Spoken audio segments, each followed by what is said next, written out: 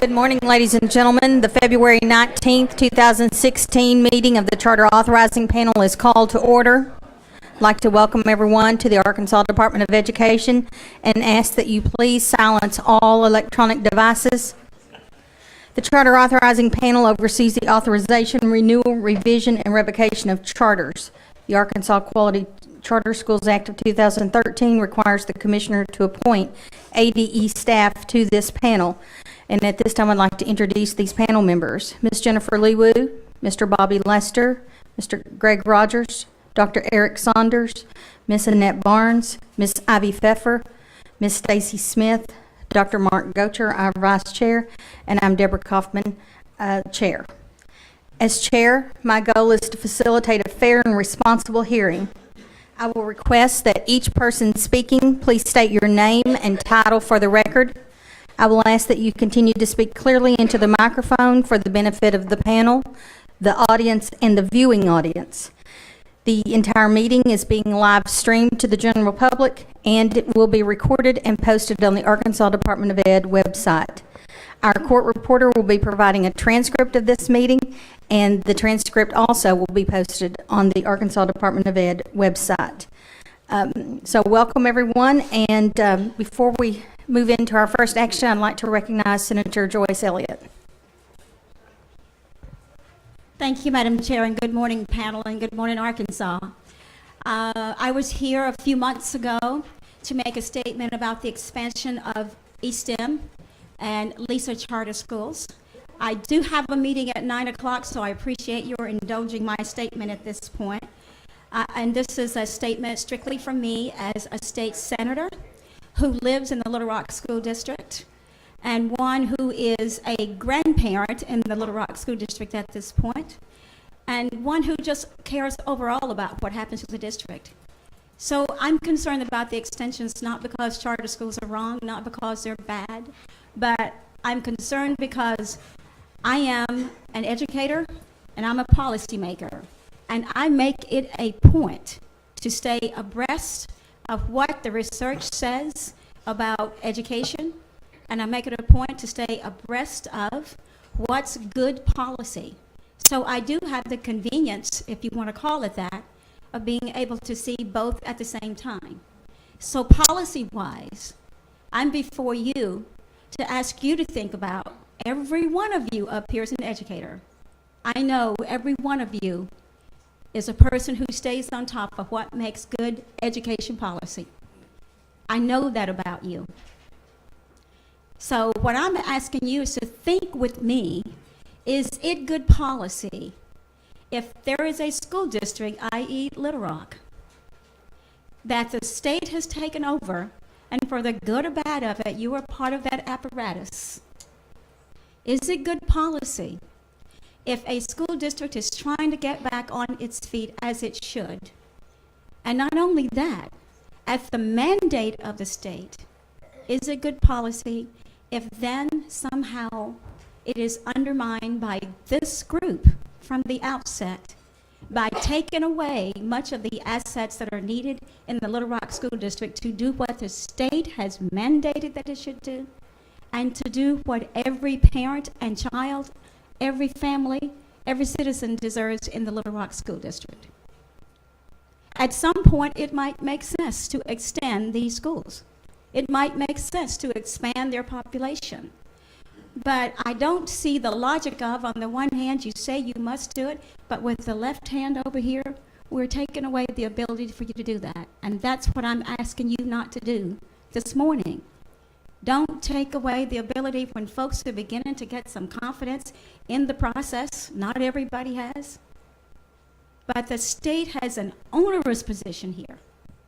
The state is in a position of making sure we don't get ourselves as legislators into a point where somebody looks at us and says, you are making sure Little Rock can't succeed. And I would be remiss if I didn't say, because I always say publicly, because I'm not blind to this whole thing, there are people when this district was taken over who thought the whole idea was behind charterizing the Little Rock School District. The last time I was here, there was a virtual school that was requesting authorization that they finally got. And it seemed very clear the target was Little Rock, even though they are located in Bentonville. And once again, the target is Little Rock, in a way that we would have to compete while we are trying to get a foothold with a school district that's called a charter that would be as big as most of the school districts in the state. So I'm asking you, because you are educators and great educational policy, there's a difference between good policy and good politics. I ask you not to mix bad politics with good educational policy and not approve these schools expanding at this time. Thank you very much. Thank you, Senator Elliott. At this time, we'll move to action item 1. Ms. Boyd, you're recognized. Thank you, Madam Chair. Action item 1, open enrollment public charter school amendment, academic performance hearing and request for amendment. Quest Middle School of Pine Bluff. The State Board of Education approved the application for Quest Middle School of Pine Bluff on November 1st, 2012. The charter is approved to serve students in grades 5 through 12 with a maximum enrollment of 460. Representatives of Quest Pine Bluff are appearing before the charter authorizing panel to request an amendment to the charter. Also, the charter authorizing panel has required representatives of Quest Pine Bluff to appear for a hearing pursuant Arkansas Code annotated 623-105 to discuss academic performance. Representatives of the charter agreed to combine the two hearings and approve combining the hearing procedures to be followed. Possible actions to be taken by the charter authorizing panel include approving or denying the amendment request, but due to its academic status, possible actions include modification, probation, and/or revocation of the charter. Madam Chair, would you like for Jennifer Davis to remind us of the hearing procedures? Yes, please, just for the record. Good morning, Jennifer Davis, staff attorney for the department. The hearing procedures today are going to be the combined procedures that you've been working with the last couple days. Those will be that everybody that's going to be providing testimony, with the exception of the attorneys, will need to be sworn in. The department's going to have 20 minutes to make a presentation, followed by a 20-minute presentation by the school. After that, there will be 20 minutes for opposition and 5 minutes also after that for any rebuttal from the school. Are there any questions? Thank you, Ms. Davis. At this time, I'll ask all ADE staff, representatives from Quest Middle School of Pine Bluff, and anyone speaking in opposition, please stand to receive the oath. Raise your right hand, please. Do you swear or affirm that the testimony you're about to give shall be the truth, the whole truth, and nothing but the truth? Thank you. Ms. Boyd, you're recognized. Thank you, Madam Chair. Quest Pine Bluff was first authorized by the State Board of Education to operate in November of 2012 to serve grades 5 through 12. And at an amendment request hearing last fall, the charter authorizing panel took note of the charter's low student achievement and required the charter to return for a review hearing. The contract is scheduled to expire in June of 2018. In my visits to the campus, I have noticed that the school has experienced a change in leadership and a great deal of teacher turnover. On my most recent visit, the students appeared to be more engaged in the learning process than I had previously observed. And since the school is not in priority status, they have not been working with the school improvement office, and so that will conclude the comments from the state. Would you like to go ahead and recognize the school? Thank you, Madam Chair. Yes, to start off the presentation from the school, we have Dr. Mary Ann Duncan, who is their interim superintendent. Good morning to you all, and thank you for having us here today. We appreciate your time.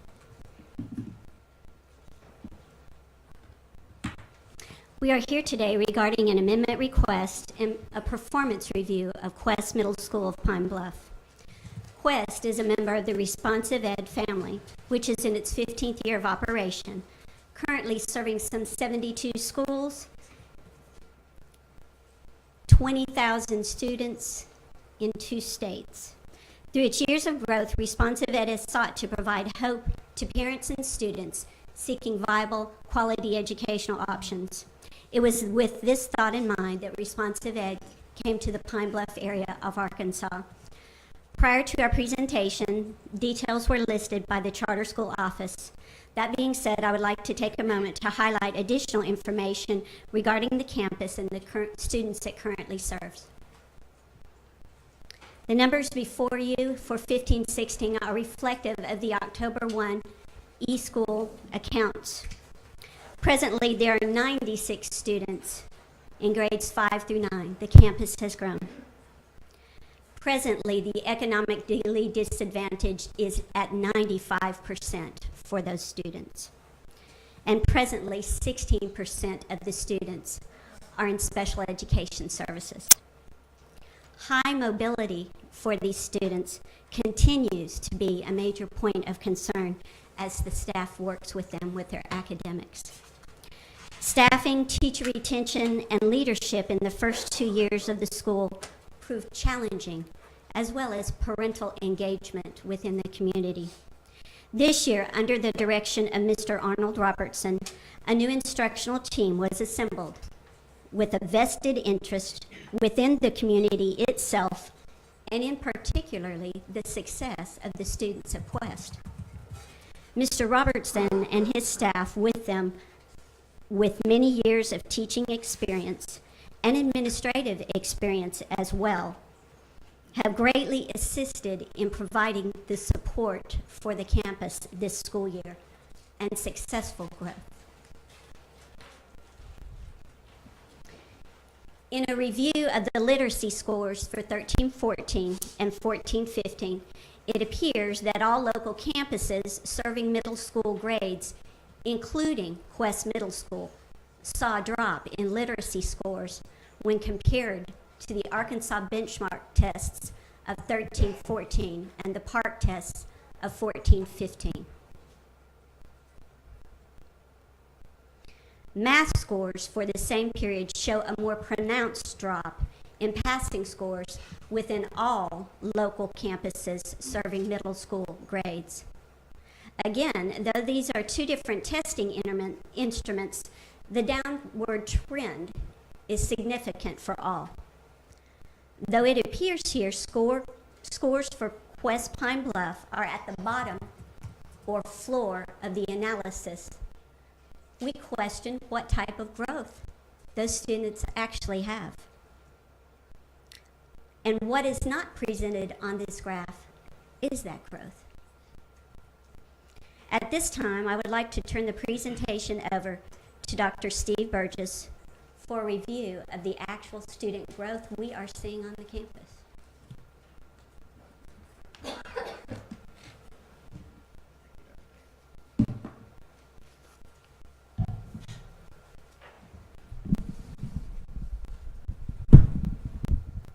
Good morning. Stephen Burgess. I am the Executive Director of Research, Evaluation, and Instruction at Responsive Ed. I would like to provide some context and interpretation of the most recent PARCC results and provide insight into what we can expect moving forward based on formative assessments. Understandably, the panel will certainly privilege state assessment data over formative assessments like the NWEA map. However, in light of the instability of measures in Arkansas, 3 different tests in 3 years at this point, I think a stable measure, an interim measure, is beneficial. And I want to note the recent linking study between the ACT Aspire and the NWEA map, and it was a favorable correlation. They reported in reading between 80 and 84% correlation, or as they said, consistency rate, and for math between 77 and 86%. So this is a very good predictor of success on the state assessment. Worth noting also would be the cut point, according to this linking study, to get to the ready or passing standard. They suggest the 67th percentile as the low end, particularly for reading and actually in math as well. So keep that in mind when we look at our slides showing how the students are doing at Quest Pine Bluff. Teachers and administrators at Quest Pine Bluff administer the MAP assessment 3 times a year, in the fall, winter, and spring. And they do this to provide formative data to guide instruction, also to provide an accurate measure of growth over time, and finally, prediction of proficiency on the state assessment. And while these students have underperformed on the state assessment, I'm going to demonstrate their growth below that cut point. And I'm going to provide actually four different analyses. First of all, a 2-year percentile analysis, a cohort, those who started with us in the fall of 2013 and also took the test 2 years later in the fall of 2015. Also, a comparison to comparable responsive ed campuses with similar demographics. I believe the panel is familiar with the virtual comparison group analysis of the NWA. I'll be sharing those results as well. And I passed out a supplement today showing the percentage who met the growth index in the first 2 years of operation. So my intention is not to overstate the growth of these students through MAP, but as we can see with the recent park on the previous slide, there's a lot of ground, a long road to travel, and this is where we started out, and I'm going to come back to this slide and talk about it in a little bit more detail.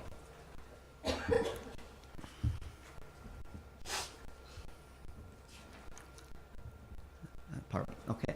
The floor effect. This is the essence of our argument. This is a term used to describe a situation in which many subjects in a study measure at or near the possible lower limit, or the floor.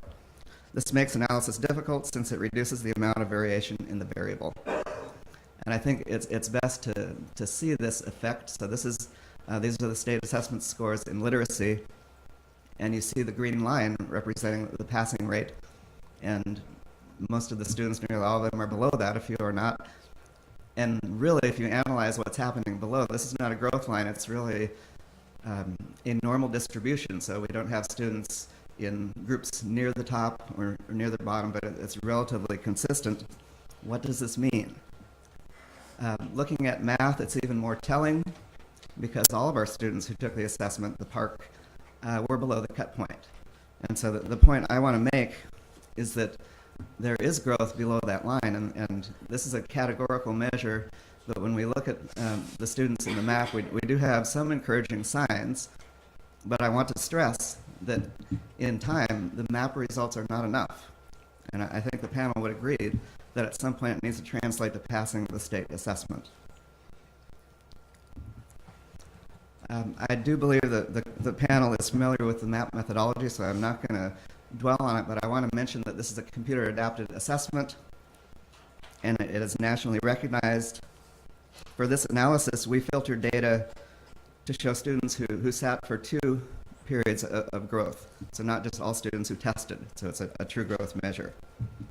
It allows us to compare it to the national norm, and we analyze separately for the 3 subject areas, and we'll close with a virtual comparison analysis. Okay, we have seen this slide before, and this would be a group of students who sat for both tests in language, math, and reading. And as a statistician, I will report sample sizes. We had 12 students in language who sat for both 2 years apart, 19 in math, and 16 in reading. And that is important because when you're looking at a percentile, this is a mean score, that type of analysis is vulnerable to outliers. So the sample size is important, but the trend is clear for the students who have been with us the longest, that they have grown relative to the national norm, and the national norm would be 50. And so we're moving in the right direction. I would argue that the reading score is the most impressive, and if you take these in context, it really shows that our students come to us about 3 years below grade level. And the other sheet that I gave you, I'd like to spend a little time, but leave this slide up.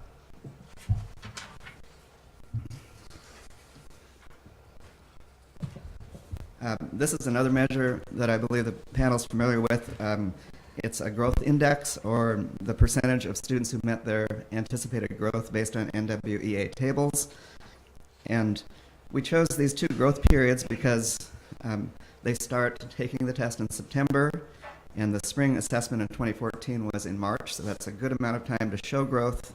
And you can see during those years that in language usage, our students approached 77%, meaning 70% of them met their growth. They had at least a year's worth of growth. In mathematics, that number is a little bit less, to 63, and then reading, 73%. In the following years, 2014 and 2015, the same time period, I will say that the fall assessment was in September, and this second assessment was a little bit later. We took that in May. But we see a similar pattern. 61% met their expected growth in language, almost 59% in math, and 70% in reading.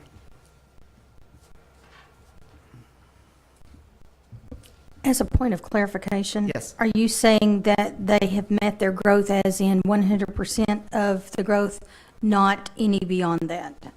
This only says that they met or exceeded, and so we're not reporting how much they exceeded by, but they did meet the threshold. Okay, So thank it's a you. 0 or 1. You're welcome. This is analysis of comparative schools in Texas. I don't want to put too fine a point on this because these are Texas schools, but it is the same measure. And we do have schools, particularly the school in Dallas is 97% economically disadvantaged. And we want to show that we have a history of moving students forward. It's also insightful just to see the gap between Quest Pine Bluff, and I believe it's even more pronounced in math. So the campus in Dallas actually moved above the national norm. But as I said before, we have a ways to travel in Quest Pine Bluff. And then remember what I said before about the linking study and that 67% threshold. There is a way to travel. I want to say a few words about the virtual comparison methodology. We're using a growth period of fall 2014 to spring 2015. That was the largest sample we have and parallels our most recent PARC results. These students are first matched at campus level variables by eligibility by free and reduced lunch, and also urban or rural. And once they've done that, they match students on specific subject, grade level, starting RIT score, and then even number of days between the assessments. And that's very important for a mobile population. So we are, in fact, comparing apples to apples here. The way that it works is that they randomly select 51 matches nationally and make that comparison. And then it's just a student-to-student comparison, and we'll see the results of this analysis. Normally, I would not make a slide so small, but I thought it was important to show the NWA table. This is not my analysis. They have our data, and they ran the data and gave us the results. It shows that it's a very small dot in the top left-hand quadrant that we are high growth and low achievement. And just to report the number, 54% of our students exceeded their virtual comparison. And the sample size for our students here was 39. And this was in language usage. The next analysis is in reading, and we did a little bit better. We exceeded the performance of our virtual comparison 63% of the time, and that sample size was 40.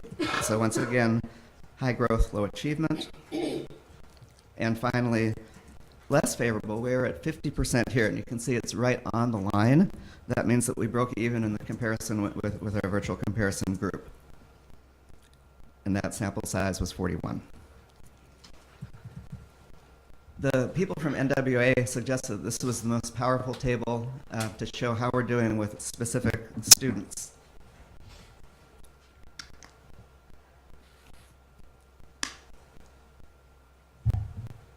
The top table just shows the initial score of our students. And the top two bands are telling because the first one says that 37% of our students are in the 1st to 9th percentile. And so that is very low. And then the second band means that 21% are in the 10th through 19th. So in all, I would say 58% of our students are starting out below the 20th percentile nationally. Now, the analysis below shows how we did in comparison to the virtual group. And that line, the black line going down, shows did we exceed it with those bands. And so this is for language usage, and it shows that we outperformed our virtual comparison group most significantly at the lowest initial level of achievement. And that means that we've done best with our lowest performers. The next analysis is for reading, and it's a similar story as far as where we start out. 58% are actually starting below the 20th percentile, and the results are a little bit mixed. We have some gaps here, but we did exceed our virtual comparison in the top two bands, and then we had success in the middle and then at the very top. But it's less convincing a story, but still overall for a sample of 40 students, we outperformed this virtual group. And then finally, math. 56% of our students start out below the 20th percentile, and that black line lines up, meaning that we broke even. We were comparable to this virtual group in math. And that's a story that comes up again and again. Relatively speaking, our performance in math is lower than in the other subjects. And I think that's worth noting as we move forward. However, when we look at the MAP results, we don't just tell the campus our students need to do better in math. Please tutor them. Rather, we give them specific objectives, and so the MAP will give us 6 objectives in math. It's operations and algebraic thinking, number and operations, measurement and data, geometry, statistics and probability, operations, and algebraic thinking. And so that's the way that MAP will drill in. And there's even a pathway to Study Island, one of the digital tools that we have. And so directly from the MAP results, it can provide a learning path for our students through this digital program. Last thing I want to talk about is growth, and I've been really talking about growth since I've been up here. In statistics, there's a change model, meaning 2 points in time, and there's a growth model. And we're more confident when there are 3 or more data points to show longitudinal growth. And this allows for a trajectory that is statistically stable. And so we hope this is the ACT Aspire. We hope to see that for 3 years and long into the future so that we don't have the situation we've had now with multiple measures. Once again, we recognize that success on MAP alone is not enough, and at some point this growth needs to translate to passing of the state assessment. I believe due to this strong correlation with the ACT Aspire, MAP, and ACT, that the impressive growth that we're seeing is eventually going to break through this floor effect that I mentioned before, and our students will move into the passing category. Dr. Duncan.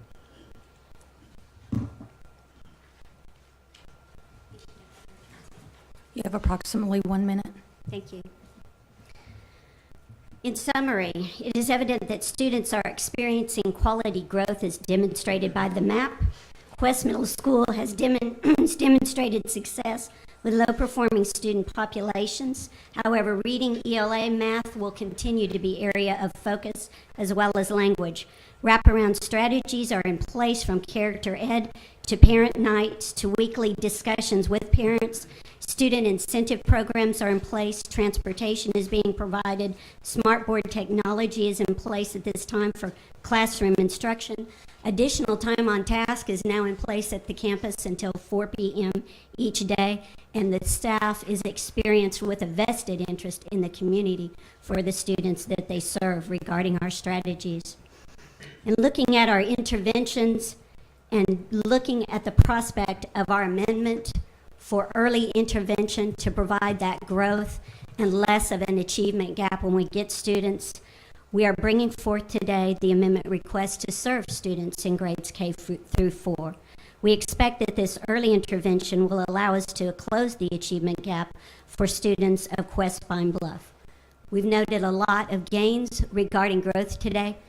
This is a campus that is only in its third year, excuse me. So we're looking at two separate instruments for state data. Thank you. Thank you. Anyone here to speak in opposition? Dr. Duncan, you have 5 additional minutes. Madam Chair, I'd just like to make a few short comments, and then we'll defer the rest of the time to question and answers. We're aware of the length of the agenda today. You are here because you're vested educators. And I am here because I have a vested interest in this campus and in education in this state. I appreciate your time today to allow us to explain what is actually going on at the campus, as well as growth that is there and evident that we would like to continue. And it's with these points in mind that I also ask you to remember back. I was not here for the November hearing, but there were parents, there were students, and there were staff members here. And they were very genuine in the love for their school and the successes that they have seen. We did not bring them back today because they've already come before you. So we appreciate your time and consideration. And with that, I'd like to waive the rest of the time. Thank you.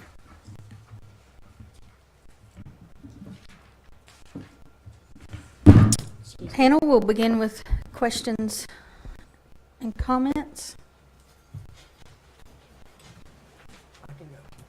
Dr. Saunders? Good morning. Want to start off first looking at some of the information you presented and some of the comparison reports. When I'm looking at this immediately, I'm looking at your comparison. Let me just start off. I know you made a statement about 16% special education. Is that correct? Are you including 504 in that designation? Yes, sir. Okay, because as I'm looking at the data submitted to the department, cycle 3 of this year of November 15th, it had special ed is around 11.9%.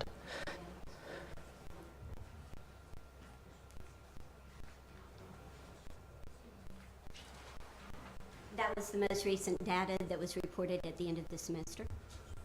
Okay, I'll check into that. And the reason that's important to me is because I'm trying to look at the demographics, looking at the populations and finding comparison schools, and it appears to me that it does seem to be very closely aligned with the Pine Bluff School District. Do you agree with that, disagree with that, or? The campus is located in Dollarway, and so since Dollarway is Pine Bluff, it's pulling from all districts in that area, sir. We do have some students from Watson Chapel also. Okay, yeah, and I'm just trying to look at the overall student makeup, and it appears to me, and I know it's apples and oranges, but as close as possible. Anytime you have two populations, you're going to have variation, but that it does appear to be similar to the Pine Bluff School District population. Is that a fair statement? I would say that's a fair statement. Okay, and so in looking at that, trying to look at the results, comparing your scores to the Pine Bluff School District, and the results that I have, if I could go back before the park, but just looking at the park scores, and I'd consider them to be substantially lower than the performance of Pine Bluff. Is that a fair statement? I would say that is a fair statement. I would like to also state that our students took the test in the computerized format. It is my understanding that several campuses or several districts within the state received a waiver. I do believe Pine Bluff may have been one of those. And if so, that might also account for some of the change and difference within the two. Also, last year, the campus was under the direction of a new leader. That leader was not from the community. You'll note that at that point in time, student ADA also fell and enrollment fell, which is why we sought long and hard to bring back a quality leader that is certified, that has a vested interest in the community to assist. I think that's a wise move. And if I look, referencing your slide, if I could look at probably about the third slide or so that you had the comparison numbers. So aside from it being an online test, Technical assistance, please.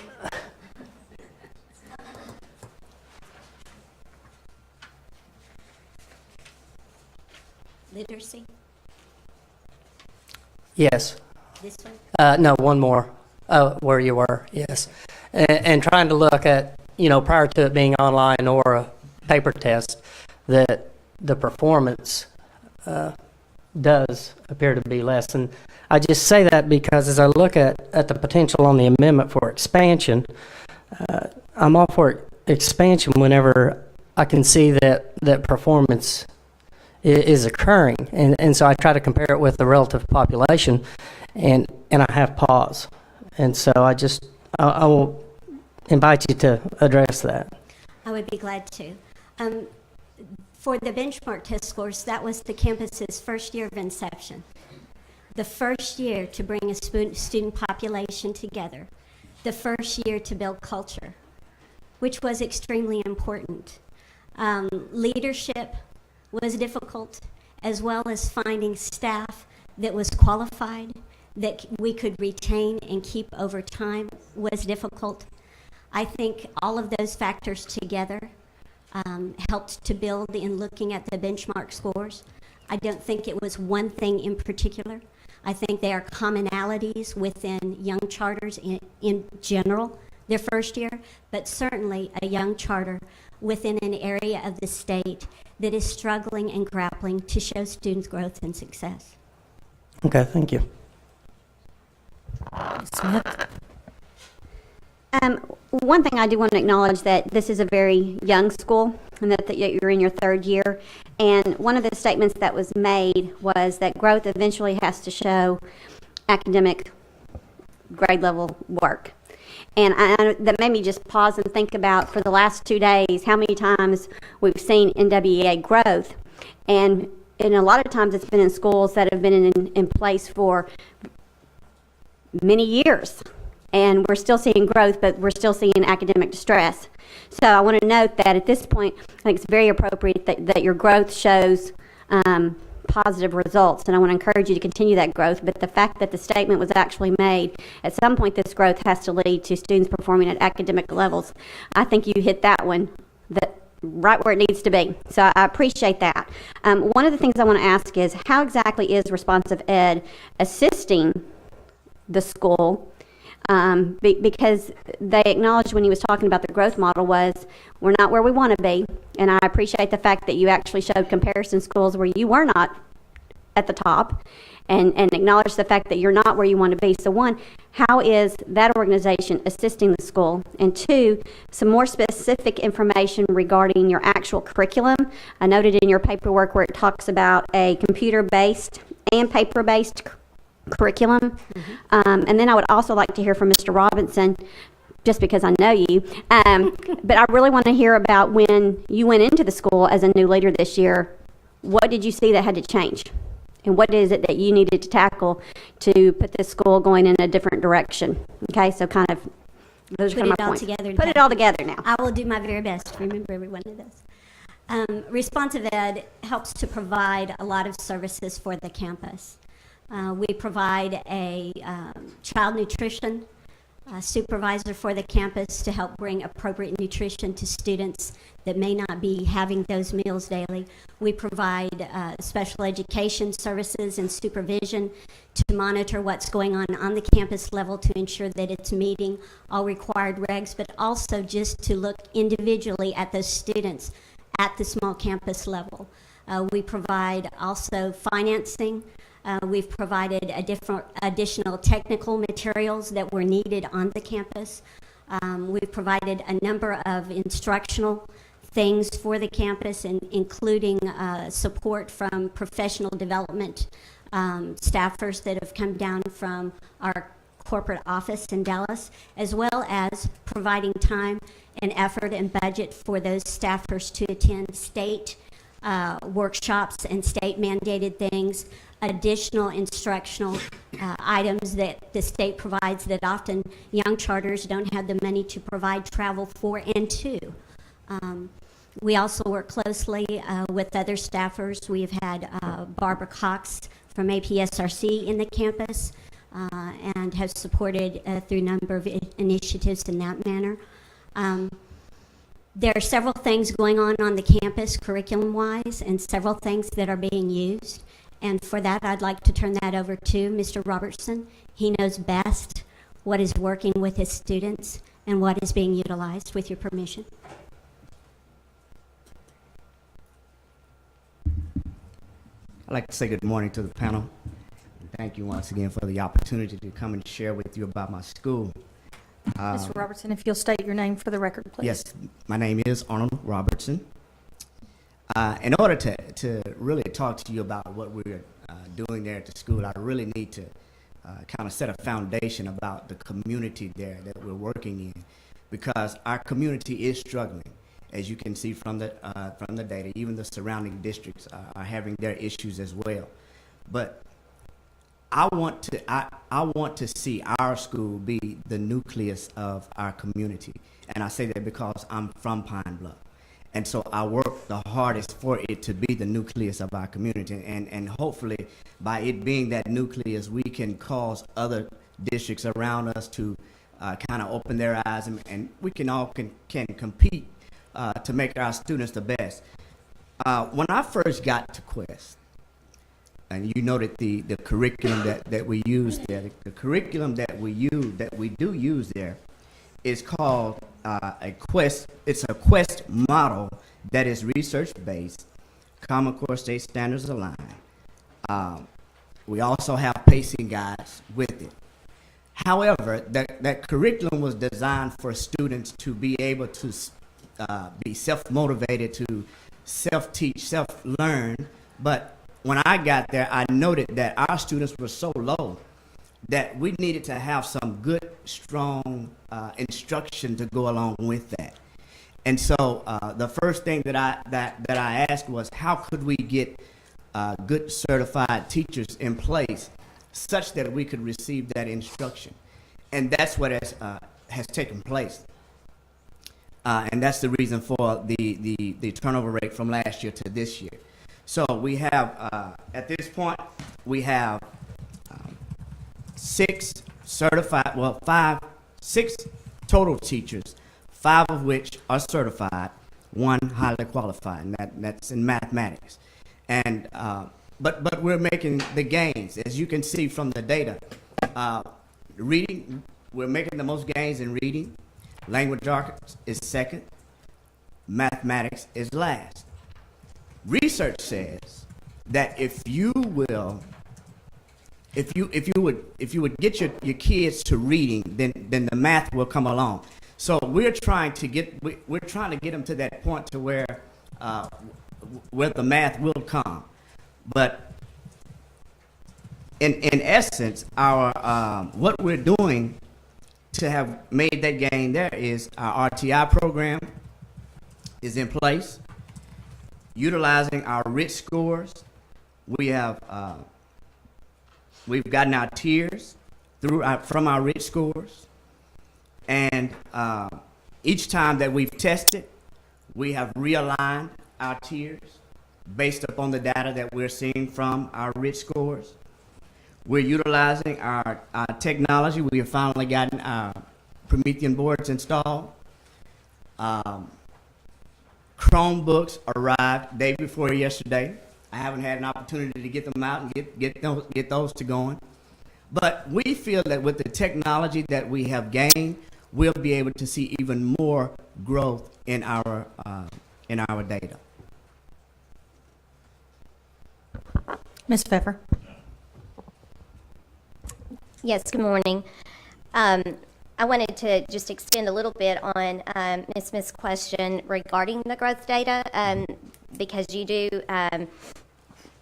the data does show a significant percentage of students who are meeting growth goals. But I want to go back to the statement about the cut point for meeting the standard is about the 67th percentile. So and you may have shared that and I missed it, do you have a kind of an overall percent of how many students actually made that growth to where they would be meeting that threshold that would then indicate on the ACT Aspire where they would be at that meeting expectations? Well, really, the only way to analyze that is to look at the ACT results, because we're talking about a prediction that the results already exist. But with your NWEA, how many of them were performing?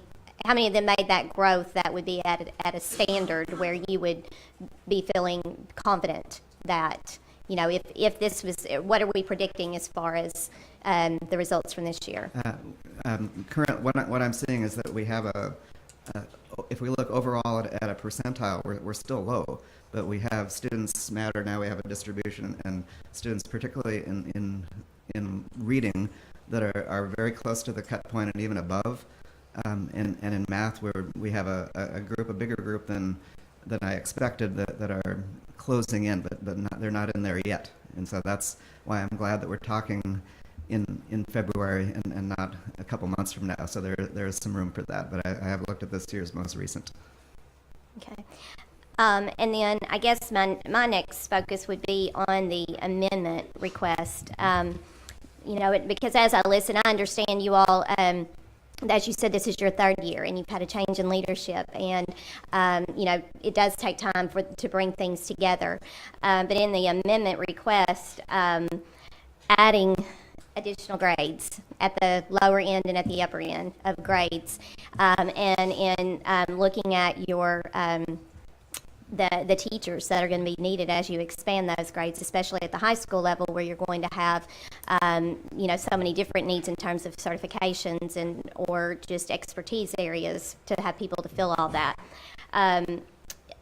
You all are really working and focusing on data, focusing at looking at every child, and are they growing and improving? But I have some questions and concerns about your current capacity to be adding as aggressively as you are. I do realize that when you have students and they're in your district, the longer you have them, the more impact you can have. So I completely understand that. But I have pause when I'm thinking about, do you have the capacity right now? Have you got everything fully in place where you can now focus on adding all of those grades? So can you talk a little bit about that? I feel a lot of the center around what goes on at Quest deals with community involvement and community buy-in. And I think that in and of itself is going to be something that parents look to for security, look to for consistency, because people working at the school have an immediate buy-in as to what goes on within their community.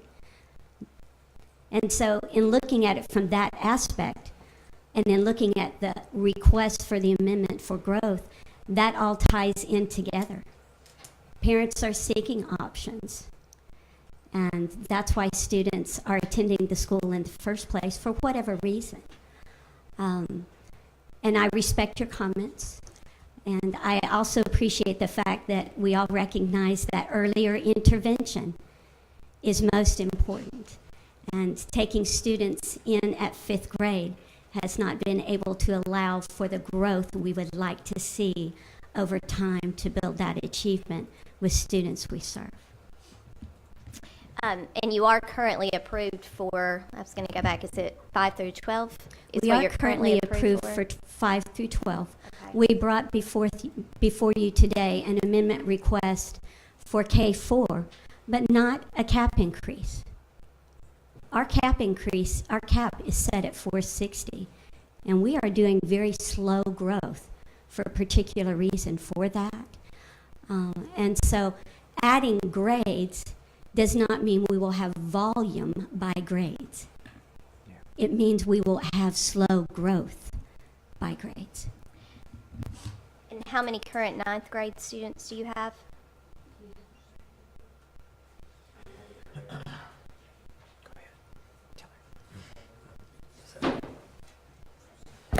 I found it, 17. 17, I'm It's on sorry, that. 17. I did not have that in front of me. Okay, that's all I have right now. Dr. Gocher. Good morning. I too share some of the concerns Ms. Pfeffer had brought up, and I had a few things prepared from our study of the report. If I understand the amendment request correctly, by the year 2023, 2024, you'll be just a K-8 campus, with that previous year seniors rolling off and you'll be only a K-8 campus eventually. Am I correct in that? I would like to clarify that, if I may. Sure, because I was a little confused in that, but please, thank you. Understandably so. But in looking at the growth at the school and what's going on at the growth at this time, what we would like to do, with permission, would be next year add K2 and go 510. The following year, it would be K3, 511. The following year, again, it would be K4 and then 512. This follows also a more general structure for growth that has been successful within other charters within the state. So by the year 2023, 2024, you would be a K-12 campus? That is correct. Okay. So with that statement being made, Ms. Davis, would that just be a change of their amendment, since that was not in the print that we received? It's not a problem, I'm sure, but... No, if that's what they're requesting today, and that's what, if you choose to approve it, then that's what they would be held to. Okay, thank you. May I follow up, Madam Chair? All right, moving into the preparation, I think you addressed the question regarding capacity for hiring the teachers with Ms. Pfeffer. Having been an elementary principal for many years, professional development is very important, especially on the literacy. All of it's important, but especially on the literacy side. So I have a question regarding the training of the teachers regarding the phonics-based guided reading. And secondly, I'm familiar with the Science 5E model. So talk about, from now until the fall of this 2016, what preparations are being done to prepare for a strong guided reading program and this Science 5E model. I can say from my perspective that I will help supply whatever support is needed for that professional development. And I would like to have Mr. Robertson speak to exactly what has gone on with professional development so far on the campus this year. Good, thank you.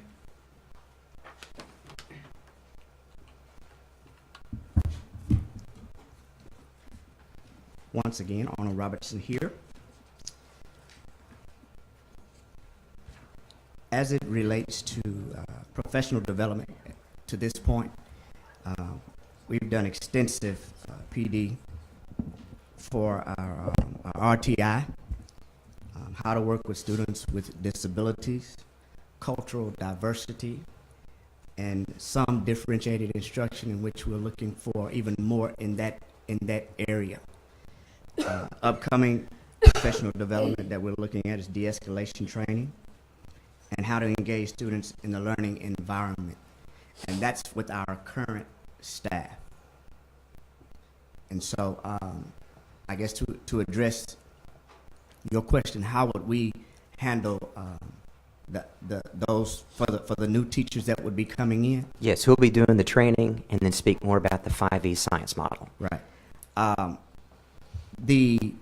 As for those coming in, I would have to kind of research that, because as far as what we do a lot of PD on our campus, and a lot of it we call in from RES. They have trainers as well that come in and help and assist us with that.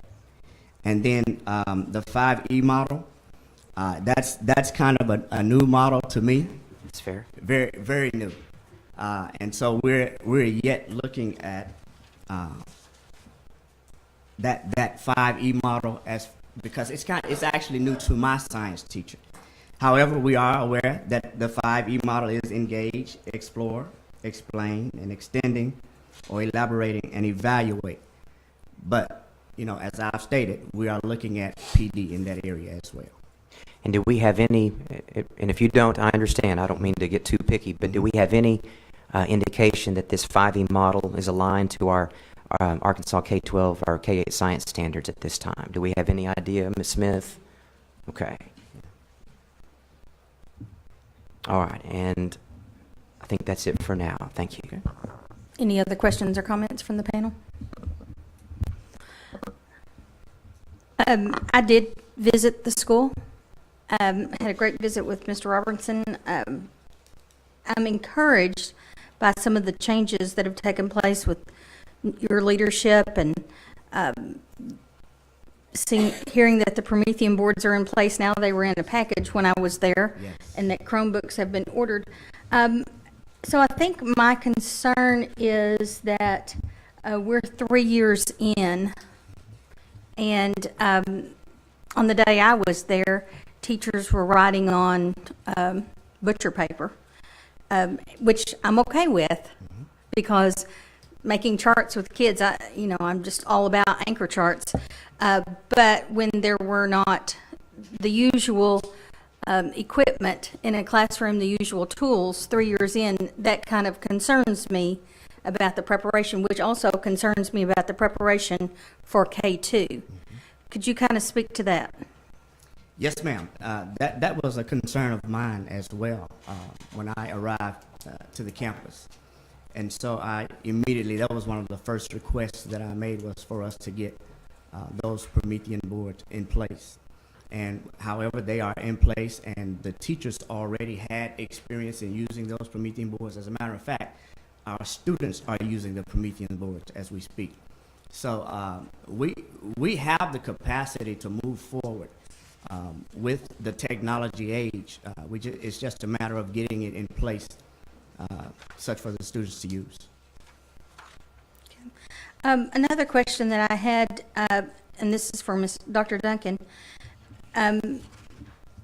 You talked about the challenge of a 5/8 campus in taking on the highly mobile students. I would just remind you, those are highly mobile for the traditional public school that they're bouncing back and forth into as well. And we've heard that consistently now for 3 days. I think that's kind of speaks to some of the issues in our state. But with that said, and with it pretty well being an equal variable for all, I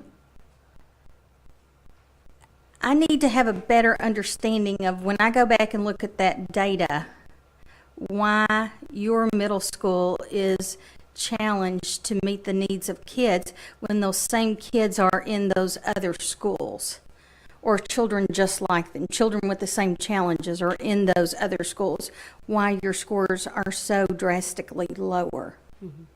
And I appreciate and respect your comments. I do think the scores you're looking at from the park are relative to last school year, when again, we had someone not from the community, not from the area, not having an understanding of the struggles that students go through from this area. And I can't help but feel that there's an appearance of a correlation there, honestly. And that makes sense. So tell me what's going to be different in the next 2 years. I think at this point in time, what we need to do as leaders is look at the growth we have and see, one, how to take that growth further. See how I can support the campus in my capacity to do what needs to be done to expand that growth up into student achievement. Is that something that's going to be done or is being done currently? When I spoke of myself personally, I am new to this position, so I have to speak to that in future. This campus has shown a lot of growth with the students it served consistently. And again, I totally understand your comments and respect them. And my final question was, your capacity, let me flip back to my number, was 460. Can you have 460 students in your current facility? Not at the current facility, no. And so to go to full capacity, you would be looking to expand facilities? Yes, Or ma'am. additional or alternative or? There is additional room at the location that we're at. We have not built it out. Okay. But there is additional room right beside us at that location. I believe Mr. Robertson would also like to speak to parent involvement, if you may. Sure. As a comment to your previous question concerning what we're going to do differently. I'd like to speak about our parent component very briefly, and it's a component that I believe that we can not only use now but use forwardly as we move into our elementary as well. We have a parent component that I'm very proud of at this point. Our parents are meeting every Tuesday night, not once a month, not once every other week, but every Tuesday night, to talk about the concerns that they're seeing with their students there in our school. And we are listening to our parents and making the moves that will help not only assist their children, their students there at school, but also assist them at home in their communities. They're talking about the things that they want to see to help their students academically. We're sharing with them, here are some on-site or online things that you can do with your students at home that parallel, like such as Study Island, that parallel with the results that we're seeing in MAP. They're also talking with us about other needs that they as parents have that they don't know how to meet, and we are helping them with those services. By doing that, we are assisting them in assisting their student to be successful. And with us doing that, I think that has had a great impact on not only our numbers increasing, but also the attitudes on which our students are coming to school. They're better prepared when they come to school, and they're able to concentrate when they come to school because some things have been done at home that has bettered their life. I have one final question. I think my struggle is I did not see a level of rigor in the instruction. And you and I walked through classrooms and we actually witnessed some instruction that I didn't feel was accurate. And so could you address, has that been corrected? Yes, ma'am. That has been corrected. Okay, Yes, thank you. Makes me feel better. Thank you. Ms. Barnes? Good morning. And thank you all for being here. It's always good to see you, Dr. Duncan. I want to say that I'm fully aware of the request, the needs, and growth is not disputed. Throughout the morning, we've talked about you moving in the right direction. And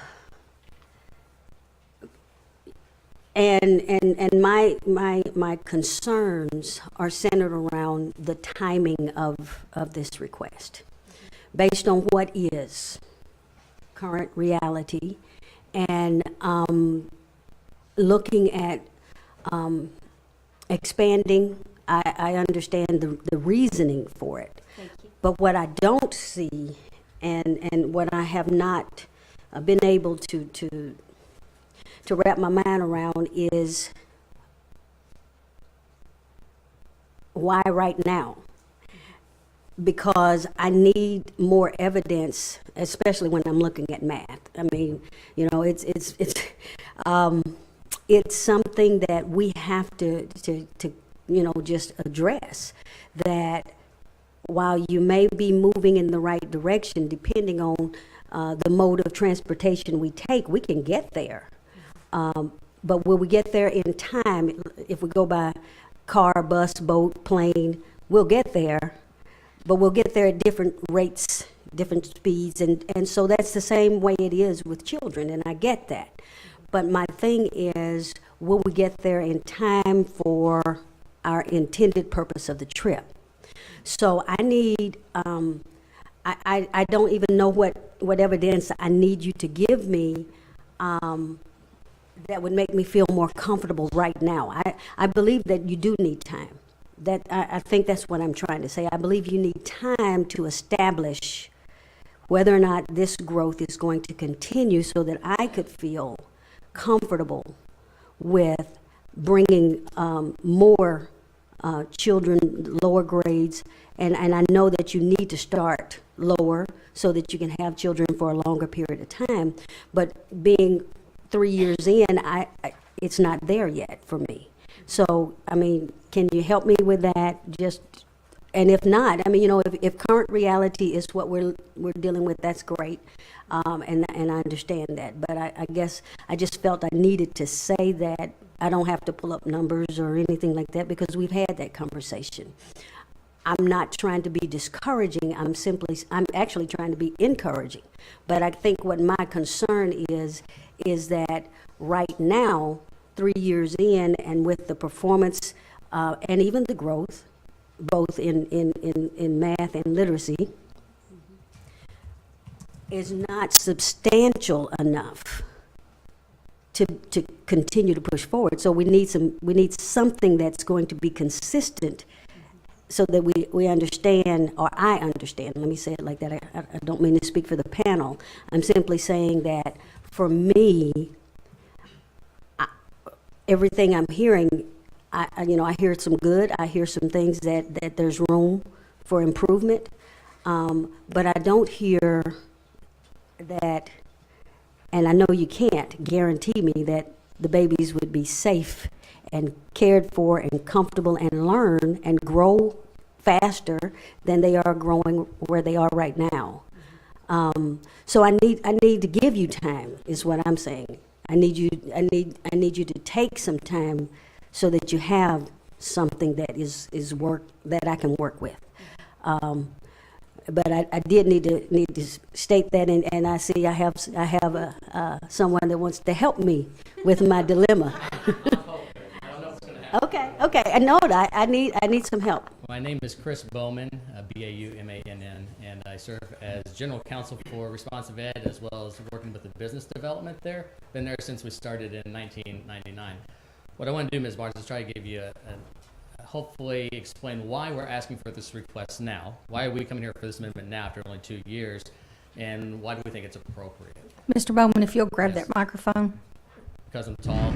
No, because the viewing public can't hear you if you're not in the microphone. Okay, excellent. So when we started off coming to Pine Bluff, this is our third year, so 2 years ago, and then what we wanted to try to show you is what we found. We're getting these students 2-3 grade levels below their chronological grade. And now we have 2 years of academic growth to be able to come and show you. Say, all right, here, according to the MAP data, we know that these students that have been with us have experienced 1 or more years of academic growth per year. We think that's phenomenal. We're excited about that. We think that's a phenomenal job with what we've done with those students. And we truly believe that as those students stay with us, that growth as they get into 8th, 9th, 10th grade is going to translate in them passing those assessment exams. So that growth, confident it will relate to achievement on the exam. But now we're in a situation with our current grade levels served between 5 through 12 that we're always going to be in a situation where we're receiving this new crop of students at 5th grade, right? And so we're always arguably, at least for these first 3 years, we're always going to be receiving students 2-3 grade levels below.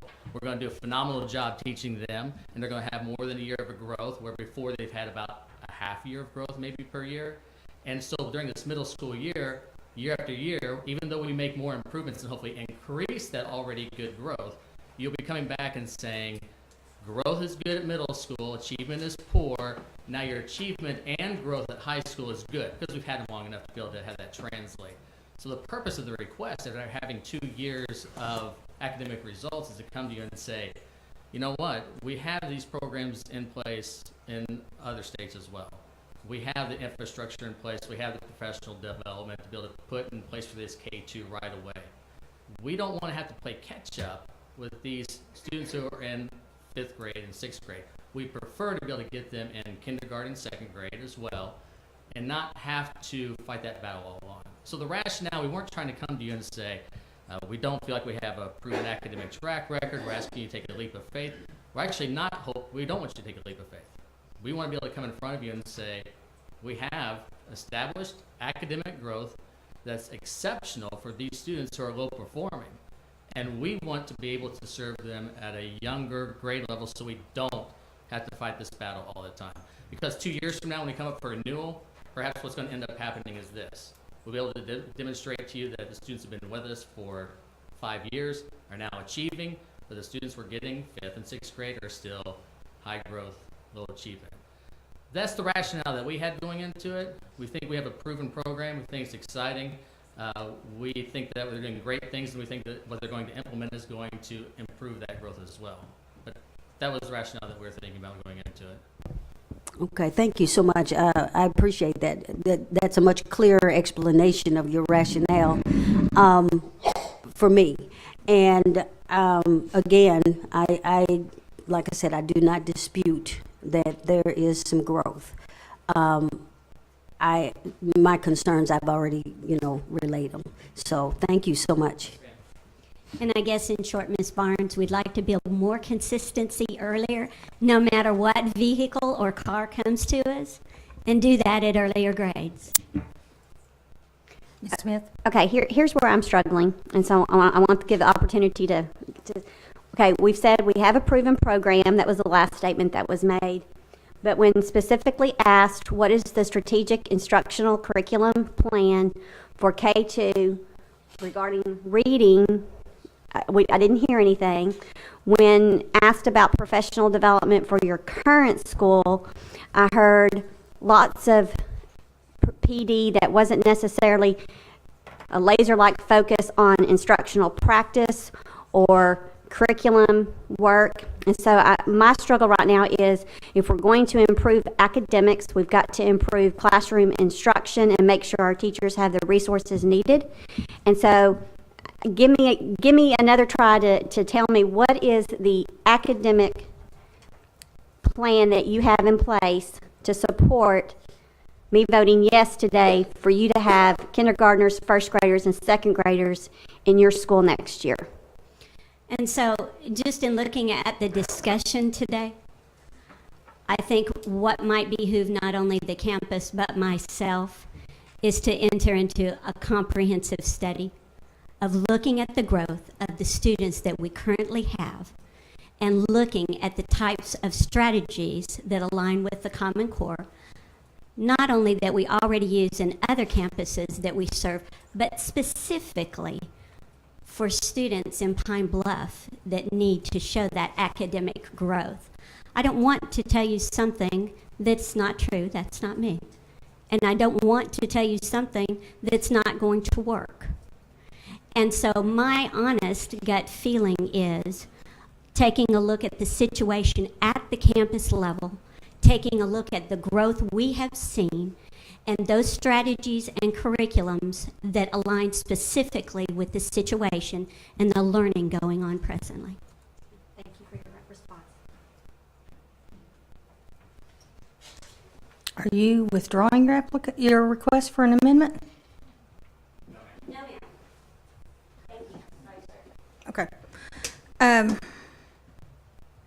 I have on the signed up for public comment was Curtis Shack. Mr. Shack, do you plan to make comment? Okay, thank you. Any additional questions or comments? Just Mr. Lester? I looked at your Title I application, and you are targeted assisted at this time. And I was just, your percentages for your free and reduced lunch is 96%. Have you looked at going school-wide, and I know you're familiar with that, Mr. Robinson, that what would be some plans of you to look at that, to serve that amount of students that you have, the percentage that you have? Yes, we just had that conversation, and our plan is for next year, if I'm correct. We've started that process for us to be school-wide on that. Okay. Yes, sir. All right, thank you. Any other questions or comments? Ms. Davis, do you have any remaining issues regarding this request? At this time, I'll accept a motion. I have one clarification before we go on. Please. For the amendment, the only thing included is the expansion of the grades. Is that correct? That's the only item. Okay. It's only for an expansion for K4, not an expansion on the cap. And then if you're curious about the anticipated rollout from year to year, as we talked about earlier, That's part of Mr. Bowman, no one in the general public can That's hear good. you at all. So the amendment request is K4. Little closer to the microphone, please. I can do this. Got it? It's You can take it out if you need to. The amendment request would be for K4, would not be an increase in the cap for students served. And then on the thing that we had actually revised was the anticipated rollout of grades served, what year would be serving which grades. And so that's been revised. But the amendment request stands at expanded for K4. Thank you for the clarification. And Ms. Davis, the performance hearing does not require any action since we invited them to give a performance hearing based upon our November meeting. So that was just simply for Right. the act of the hearing. Okay. Ms. Pfeffer?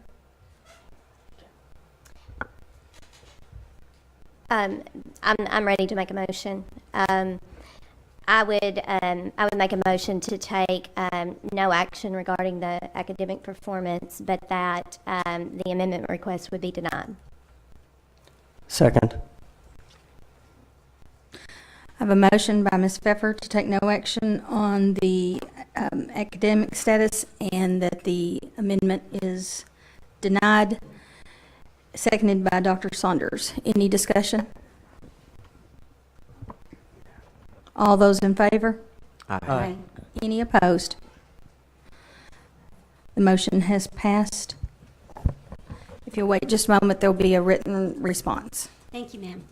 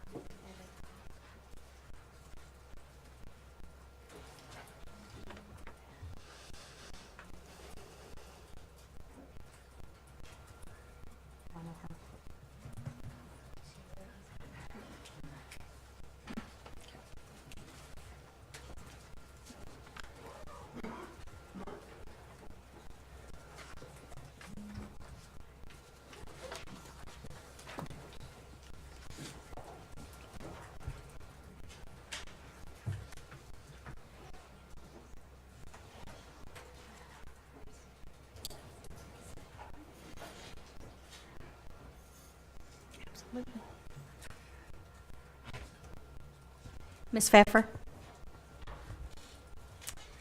Yes, and I am glad to have the opportunity to explain why I made the motion that I did. Your charter's for 2 more years, and so you can come back for renewal at that time.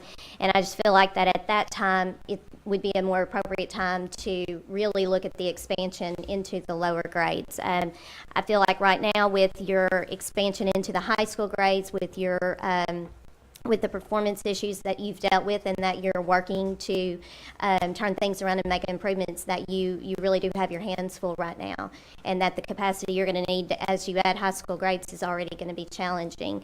So I made the motion to allow you time to fully put in place the infrastructure and stability needed to have capacity for future expansion. And I believe right now to also add on elementary grades could be problematic to your and be detrimental to your future success. Mr. Rogers? I voted for the motion along the same lines as Ivy just stated, that it is still a developing charter since you're still moving up into the high school years. And I would like to see the student growth that y'all brought evidence of translating into more with student achievement before we go expanding any further. Dr. Saunders? Yes, I voted in favor of the motion. I would feel more comfortable with the expansion after the performance is similar or greater than entities with like populations. Ms. Smith? I voted for the amendment. I noted that this is a young school that is showing growth. However, I did not feel that the school has a strategic academic plan to serve K-4 at this time. I also want to encourage the school to continue to strengthen their current professional development plan regarding instructional practices. And I am excited about your new principal there, and I know that he'll do good things there. And possibly when you come back, we can really seriously have a well-developed plan. Thank you. Ms. Barnes? I voted in favor to deny the amendment at this time because I feel, well, I'm actually uncomfortable with the expansion. I feel it's premature due to the current reality and the fact that the charter is in early development. I believe time allows for growth to be sustained. Dr. Gocher? I also voted for the amendment to deny the amendment. I feel the academic and the leadership components have great potential, yet I'm just not confident at this point that the capacity for expansion in the lower grades is in place. But my strong encouragement is to work towards, as Ms. Smith said, towards a strategic, comprehensive plan for a K-4 curriculum aligned to the Arkansas standards. Mr. Lester? I voted for the amendment also, against the amendment. I feel growth has been demonstrated through the formative assessment data and the leadership of stability. However, I'm uncomfortable at this time with the amendment for expansion. Ms. Leewood? I voted for the motion. There is student growth here. However, I think this is a young charter which just needs some additional time to show improvement with regard to student performance. Dr. Duncan, I hope you will take this as a vote of confidence in moving forward, and when you're ready, come back to see us. I very much do so. I appreciate the panel, your thoughts and comments today, and you will be seeing us, so thank you so much. Thank you. We'll take a 10-minute break. 10 days.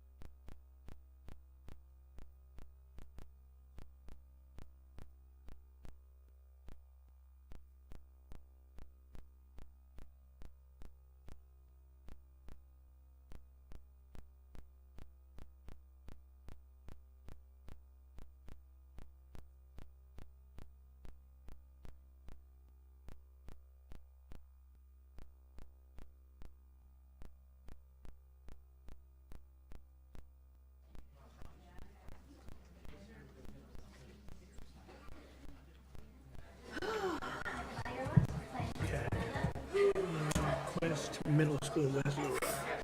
That one's out, so we have Four to go, I think. yeah, we do. I forgot, we got 7 today, didn't we? Got East End next. Wow, that's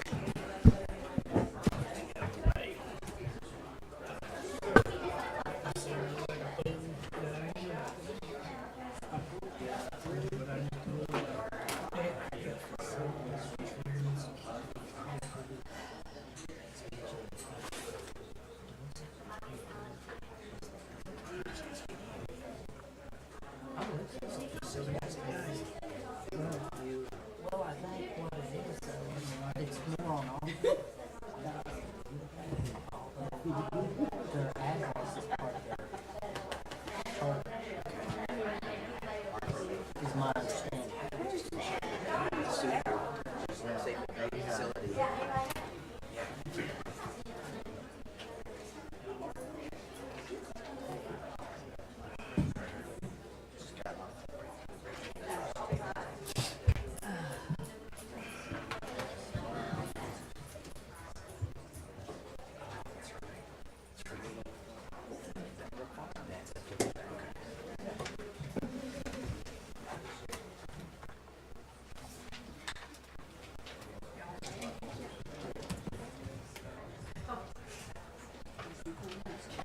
What's in that? None of that?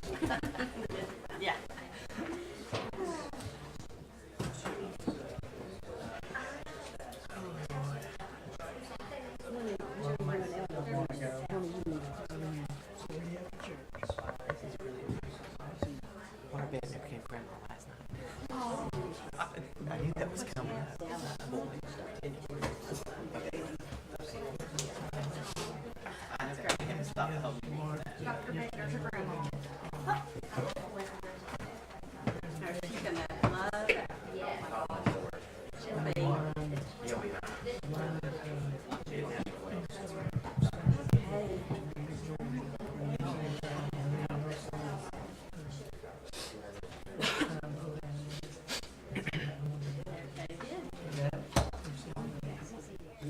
I'm not going either. But I do plan to be on the call.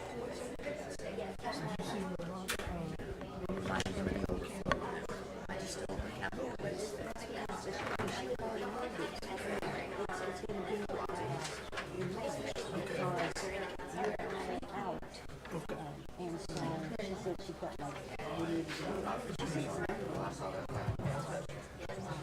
again, I think it's the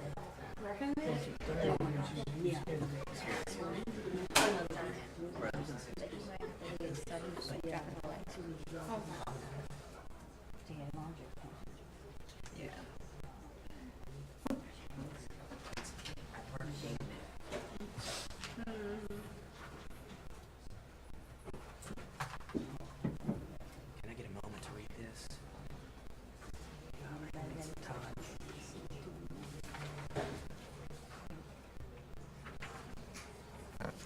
Just for the audience, we're taking a few moments to look over the documents that have just been placed in our hands. If you'll give us just a moment.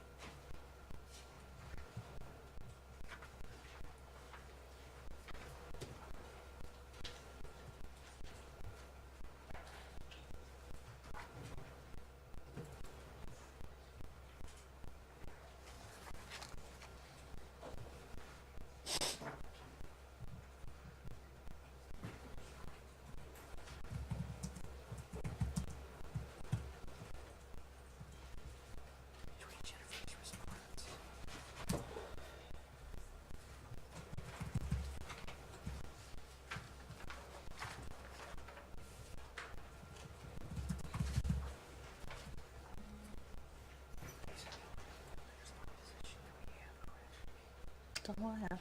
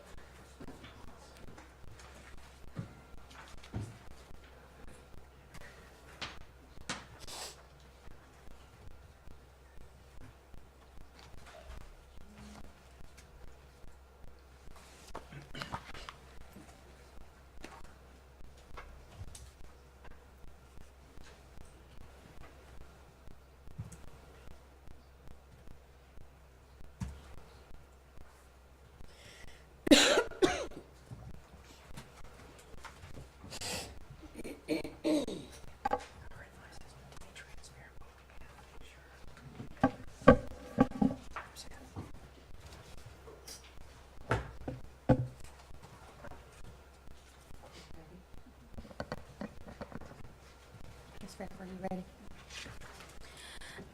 Action item 2, Ms. Boyd, has been pulled from the agenda. Is that correct? That's correct, Madam Chair. Then we are ready to proceed with action item 3. Thank you, Madam Chair. Request for open enrollment public charter school amendment, East End Public Charter School. On December 10th, 2007, the State Board of Education approved the applications for East End Elementary, East End Middle School, and East End High School that merged into one charter as approved by the State Board during the renewal process on March 14, 2011. The charter is approved to serve students in grades K through 12 with a maximum enrollment of 1,462. Representatives of the East End are appearing before the charter authorizing panel to request amendments to the current charter. Madam Chair, would you like Jennifer Davis to remind you of the hearing procedures? I would. Thank you. Thank you. Okay, the hearing procedures for the rest of the day are actually going to be the same. So they're going to be that all members who wish to testify outside of attorneys will need to be sworn in by the chair. The school's going to have 20 minutes to make a presentation, followed by 20 minutes of opposition, and then you'll have 5 minutes to rebuttal by the school, at which point then you can make your questions. Any other questions? Thank you. Madam Chair, from the school, we have John Bacon, who is the Chief Executive Officer for East End Public Charter School. At this time, I'm going to ask that all representatives from East End Public Charter School, including all of the people that have signed up for public comment, if you would please stand and raise your right hand. Do you swear or affirm that the testimony you're about to give shall be the truth, the whole truth, and nothing but the truth? Thank you.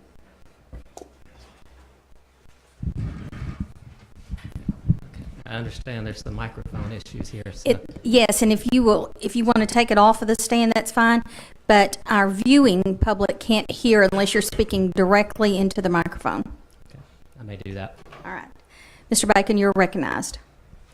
Thank you. I'm John Bacon. I'm the Chief Executive Officer for East End Public Charter Schools. Such a privilege for me to be here today on behalf of our students, our parents, our faculty and staff, our board, and all of those who support us in the community. And so it's such a privilege to present these proposed amendments to our charter to you. Mr. Bacon, I'm going to encourage you to get the microphone up Hold there. it right here, okay. Yes, please. Thank you. Okay. So let me give you an overview of the presentation. We're going to start with just a brief history of our schools, tell you about the East End impact, present the amendment request, and then finally give you some anticipated outcomes that we think these amendments will provide. Just for the brief history, I think Ms. Boyd shared a little bit of that. We opened in 2008 in July with grades K through 9, serving 840 students. We've had a couple of expansions, an additional building that we moved into. So at present, our maximum capacity is 1,462 students, and we've been serving that number of students for about the last 4 or 5 years. We've graduated 4 classes. When we began, we started with 84 ninth graders. Since that time, we've had 4 classes, so 436 students are now graduates of East End High School. And as you know, in 2013, we had started as 3 separate charters. When we were going for our renewal, we had the charters combined into one charter, and we were renewed for a 10-year period at that time. Let me tell you about the East End impact. We think there's some 4 key areas that are worth consideration when you think about our opportunity to grow. First is our demographic diversity. The second is a record of success. The third are our innovative approaches and ways that we're impacting education on a larger scale. And finally, the substantial applicant interest in our schools. Starting with the demographic diversity, this is based on the October 1, 2015 enrollment numbers. Our school is extremely diverse. Our African American or Black population is just over 45% of our students, and our white population is just under 43%. So you can see that it's a very diverse racial school. And it actually reflects more of a greater racial balance than what we even see in the city of Little Rock and Pulaski County. You note that our white population of 43, Black of 45, the city of Little Rock itself is 47% white, 42% Black. The county is substantially more white. But what we think this shows is as an open enrollment public charter school that's open to anyone, we run a random anonymous lottery process, and our schools greatly reflect the demographics of the community that we serve. So we think that says a lot about our opportunities to expand and to continue to serve a diverse population of students. Second, in looking at a record of success, we've had numerous students who've received national awards and statewide awards. We've had National Merit Scholars. We've had Arkansas Times Academic All-Stars. We've had 3 National Hispanic Scholars. And we've even had 3 Gates Millennium Scholars. And if you know what that is, it's for African American students, and it basically provides a full college for undergrad, graduate, any level of college they want to attend anywhere that they attend. It's fully paid for. And we've had 3 of those students in the last 3 years. Last year, I think there were either 3 or 4 in the entire state, and we had 2 of those at Easton High School. And of course, everyone's familiar with our former Teen Jeopardy champion, Leonard Cooper, who's now a junior at at Brown. He would kill me. He's a junior at Brown University. Beyond the academics and in the classroom, we've also had success. As you know, a couple of years ago, our girls were actually the Class 3A state basketball champions, and that's with no gym. And we still today have no gym. We have to rent space. So we're so proud of the accomplishments of those young ladies. Additionally, we've had the Wendy's Arkansas High School Player of the Year, Olivia McWilliams, who's now playing for UCA. We're the current state winners of the Samsung Stall for Tomorrow competition. We actually had a Boys Nation delegate in our short history of existence. That's Sean Alexander, who's graduating from Hendrix this semester, and he was just recently named a Marshall Scholar. So he'll be going on to study at Oxford for a couple of years. We've even had an Emmy Award winner as one of our students. Chris Scribner graduated last year and won an Emmy for a film that he did, a documentary about his life. But the success goes beyond just our students. We have an incredible faculty who've won different awards. Here's Mr. Peavy, one of our science teachers, who won a National Science Teacher Award. He actually participated in a research trip on the Nautilus. And if you Googled him on CNN and Googled Mr. Peavy and sperm whale, you'll find him talking on CNN Live as part of that Voyager expedition as they were encountered by a group of sperm whales in the ocean. We've had a Presidential Award finalist. We've had an Echo Hero for Arkansas. We've had an Arkansas Life Arkansan of the Year, and we also currently have 5 National Board Certified teachers on our staff. We're always recognized within the community for success. We've been winners in the Best Charter School, Best Public School, Family Favorite. These are from the Arkansas Times, the Arkansas Democrat Gazette, Sync Magazine, Little Rock Family, Kids' Choice. So we feel like there's a lot of support in the community for people recognizing that the work that we're doing is valuable. But the biggest thing we think that shows the record of success are the outcomes for our students. And so, as I told you earlier, we've had 436 students who've graduated from Easton High School. In those 4 years, the 436 students have accepted almost $15 million. Keep in mind that's acceptances, not offers. So almost $15 million, which is an average of over $34,000 per graduate to pursue higher ed. Here are the statistics for all 4 classes. You'll see starting with that first class of 84, growing to our most recent class of 125.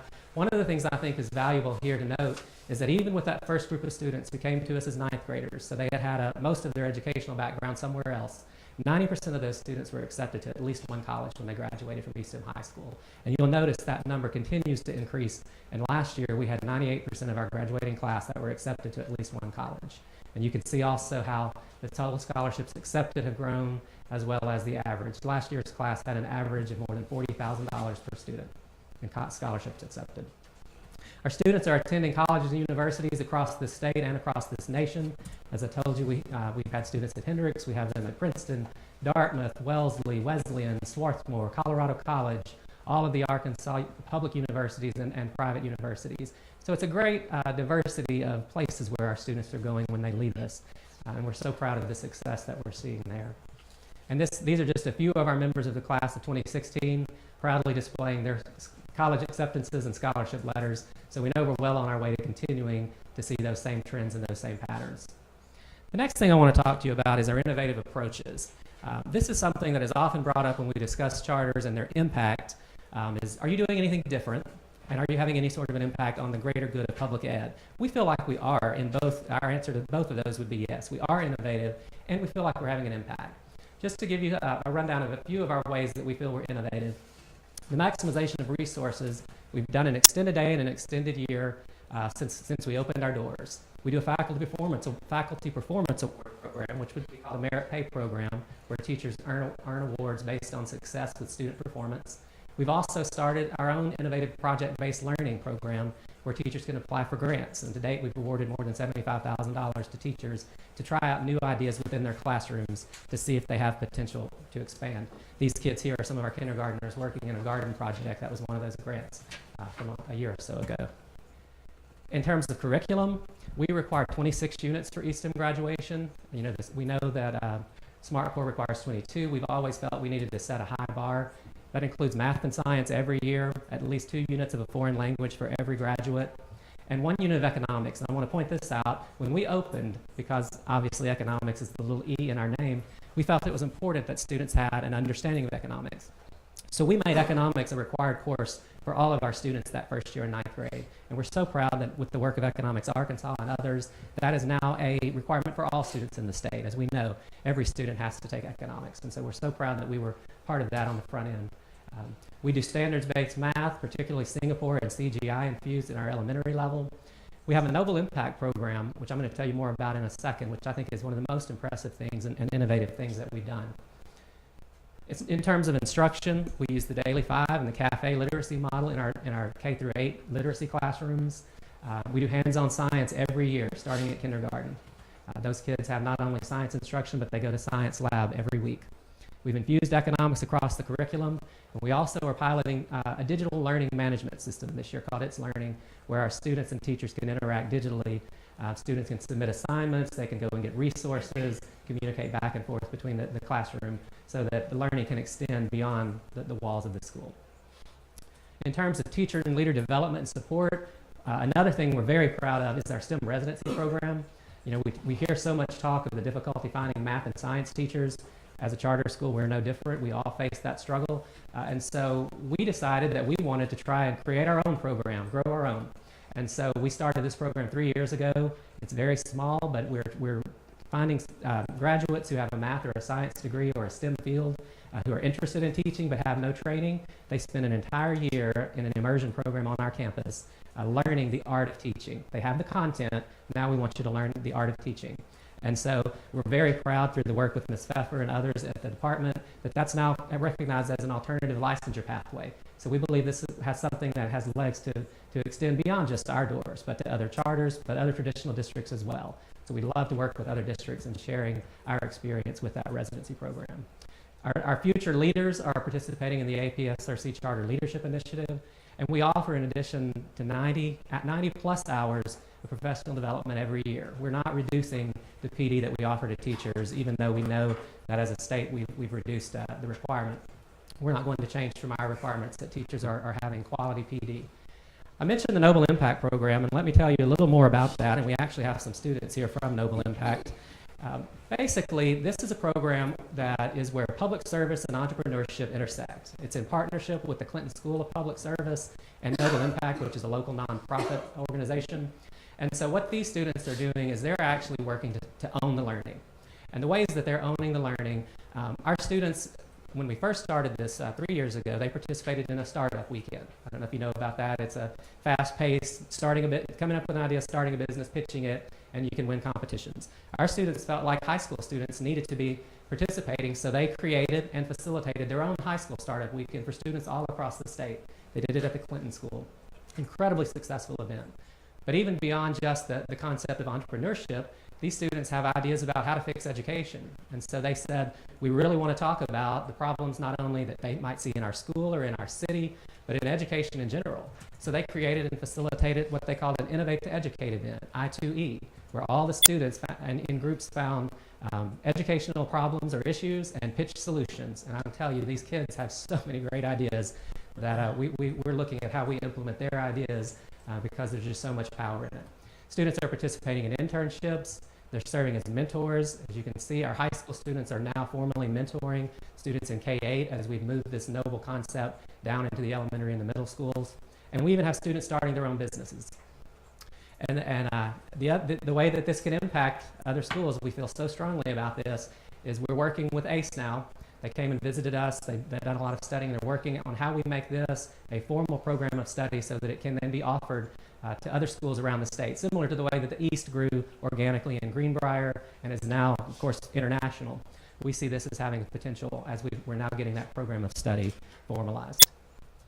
So those are kind of our innovative things that we're doing, but we also feel like it's important that we not only innovate within our own doors, but we share these ideas. So we regularly welcome visitors who come. They've come to talk to us about our MAP testing, the Daily 5 curriculum, how to start a charter school. We often just visit with administrators from different school districts. We're proud to be part of Governor Hutchinson's kickoff for his computer science initiative just a few weeks ago. Beyond that, we're partnering with the City of Little Rock and the Arkansas Natural Resources Commission to revamp Main Street in a more environmental and green way. We're part of the downtown community. Main Street is just behind our campuses, and so we feel like it's very valuable for our students to feel like they're giving back to the downtown area. We regularly advocate through different television shows, speeches, conferences on behalf of students. This is a new one that's just started this year. We're partnering with the University of Arkansas at Fayetteville. They're looking at revamping their ed leadership programs for school directors and school principals. And we're partnering with them on solutions to how to totally revamp the way that we train future school leaders and aspiring school leaders. And finally, our students advocate. This isn't just an adult thing. Clearly, our students are very involved. Here are two of our graduates who identified problems and came to the legislature, frankly, and advocated. Jackson Fitzgibbon had qualified for Governor's Distinguished Scholarship, but the funding wasn't there. So he went and met with Senator Joyce Elliott, pictured there, and others. They got the funding. Mary Catherine Keller pushed for the Dyslexia Initiative. As you all know, we now have a requirement that we screen students early, provide resources and support. Mary Catherine Keller was one of the student advocates and activists who really pushed that through. But perhaps the biggest piece of information that we think shows that we're ready to grow and we can handle the growth is this large volume of people who are interested in our schools.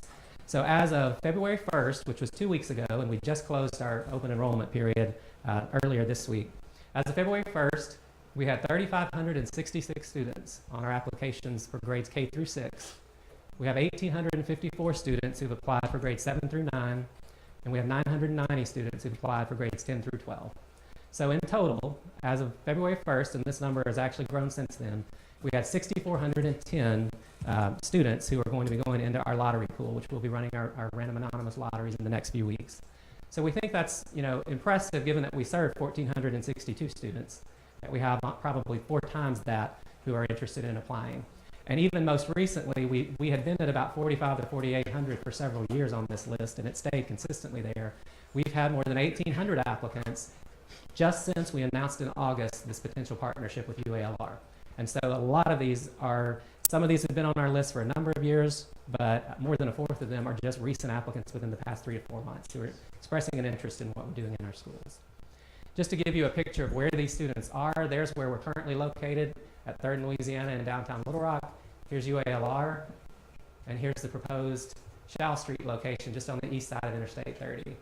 When you look at the zip, we just pulled this data by zip code to show you 72204 around UALR is almost 800 students in our applicant pool, almost 700 in the 09 zip code, almost 500 from 06, and almost 400 from 05. So there's a huge opportunity here around the UALR campus to engage more students and more families that are already in our applicant pool. And as we work our way downtown and across the river into North Little Rock, you'll see hundreds and thousands of students, who are also interested. And so this just gives you a sampling that we know the locations we've chosen are strategic and they're based on data, but they also are supported by the interest from families that live in these areas and have told us they would like to attend our school. So I want to give you our charter amendment request just in a summary. You have this information. First thing we're asking for is to increase our enrollment capacity from 1,462 students to 3,844. That's going to be rolled out over time. It's not immediate. We won't be growing that fast in 1 year. It actually grows that way over about an 8 to 10 year period of time. We're asking to relocate our high school from its current location to the UALR campus and serve grades 10 through 12, starting in the 2017-18 school year. By doing that, we would also ask to restructure our current elementary and middle schools, which are located in the Arkansas Gazette building downtown, into an elementary and junior high using those two facilities. The elementary would serve K-6, the junior high would serve 7 through 9. And the following year, we'd like to open an additional campus at 400 Shao Street, which would be for the 18-19 school year, and this would also serve elementary students and junior high students. Here are our anticipated outcomes. We believe there are so many positives that can come from this, not only for our students and the potential students we can serve, but frankly for education in our community and our state. This will be a unique K-16 partnership between a public charter school and a public university. We haven't found anywhere else in the country where a public charter school and a public university have partnered in this way. And it will create a pipeline, we think, for improving STEM education, but also for helping improve our economy. We feel very strongly about the economy of Arkansas needs to grow, and we need more STEM literate people. We'll also obviously serve a larger portions of students currently on our wait list, but as you know, we have 6,400. We're only asking for potential to serve about 2,400 more, so it's really not even half of the students on the list. UALR may see an increase in enrollment because our students will be on their campus taking concurrent classes as they currently do, but also taking UALR university-based courses, and then hopefully, once they've had that experience, continuing their studies there after graduation. But many of our students will also have the opportunity to not only obtain a high school diploma, but they'll also have the opportunity to obtain an associate degree from UALR simultaneously. This is something that the provost and others at UALR feel very strongly about, is making sure these students have the opportunity to be dually enrolled and to complete not only high school, but have a UALR transcript with at least an associate's degree. We believe that having our high school students on an actual college campus will only enhance the college-ready preparation experience. As I said, we now have 4 classes of students in college. We feel good about the feedback that we're receiving on their readiness, but we just think this takes it to another level to have the students actually on a college campus. There are going to be some great financial efficiencies for both sides as we share facilities, share some resources. We've been working to identify operating expenses and other costs that can frankly come down because we'll be using UALR's resources in some of the buildings that they already currently use and some of their operational programs they already have in place. We think this will be a living laboratory, which again, as we said, our faculty, our students will be working with UALR faculty and students. We want to study best practices. We want to develop experimental approaches, innovative approaches, and really enhance this K-16 pipeline so that the higher ed will be in direct conversation with the K-12. And we believe that it'll enhance our curriculum because this collaboration will have access to UALR faculty, graduate students, adjunct. We just think that the programs they have going in the STEM fields are so strong that we want to be a part of that. And then finally, this is, again, as we said, it's not just about what we can do for our students, but how do we impact education on a grander scale. And so we believe that this partnership with UALR is going to offer an opportunity that we haven't had before, which is to have someone else in the community who sees the work that's being done and has the credibility and I'm sorry, my timer's going off too, has the credibility to share these ideas with other districts across the region and across the state. We think this is how we get a pipeline going now of opening lines of communication that have frankly been very difficult in the past 8 years with traditional districts. Thank you, Mr. Reagan. Is there anyone here to speak in opposition? Ms. Kohler, you're recognized.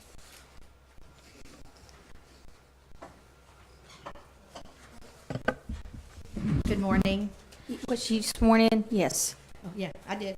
I'm Kathy Kohler, president of Little Rock Education Association, which represents the employees of Little Rock School District. But more importantly, I am the parent of a proud third grader in Little Rock Public Schools. There are just a couple of things that I would like to say in opposition. The first is that while we welcome what Mr. Bacon, a lot of what he shared up there, as I was keeping count and it went by very quickly, I only found 2 things in his innovative approaches that are not currently being done in Little Rock School District. And according to the law, as I understand it, there has to be appreciable difference between what is occurring in the district currently, the district that it's located, and what they're doing. I also noticed early on in the demographic diversity chart that he in no way showed the diversity, the range of diversity in Little Rock School District as it is currently configured, as opposed to their configuration. We are at approximately, I believe, over 70% at least minority student population. We have a above the state average of special needs students. We have CBI students. I don't believe they have a CBI classroom. So there are other factors that we believe that need to be told in this story. And I want to point out that on the elementary school, we have an A-rated school by this department, Carver, that I'm not great at miles. So I could have driven it, okay? But let's be real. I have trouble even pushing the button when it comes to mileage. I know some people will understand that. But Carver is not very far from the proposed site for the elementary school. It is an A-rated school by the Arkansas Department of Education, and it currently has open seats. If you looked at the population chart that Mr. Bacon shared, if you looked at 72202, there was a woefully low number of applicants from that zone. The reason is those are located by the airport, by Heifer International, by the Clinton Library. There's not new development going on there. So to open a charter school, I thought, my understanding had always been, and maybe I'm missing something, that it had to be like that there was an actual need in that area. There is a school, a high-performing school already available for families to select from in that area. So I would ask you to consider the location of the elementary school. The last thing I'm going to address is something that is highly personal to me. I have a master's degree. I am nationally board certified and renewed nationally board certified. And I really have a problem with some of eSTEM's waivers as an educator and when I share them with other people. But I have a larger problem, and it's based on something that a Nobel Prize winning economist has pointed out time and time again, Joseph Stiglitz, who won the Nobel Prize in 2001, which is that one of the problems is that often when parents are making decisions, and I, of all people, I'm a product of parochial schools. I graduated from Mount St. Mary. I'm very proud of the education I received based on my parents and my religious belief. However, I chose Little Rock Public Schools to educate my own children because I wanted them to be exposed to diversity and opportunity they could not get in a parochial school.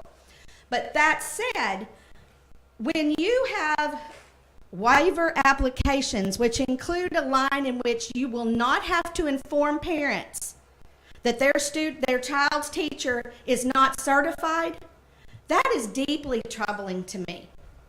That puts them on a different level than the rest of us. Parents, when they make choice, should be fully educated, and there should be a mandate that they have to tell parents that they do not have a library media specialist nor a library media center.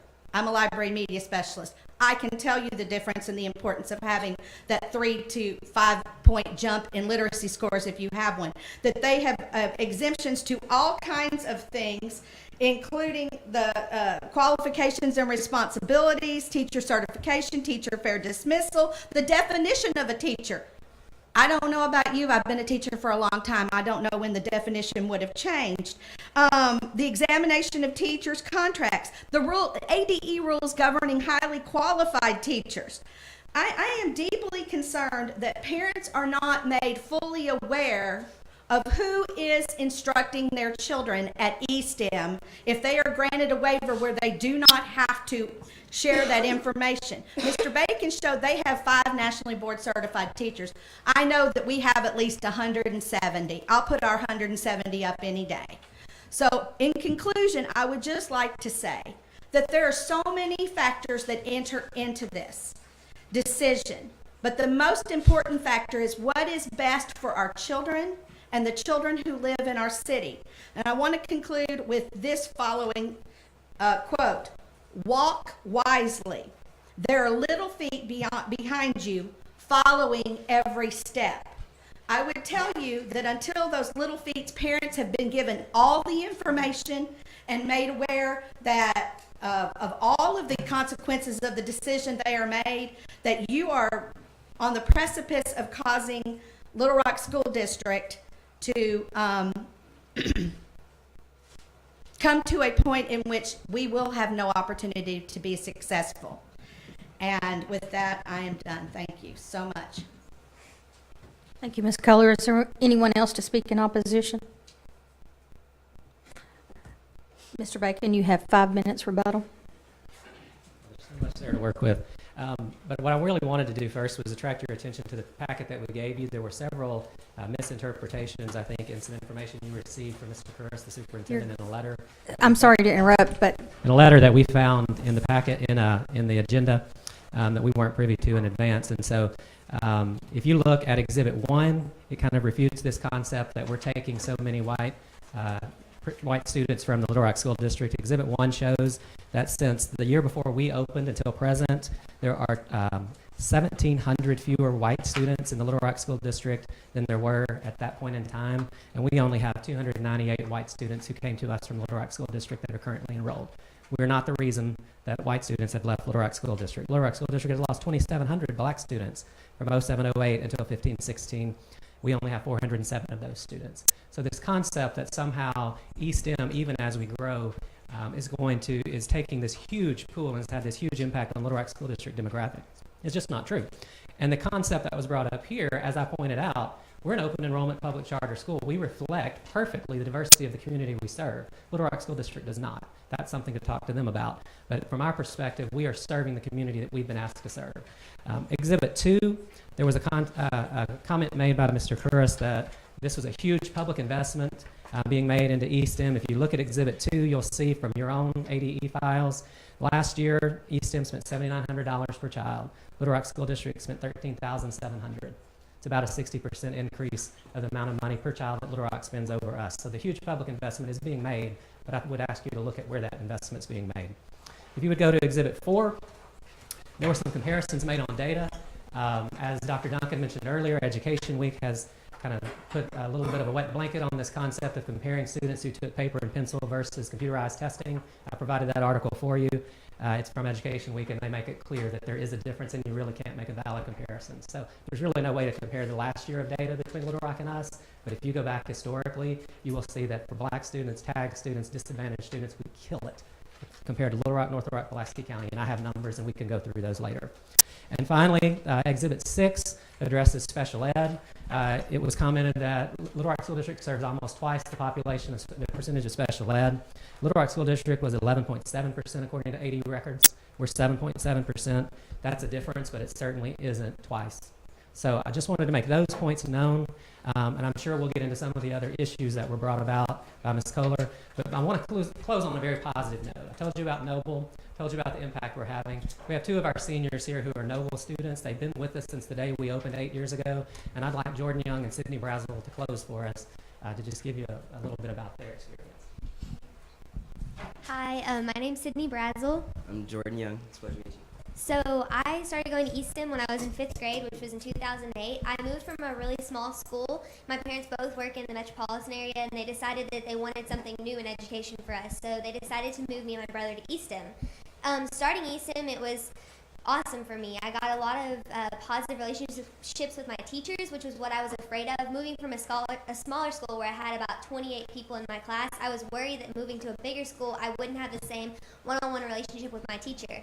But because of those relationships and that support, starting the Noble Impact Program when I was a sophomore in high school, I started my own business called The Whole Thing, which became an LLC. I have regular meetings with the admin of our school, including Mr. Bacon, who has constantly supported me through my endeavors in business. And because of that, I'm now looking at going to a school internationally in Germany in the city of Freiburg called the University of Freiburg, which is a huge medical research center in their country. And when I go there, I hope to pursue a degree in either political science or environmental studies in hopes of working on legislation for better environmental policies in our country as well as the world. Likewise, I came to Eastham in 2008, 5th grade. Currently a senior at Eastham, and it's been nothing but opportunities thus far. This year, I'm an apprentice to a local professional photography through Noble and Eastham's partnership. And every day I get to see what I might be doing for the rest of my life. I've been accepted at Colorado College. I'll probably be attending there next year. And it's been an opportunity just back and forth, and I just appreciate the experience thus far.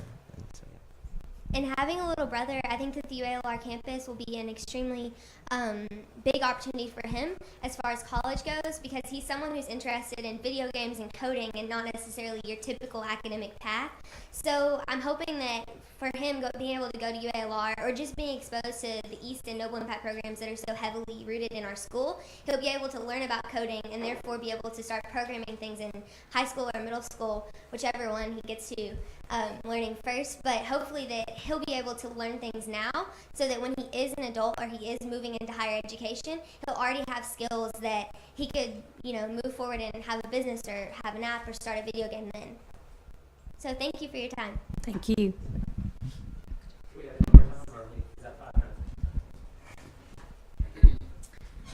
Panel, we're ready for questions.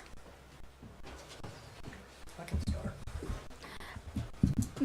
Ms. Davis, let's start with an issue that Mr. Bacon raised about information that he didn't know about. Can we start there?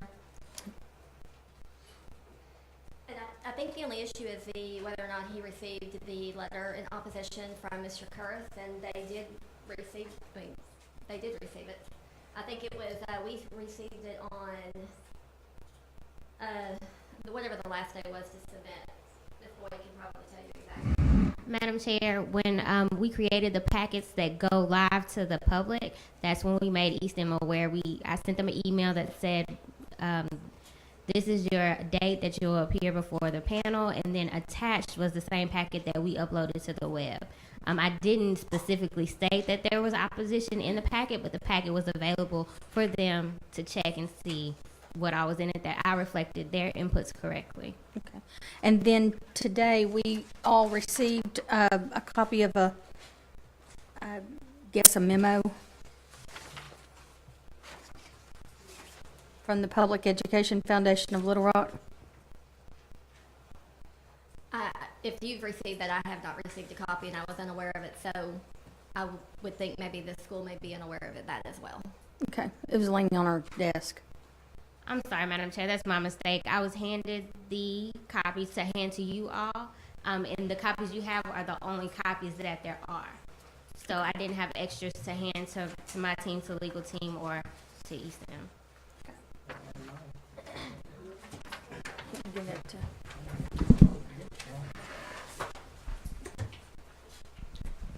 Madam Chair, if I could, the only reason I brought that point up was the documents that we were required to submit, we had deadlines well in advance, and we were required to copy superintendents on any of our amendment requests the same way we would any other documents we send. We happily do that. We really had to dig and just happened to find the letter to opposition that had been submitted at the very last minute. It would be, respectful in our minds if the communication had to go both ways moving forward.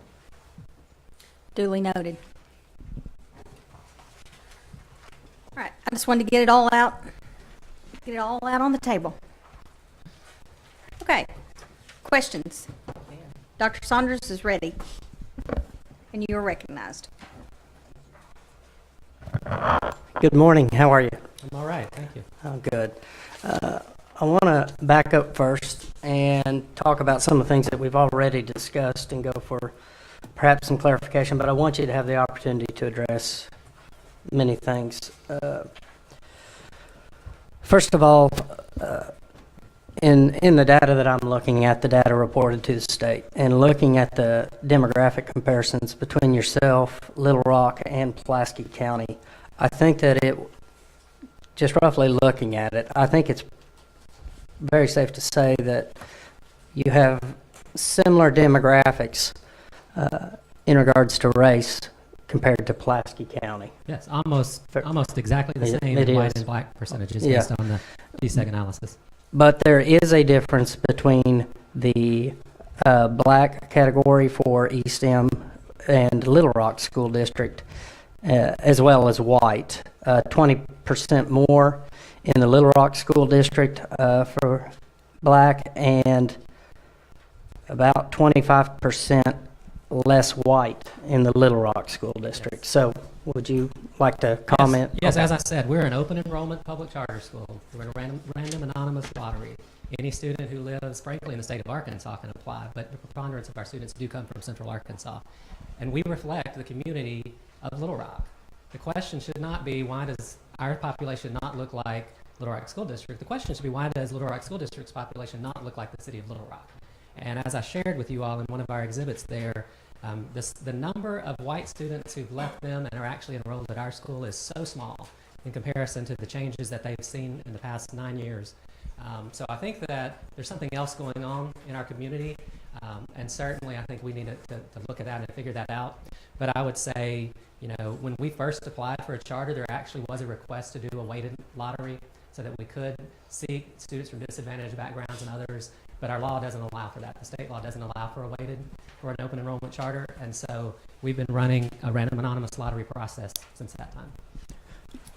Okay, and looking at other student demographics, in particular, special education, at East M, 7.4% special ed students, as opposed to around 12%, 11.7% in Little Rock, and 13.4% in Pulaski County. Do you want to? Well, there's certainly, you know, we're not able to ask those types of questions when we seek applicants. We don't know if a student is from a disadvantaged background, if they have a special need. That would be illegal. We would never do that because the process is random and anonymous. And so we take the students who come to us. And one of the things we've noticed over time, and I think there was a lot of, you know, probably discussion early on. I even heard that myself about, you know, do charters take special ed kids? And I think that reputation was kind of out there in the community. But one of the things we've seen is since we've been in existence, a steady incline until about the last 2 to 3 years when we stabilized at 1,462 students, a steady incline of that percentage in the number of special ed students that we serve. So serving, you know, that 7.7%, I just can run you through some things about special ed. That means we have 5 full-time special ed teachers, 5 FTEs for special ed. We also have 4 full-time special ed paraprofessionals. We do all of our therapy services through contracts with pediatric therapy. We've worked with Easter Seals. And for the first time, we've actually hired a full-time LEA supervisor. In the past, we were participants in the APSRC Special Ed Consortium, so we shared an LEA supervisor, but we're committed to serving our students, every student, the best of our ability. And so we've invested this year in making that a full-time FTE on our staff. So we're providing a continuum of services for any student who needs it, whatever issues they may bring to us. We have an extensive RTI program where they meet regularly to identify needs on the front end so that we can perhaps keep students out of special ed, so that we can find out if there are other issues and work with those students. It's an important thing to us that we serve every student who comes to our door. And we can't ask those questions in advance.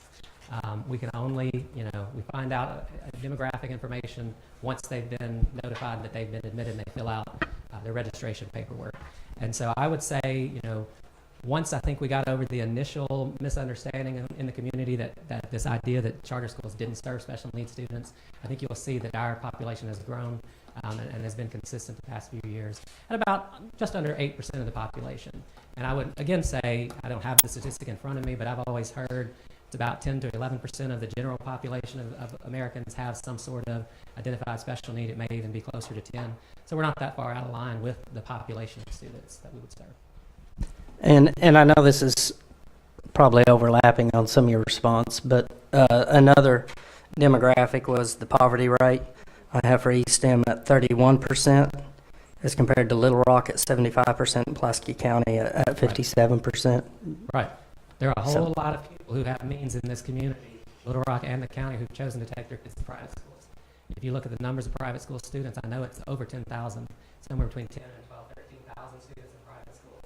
Those are affluent people coming out of the Little Rock School District and perhaps Pulaski County and North Little Rock districts, and they're going somewhere. So what I would say that it's probably powerful that we represent and reflect the demographics of the community. I know that I read in my census data, and when I pulled the racial data, I think it's somewhere between 15 and 18% of the city of Little Rock is classified as below what would be called the poverty index. That would probably roughly equate to students who maybe qualify for free lunch, not reduced. And so if you took and looked at our free lunch as opposed to this combined free and reduced, it's going to be very similar to the poverty index in our community. The poverty index is at a different level than the free. Right. So, That's why I'm okay. saying that's why I wouldn't compare free and reduced lunch to poverty index, but trying to make a more direct comparison by removing those reduced, going down into students who qualify. It's going to be much more comparable to the community. But that feeds the narrative that our schools in our community, our public schools in our community, are not serving the entirety of our public community.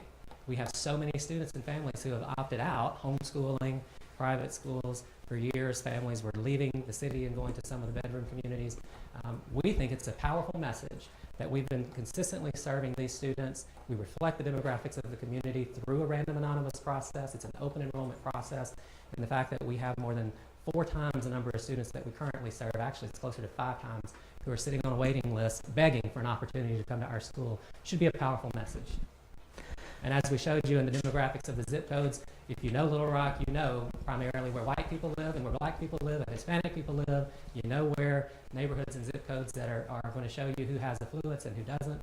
And so one of the things that we wanted to make the point was the people who are in this pool, asking us to offer them a seat, asking us to provide more opportunities, the preponderance of those students come from those areas and those zip codes. And using that information, and I want to give you a chance to respond to, so many things that are said and give you the opportunity there.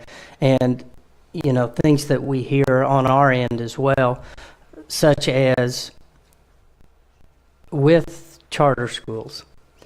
For a student to enroll in a charter school, there are many factors. And I say factors. And one argument is parents have to be knowledgeable about the process in order to enroll their child.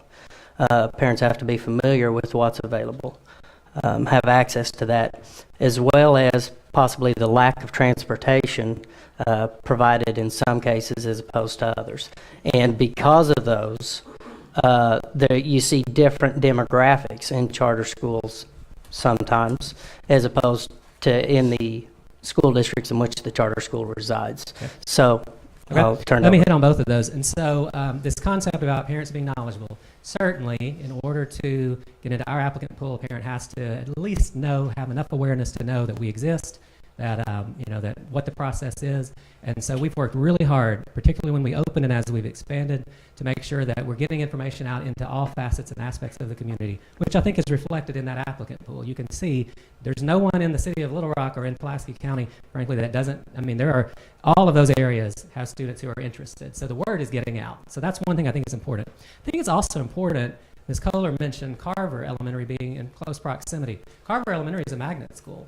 Full-on magnet school. Students must also apply to go to that school, as they do to the original 6 stipulation magnet schools in Little Rock, as well as specialty schools. I was a principal at 2 of those. At Dunbar Middle School, we had a gifted and talented international studies specialty. Students applied for that program.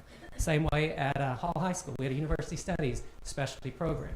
So Little Rock School District has been very happy to encourage parents to make choices. They've had exclusive opportunities where you have to know when to apply for the magnet school. You have to know, what your options are.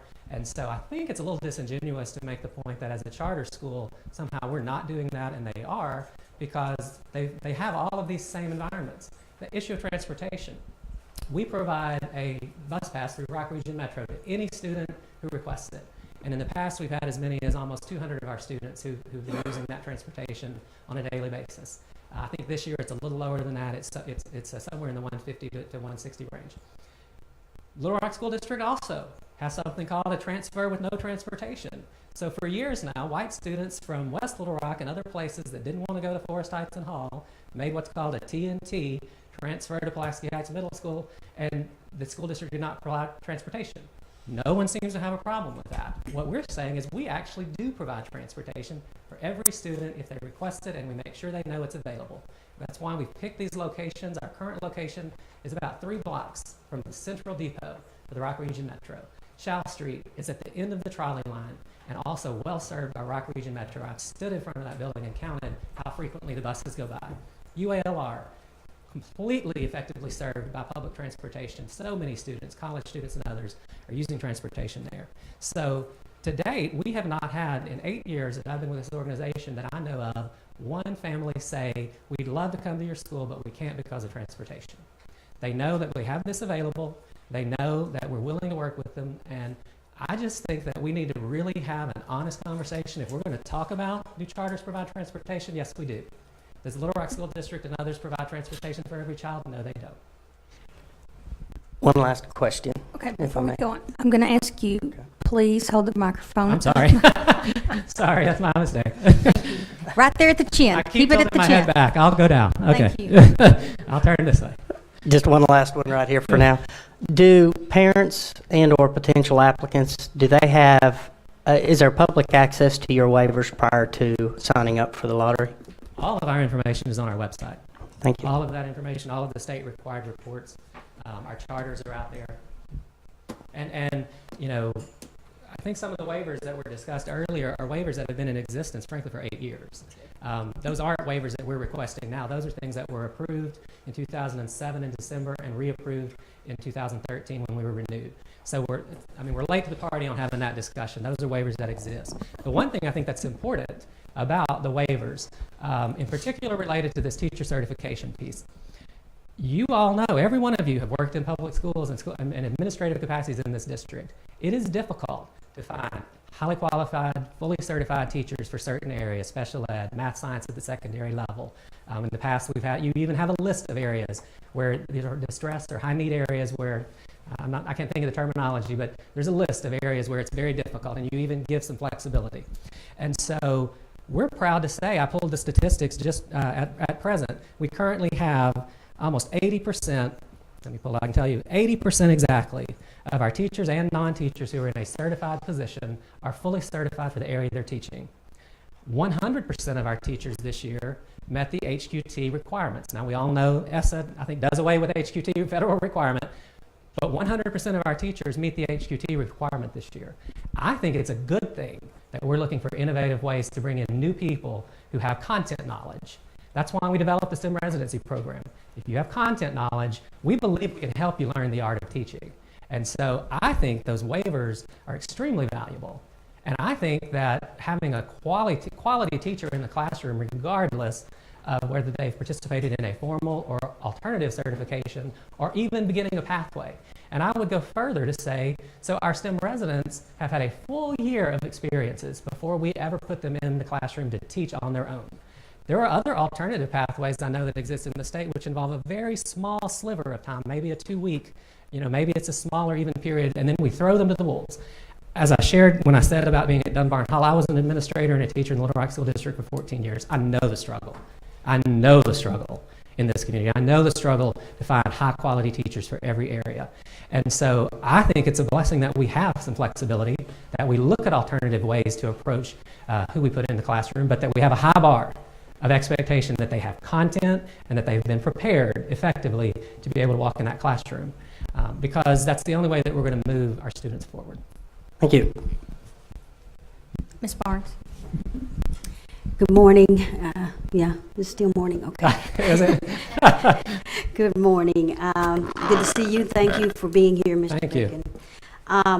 I just have a couple of quick questions that, actually, I think I may be asking you for information that is just useful information for anyone. Absolutely. I was looking at, I have two questions, I think. I was looking at performance reports and reviewing some things. And again, I applaud the presentation and all of the accomplishments. Thank you. What strategies are you putting in place to address the gap at the middle school? Yes. I did note that you're obviously addressing the gap. At the elementary, you were awarded 3 points for a smaller gap, and then an even smaller gap at the high school, Right. you were awarded 6 points. Right. But at the middle school, you middle school lost 6 Right. points because of the large gap. So I guess my question is, one, what are your strategies that you have put in place Yes. to address that gap? And then secondly, math performance. I know, and we've all talked about the park. It was a more rigorous exam from what we had been accustomed to because of the change and next generation assessments. And we made some adjustments for that at the state level with respect to AMOs and making those as approachable as possible. But I did note that we didn't do so well with our math at all.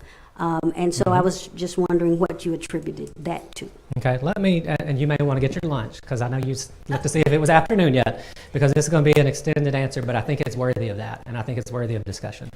In terms of strategies, one of the things that you have to know about our organization, so, we opened the doors with 850 students in grades K through 9. The fact that I'm standing here today is probably a testament to good luck and blessing, because I would never have recommended to another charter school to start with that large of a number of students and that diverse of a grade grouping and try and do that. From day one, we were in a growth mode, adding students each year for grades, and then when we outgrew our space. So one of the things that we never had the opportunity to truly do, I think, completely effectively, was a K-12 full alignment. We had great teachers, they had great ideas, and we were aligning to the Arkansas standards what they needed to teach, but we had not had the opportunity to take a breath and look at now I hear myself, how the K-12 alignment could be done to make sure that it was seamless. And so one of the things that the middle school we've suffered from is kind of a transition. So and I didn't write the charter, and I kind of know why it was done, but when we first started, elementary was considered K-4, and middle school was grades 5 through 8, and then high school 9-12. Where most schools are making a transition at 6th grade, and frankly, in a past life, many schools made a transition to secondary at 7th grade. K-6 was a traditional elementary environment. Around here, I think most people transitioned at 6th grade. They switched from high to middle school when I was first teaching, frankly. And so 5th and 6th grade has been a transition point, and that really feeds into our middle school some difficulties in making sure that we're properly preparing our kids for higher level learning. Now, over time, we saw a pattern of success there.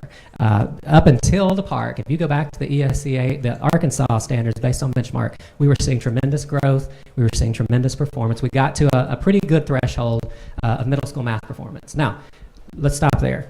This, and primarily, is a math discussion. Literacy, we've had some great success, okay? So this is primarily a math discussion. I don't want to get lost, but literacy is a success story. So one of the things was this transition, which we've looked at how we treat 5th and 6th grade, because from the beginning, we've treated it as more of a secondary.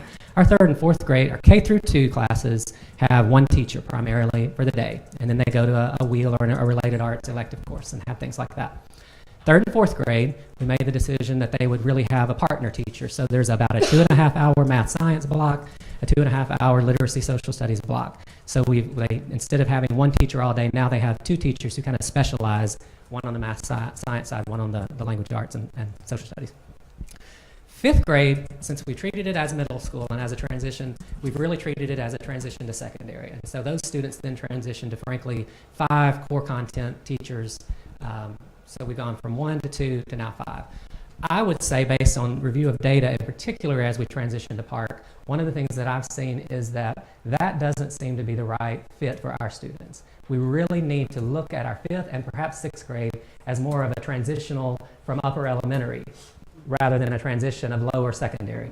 And so that's one of the reasons why our request involves a restructuring of a K-6 and a 7-9, because we really want to treat 5th and 6th grade not so much as a secondary level, because that hasn't shown to get those great gains and results we wanted. So that's one of the things that we're looking at is how we restructure.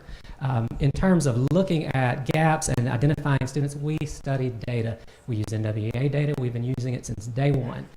We've taken it 3 times a year for the past few years. In the past, we took it 4 times a year. It's a formative data point. I'm proud to say, let's go back to innovation impacting education. When I was hired in January of 2008, one of the things on my task list was, it says that we're supposed to do something called an NWEA assessment. Never heard of it, had no idea what to do, made a phone call, found out, oh yeah, you call this person. There are only about 3 or 4 schools in the state. Most of them are charters, small charters that have tried using NWEA data. We went all in because it was in our charter. It was decided that this would be important and it was formative data. So we have been doing NWEA as a formative tool from day one. And I'm proud to say that I just found out there are now 75 districts in the state using NWEA assessments. And I would say that the fact that Easton was out there in front as one of the biggest charters using NWEA from day one, sharing, as I showed you, with other districts, I think that we've been a trailblazer in the use of NWEA data. And I think we've contributed to the number of schools using it.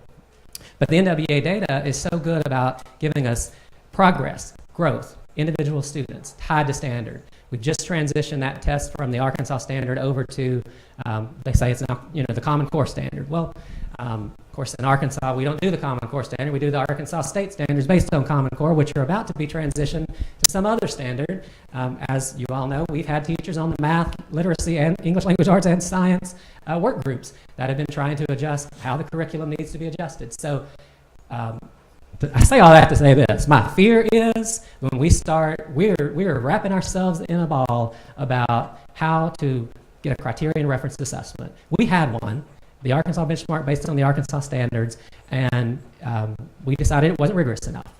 Well, now where we are is we moved to teach Common Core standards, elementary, then middle, then high for 3 years. We assessed based on the old Arkansas standards. I think that our teachers probably got very comfortable that they knew how to teach the Arkansas standards, and they were getting good results. I think that we didn't transition as effectively to Park as we should have. And I think that's probably why, or the Common Core, and I think that's why we saw a bigger dip on our Park than we would have liked. But as you know, so now what we're doing is we're taking ACT Aspire, which is not based on Common Core. It's actually based on the ACT College and Career Readiness benchmarks and standards, loosely tied to Common Core. And then the next thing we'll do is ACT Aspire based on a new Arkansas standard. So we're not going to have a true criterion reference assessment. So what we need to be able to do is figure out how to best play the game you all are asking us to play to meet the ACT Aspire requirements, and we're doing our best. We are working hard on alignment to the Common Core, state standard, and ACT. But I think that it's going to take some time for everyone as we see this transition. I think we're in a very difficult place to look at this. So what we fall back on is when we had a criterion reference assessment and we had a state standard that we were consistent with for a number of years, we saw the progress that we needed to see. And we were able to really fill in the smaller gaps that we had with students who just were not getting there in secondary math. That's a crisis everywhere. It was a crisis in my years in Little Rock School District. It's a crisis today. If you look at all the performance statewide, nationwide, secondary math is a crisis. We want to be the people who help find the solutions and share those solutions with everyone else. That's why we have to be as flexible as we can in trying new things like the STEM residency program to bring in new ideas, new approaches. That's why we worked with Singapore Math. It was in our charter. We're still doing it, but we realized that it wasn't really perfectly aligned to what we needed to do. So we've done the, more of the aligned to the state standards and all. Now we brought in CGI math in elementary school, and if you look at our third grade math scores, which sets the foundation, even on Park, when I pulled and Tryon the list of schools, I think our elementary math in third grade may have been in the top 10 or 12 schools in the state. It's impressive. We know how to get it done. So what we have to do is take that. We use our RTI program, Response to Intervention, where we look at data. We look at data regularly on every kid. We identify who's not making progress, whether it's through NWEA growth, they're not growing as we think they should, whether it's based on these criterion referenced or other formative assessments, and we see where are the gaps, and we do our best to fill those in through RTI, through intervention. We do an after-school tutoring program in the high school, targeted assistance. We have all sorts of intervention going on, starting with kindergarten, first grade. If we identify a kid who's not progressing the way we think they should, we go back in and we look at it. We actually did the ACT Aspire interim assessment. I don't know how many districts in the state just completed that one, but since it came online, we felt it was important to have as much data as possible. So we did the ACT interim assessment, and Ms. Barnes, believe me, I'm so relieved to see a different number than what I saw for secondary math on the part, because we're seeing a much higher level of performance. So what do I attribute that to? I told you to pack your lunch. So what do I attribute that to? Okay.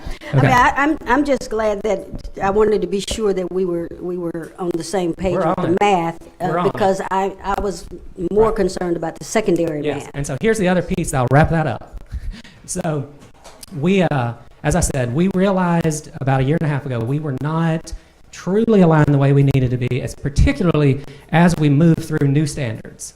Our teachers, did not have those tools. So we brought in a director of teaching and learning last year, now has transitioned to what we call a chief academic officer. We've always had a math and literacy coach for about 4 years, but they were primarily elementary, because we're thinking, let's get that foundation. Let's build the foundation. Well, we need secondary math help. So finally, this is the first year we actually have a secondary math person who's taught at middle and high school levels, higher level math, who's working with all of our teachers with a primary focus on assisting those secondary 6th, 7th, 8th grade and up math teachers to make sure that they understand the standards, they understand instruction, and they have the modeling and the tools and the support and the professional development to get there.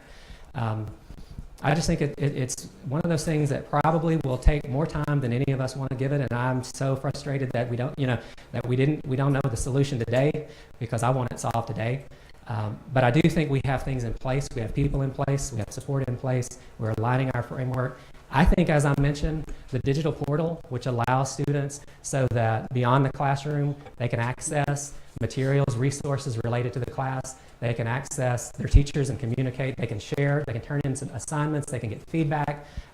Teachers can put information out there. I think it's a great tool.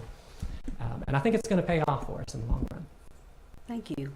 I prefaced it with, it was probably more of a conversation, because everyone is struggling with these same areas, especially at the middle level.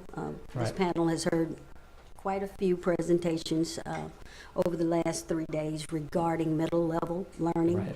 And so that's what I wanted to know, because I recognize all that you are talking about, and you have pointed out all of the right things to do.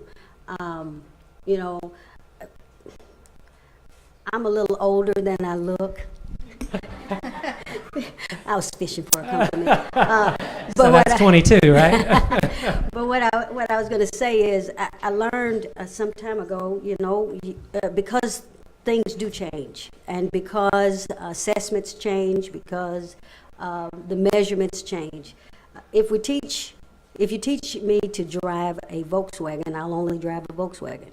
If you teach me to drive a standard transmission, I can drive a Ferrari or any other car. So I think what I'm simply saying is, I wanted to hear what things you were doing to move into the children performing despite the transitions. The challenges. Because the challenges will always be there. And I appreciate the conversation, because you did point out numerous things that the school is looking at. And the other thing I didn't mention, I just thought of, is we've also invested in a Carnegie product, which is for secondary math, which gives us some more hands-on resources for our teachers and students to use, which we think, particularly for closing those gaps, finding students who maybe don't even have the foundation that they need. And that's one of the downsides, to one of the things that happens in our school, and it'll change over time if approved for this amendment, is we take on about 25 or 30 new 5th graders every year, because that's the transition point, just the way that the charter was written. And so we're finding that students are so far behind, and we have to work and work and work to catch up. And so, that's one of the things that is really contributing to our secondary struggle, is that we've got to, assess about not quite a third, maybe 25-20% of our incoming 5th grade, and we've been treating them at secondary kind of assuming, well, we know what you had, because we know what we did in 3rd and 4th grade, and it was great. Well, so that's part of this idea looking forward. How do we restructure it to better serve all kids? Thank you so much.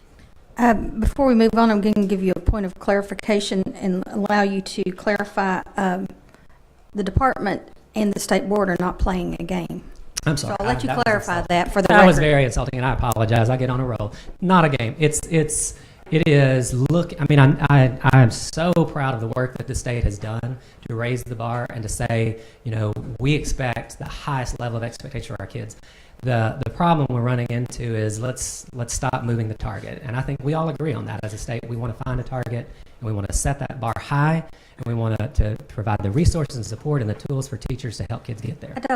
I'm going to give you another point of clarification. I don't think the targets will ever be set permanently, No.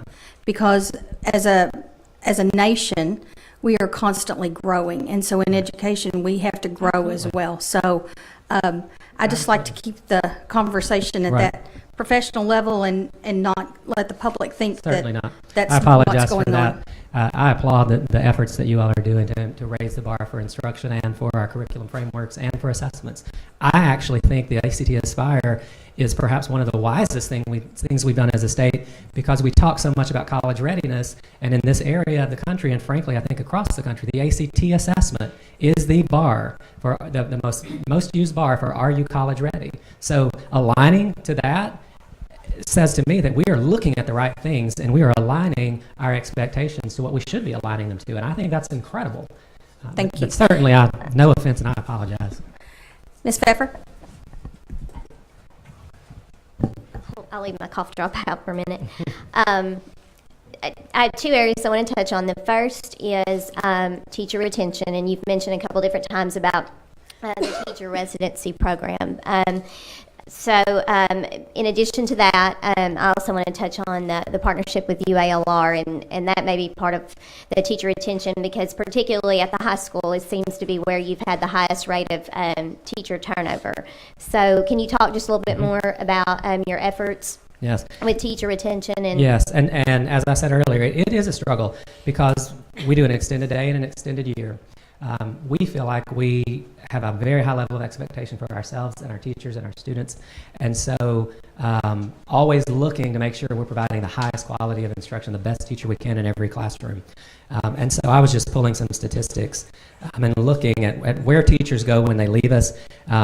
Frankly, the majority of the teachers who've left us in the last couple of years either moved out of state or, frankly, are no longer teaching. So I'm not sure what that says.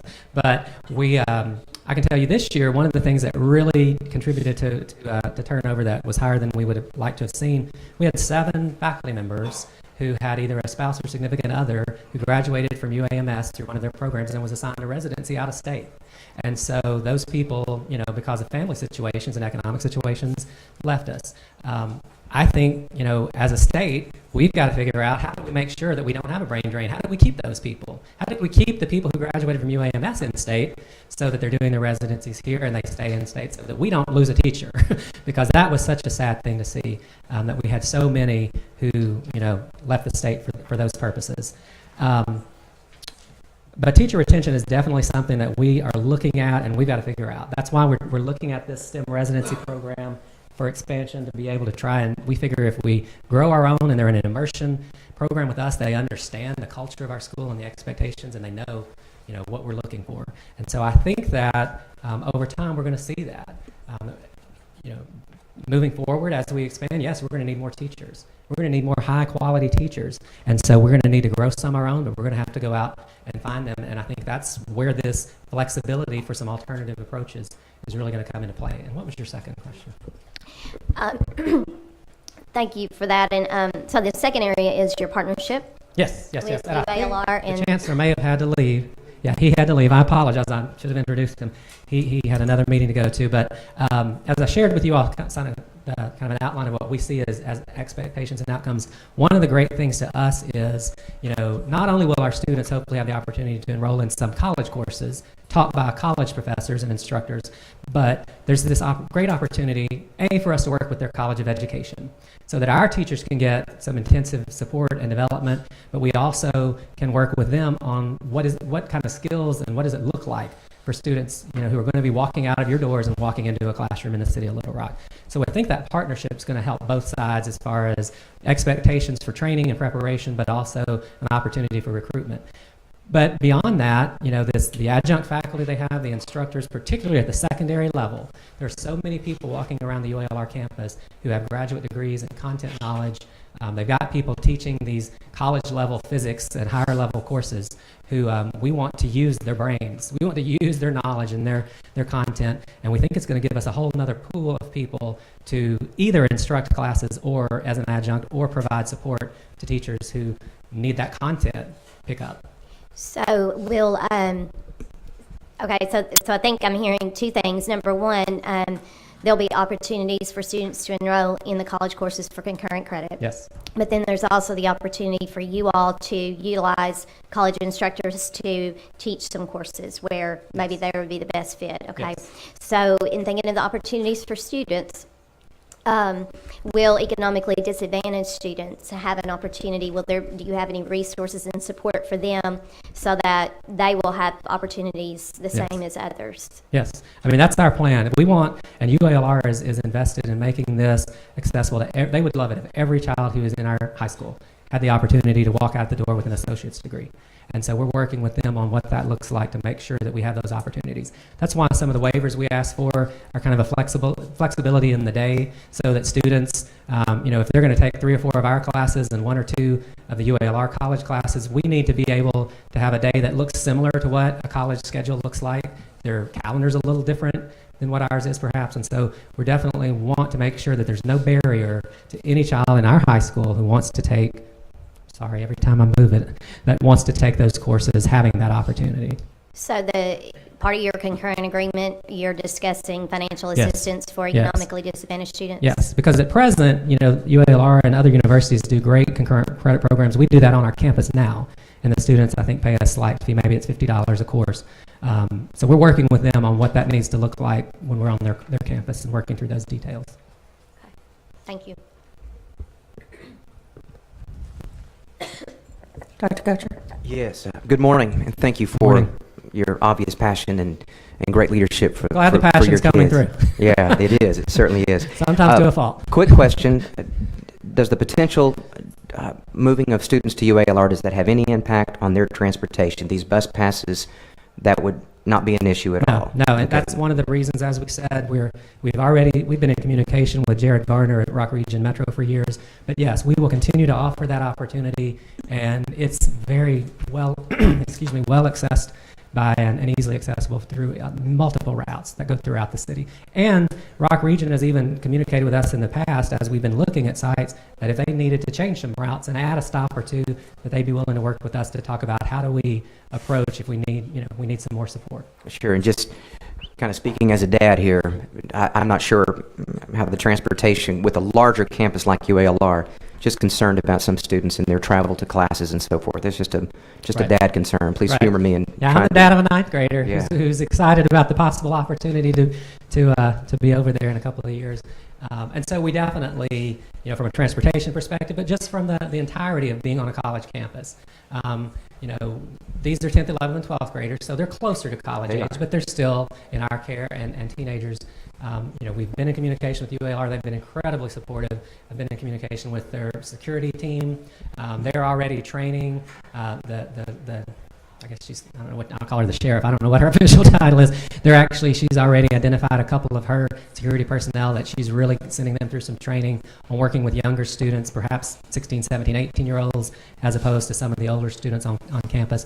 So we think that we've got plans for how we make sure that this is as smooth of a transition as possible and that our students can focus on teaching and learning. Very good. Thank you for that. Secondly, I guess one of the things that I'm quite curious about, of reading all the things that have emerged through letters of support and letters of opposition. One thing that I've not seen, I took just a glance at the document that was presented to us from your institution. One of the things I feel is absent, and maybe you can enlighten me, and certainly I can have this conversation with Mr. Curris if the time is right. But what collaborative efforts are there any collaborative efforts of Little Rock and East End working together, sharing of resources? What conversations have occurred? I can tell you it's been pretty limited. Over the years, we've reached out. We have had, with past superintendents, we've had administrative teams. Even one of the slides, Dr. Morse Holmes, when he was there, we met several times with their higher level administration. They came through, we shared ideas. We've been in contact with some of their curriculum and instructional people over the years. Since Baker's been on the job, I think he's got enough on his plate that he hasn't, until now, really been worried about what we're doing. And so we really haven't had an opportunity to sit down and talk about how we marry that moving forward and support each other. But we're open and we're willing and we're ready. That's why, we've certainly, with our STEM residency, working with Ms. Pfeffer's department, working with ACE on the Noble Impact curriculum, anything that we feel like we can develop, we want it to be so that other people can access it. Another thing that I think is incredible, and I don't know how many people have accessed it, but was the passage of legislation in the last session that says that any school district, traditional district that loses one child to a charter, can apply for the same waivers that charter has. I saw that Little Rock requested a list of your waivers. I saw that in your brief. Sent them everything we had. I've had some communication with higher level administrators there about what we've done from a waiver perspective. I don't know if they've applied for anything at this point, but I think that has the potential to say, clearly, as a state, our leadership has decided that flexibility in some of this is worth looking at, because we now have it into law that not only charters but traditional districts. So I think that's a mark of success for charters. But I also think communicating with people how it plays out and how it works so that they can understand, because there may be a fear from a traditional perspective. As I said, 14 years, Little Rock School District. I think one of the things we can do is perhaps bridge some of those concerns about what a waiver means and what happens in light of a waiver. Perhaps that would be something that could be a helpful communication tool, as I'm just sitting here thinking about your question, so that we could discuss what that looks like, because I know some districts around the state are applying for those similar waivers, and it'll be interesting to see. Very good. Thank you. Ms. Smith? First, I also want to acknowledge your passion. And acknowledge that yesterday I said to a school, no one will know your story unless you tell it. Right. And you do a very good job telling your story. And so I do acknowledge the accomplishments you have, and your graduates and your students that spoke today did a nice job. Thank you. One question that I do have, if I were looking consistently at your reports that you've given on testing, if there is an area that bleeps out every once in a while, consistently throughout, it is your economically disadvantaged population. Elementary didn't meet their AMO and ELA, not just math. Middle school didn't meet it in math. High school didn't meet it in math. That is a smaller portion of your student population, Right. Okay? And so when we talk about the reflection within the Little Rock district, or we talk about the reflection within your district alone and serving that population of students, if that population were to grow, are you guys prepared to be able to serve those needs of those students? And what would your school, what kind of conversations have y'all had in-house about serving that population now? Absolutely. And so that's why we've spent, we've invested the resources and the support and the personnel to have a solid instructional management team to make sure that we are looking at that. Because, as I said, we have changed and we continue to change our standards. We want to make sure that we're constantly on the ball so that our teachers are teaching to that standard, to the highest level for all kids. And so that's something I think is really important. I was just pulling through, and as the question about special ed came up, and I was pulling through our 2015 ESCA reports and looking at the TAG group. And, in the elementary school, a fourth of our TAG group was special ed kids. In the middle school, it was almost a third. In the high school, it was a fifth. And so that's something that we really have to focus on, is how are we making sure that those students, in spite of any, our IEP plan, and with the use of the IEP plan and whatever the disability is, how are we helping those students succeed as well? And so we're really trying to dig deep into the data, because I'm not pleased with our 2015 PART reports. I can tell you that. That's why we've been examining the NWA this year so heavily. That's why we took the ACT Aspire to see, are we going to see something different? And we have. And that's why, we've gone back to look, historically, and examining how we did for the 3 years prior when we had the Arkansas standards and the Arkansas benchmarks. And in spite of, as Ms. Barnes said, a few small gaps, and particularly in the middle school, a gap in math, we're finding that we were seeing success with all students. But we've got to see how we do that as we move into the new realm of ACT Aspire and the new alignment of standards. But it's having the support team in place, which I believe we have now. It's having strong leadership, which I believe we have. And it's making sure that we use, as we said, that 90+ hours of professional development so that we support our teachers, so that they know we give them resources, but we also give them examples of what good teaching looks like for every kid. So it can't just be a one-size-fits-all. That's been in our mission from day one, and we've looked at it from our vision of serving our students in an individualized approach. I mean, that's something we've talked about from the day we open, and we've got to make sure that we're focusing there. And that's the difficulty of a transition to me, is making sure that we keep a high bar for all students, but we do look at every child and make sure, that they're growing. And so in spite of these, PARCC scores, which we weren't pleased with, there are other factors that you look at. And so, I'm on the Student Growth Committee, and Ms. Pfeffer probably doesn't want me bringing this out, but the value added, they're doing the value added, which is going to be on the report card. And so I just have been looking at our value add reports. What kind of impact are our teachers having on where we would have expected these students to perform? And even in our high school, the value add in math is about negligible. It's about they're performing at about where their past history would have shown they would perform, with a few exceptions on the algebra test. And even in the middle school, we're seeing that our students are performing. Math is a little lower than we would have expected. Literacy is a little higher than we would have expected. So we're kind of performing, what it tells me is our students are moving at about what we would have expected. My expectation is higher than that. My expectation is that we don't just do what, they don't do what we thought they would have done, that they actually do better. And that's what we're committed to doing as we move forward, whatever students we serve. The current students we serve today and any students that we serve in the future is how do we use the data? How do we make sure we've got the right leadership? How do we make sure we make good hiring decisions and support good teachers and support good teaching and learning? How do we continue to look for new approaches, which is why we brought in the Carnegie Math for secondary, which is why we've been really focusing heavily on CGI at the elementary level. Because we're seeing approaches that other districts have used in the state and across the country that are working, and that we want to make sure that we're providing our teachers with all those tools. Just a final comment. You yourself have worked in a district with a large socioeconomic challenge, and then have moved to a school where you don't have that. And you probably yourself have recognized the fact that those students disappear in the classroom at times when you put them with a large group that are not disadvantaged. Right. And so I want to encourage you to continue to, because it's not public information who's disadvantaged and who's not in your setting. Right. But I want to highly encourage you or someone in your to take note and watch, because those students go home to a different setting than what some of your other students do.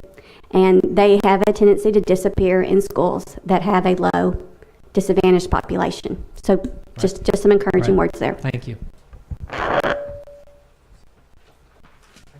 Dr. Saunders? I do want to compliment you on the idea of the marriage with the college campus, or the inception of that. I think that's an interesting way to look at things, and trying to think a little different than perhaps how we have done things in the past. I do have some questions about that. In particular, what about students not going to college? What is your emphasis and focus on support for them? Well, so the nice thing that I think is probably one of the things that stands out about our school is, we have made it clear that we want every student who wants to go to college to have that opportunity. And frankly, most of our students, after having spent time with us, decide that is a pathway they want to go on, as you saw those statistics. But we certainly have students who, have decided that college may not be for them, or maybe college not at this time. And so we've really worked hard to figure out how do we provide opportunities. That's why I'm so proud of this Noble Impact program. There's no bar to get into Noble Impact to say, I have a certain GPA or I have a certain background. Anyone who wants to participate has that opportunity, and we're allowing these students to get into internships. That's the power of this piece for me, is if you're not going to college, you're going to work. And so if you're going to work, I want you to have had some opportunities to understand not only the skills that are required for a job you're going into, but all the soft skills that are required for any job to be able to function in this economy. And so we really hope, by growing this Noble program and making it more of a formal program through the framework, that we'll be able to include more internships in that. Some of the, I know Jordan talked, I think, about his internship with a local photographer.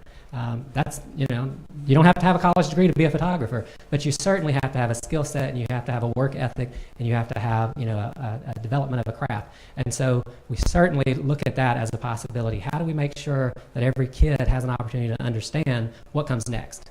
Since most of them are looking at college, we certainly push, as hard as we can on college preparedness. I've even got some ACT data if we want to get into it, or AP data, I'm sorry, if we want to get into it.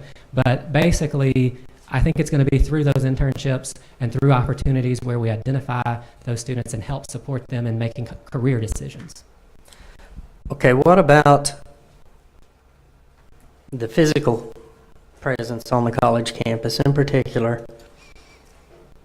How are students physically separated from the college students?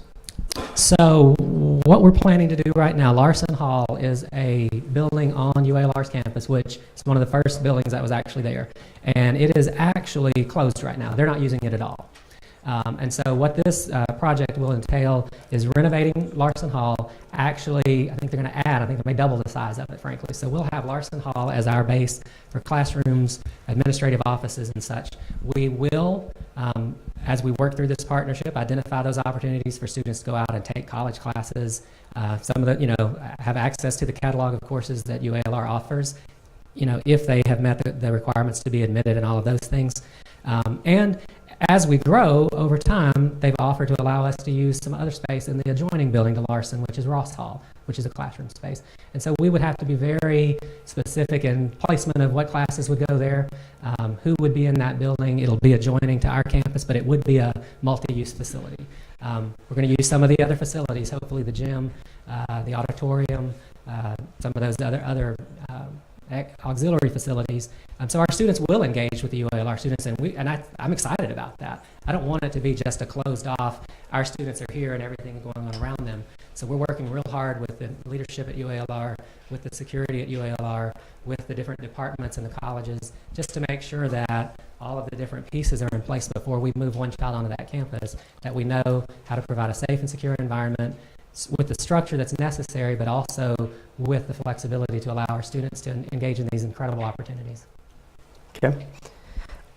Looking at the park results, and I think looking at that, and I know that you addressed part of that earlier, saying not to look at those. I think it is important to look at those. I think it's important to look at. I think it's safe to say that you did achieve higher than the Pulaski County School District in both categories. Looking at district-wide, I think that the results comparing to Little Rock School District were about the same. And I understand what you were saying about the pencil test versus the computer test. However, one of the arguments with that is that perhaps computer skills and students' ability to use a computer could have been part of the explanatory variable in that effect. Being an E-STEM school, I do not see that as being a possible variable that could have affected your students' performance. Yeah, I don't think it's a lack of understanding of how to use a computer, because our students take the NWA assessments on computer. What I read in the Education Week analysis was that it's frankly, there are some distinctions in the test.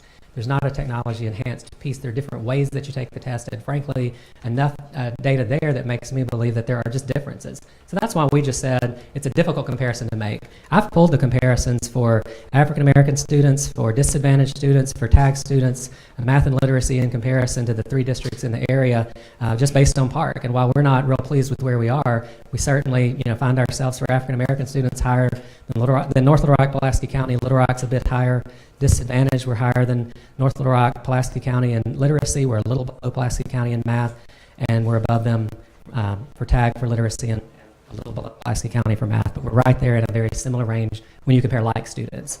I'm real proud of our graduation rate, which has stayed in the high 96 to 98% range. 2 years ago, our TAG graduation rate was actually higher than our all-student graduation rate. So, we looked at the chart, the report card chart, to see how many bonus points do we get when the gap is a positive on behalf of the TAG students. I don't think that happens very often, Ms. Barnes.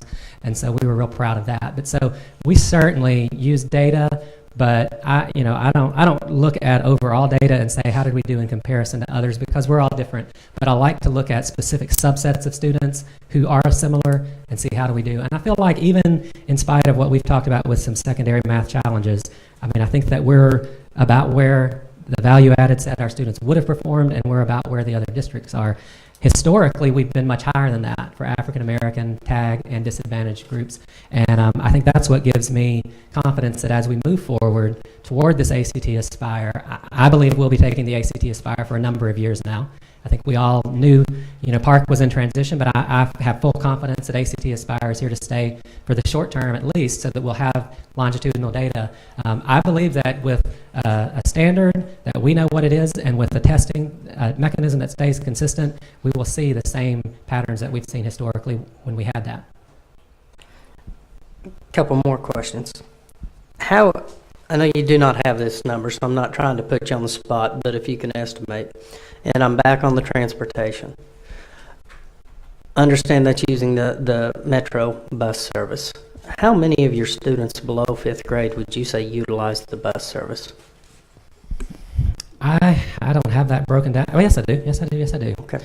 Sorry. It's okay. I do. I didn't expect you to have it. All right, here it is. Let's see. So at the last time, I think this would have been at present, we had no kindergartners, 1 first grader, no second, 3 third, and then it really starts to pick up at 4th. One of the things we found is the youngest kids who do ride it, the parents generally are putting them on there with a sibling. We have made it known we're happy to put someone on a bus if someone has a concern about putting their kid on a city bus without supervision. We have, in the last 3 years, we have had this many incidents reported to us from the bus, from either our parents, our students, or from the bus company, of any problems with our children on the bus, or anyone approaching them, or in any way there being a negative experience. So I think it's a great tool. I think certainly the secondary level is where we see it being used the most, and I would anticipate that would continue at UALR as well. But when I was a parent of a kindergartner, I wanted to drop my kid off at the front door regardless, and so I think most people feel strongly that way. And a lot of the families that we serve, obviously, I think Ms. Kohler said it. There aren't a lot of people who live downtown and around the downtown financial area or on the South Street side, but there are a lot of people who come downtown. And so I think that's why the number of students that are in our applicant pool and have expressed an interest in coming, they're going to get there, whether they bring them or whether they know we're going to provide that transportation which is accessible. Well, I think that brings up a point that I know I can understand a parent's concern about putting an extremely young child on a bus. And so it almost, to me, makes me wonder if for those students, especially alone, let me say that, for those students in the younger grades, is those applying for that only those families that have the means financially and time-wise to be able to transport their child to school? You could make that case. I would say that the people who are applying, it's a cross-section of the population, and I would say most of the elementary parents that I know love to take their kids to school. And so I don't think it's that. I wouldn't place it on that. I would say, moving forward, what we probably will do when we did this in the beginning, we would let parents know, where a group was, that if they wanted to ride the bus together, we have all that information. We would show you there's a bus that picks up here. And we did, in the very beginning, have a couple of times where parents said, can someone ride the bus? And we had people ride the bus. But that hasn't been a request recently, but it's definitely something that I think we should continue to look into and make some assessments on. I do think you've had a history of performance, and I'm excited about some of the ideas that you have. I will tell you, I do have a concern, and my main concern is with the possibility for expansion of the population of the free and reduced students. And that is a big concern that I have right now, that it would be more reflective or closer to other districts in the area. So I'll turn it over. And I think that's one of the things about moving into UALR in particular, is we're moving, you can either build schools and have people get to them, or you can take schools to people. And that's what we thought the UALR thing is, a way for us to see by moving a school into a more of a neighborhood, which is definitely, I think someone referred to it as a high dollar residential. It is not. It never has been and won't be. I think that it's important that, to see, do we attract more of an economically disadvantaged population? I think we will. I think that when you look at neighborhoods and you take a school into a neighborhood and you fight to let people know that school is there and to know what's available to them, I think that we'll see those numbers increase, particularly in that location as we move forward. If I understand the amendment request correctly, is the increase in enrollment to occur over time? Yes. So much each year? Yes, and let me find my page. So, do you think that you would have strategies that you have not used in the past, whether it be transportation, whether it be whatever? I don't think that there's just one variable there that may attract more free and reduced students to attend your school. Oh, certainly. We've already been in contact with the University District neighborhoods. We've had students and myself attend the National Night Out over in the University District neighborhoods. I've spoken to that group of leaders, and we've talked with them about strategies to door-to-door, door hangers, whatever it takes to get out, just like we're running a political campaign, get out there and make sure that people in the community know what's moving into their community and how to access it, so that people will certainly, we already have a huge pool of families that live in that area that are on our list at present, but I think that we can continue to work hard to get as much diversity as possible.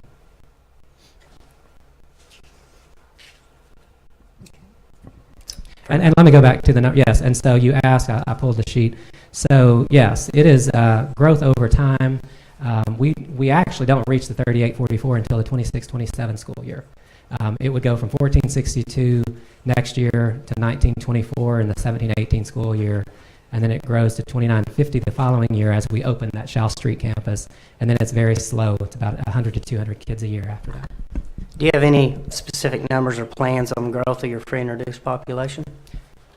We have been talking with some supporters and funders, and we've set a goal of new students enrolling in our schools through this expansion project, a goal of about 50% free and reduced of new students coming in. That's the goal that we're going to shoot for. But again, we don't know when they apply and we run the lottery and they get a place. We have no idea whether a student is coming in disadvantaged or not. We can only do our best to improve the pool and make sure that we have as many families from areas that historically, would indicate that. But it's an open enrollment process. I can't ask that question. I fully understand that, and I'm not, pushing for selection based upon that criteria. But I think what I'm saying is make sure that all the possible conditions support those students so that it would have at least a 50% criteria. Right, and that's as I said, by looking at location and looking at a targeted recruitment strategy, working with neighborhood associations, working with community resources. I think that we'll meet our goal. I have several questions. First, Kimberly, if you would pull their PowerPoint back up and go to slide 27. Ms. Reckon, I want to kind of walk through a timeline and talk to you about that enrollment increase. Where am I looking? It's not. Okay.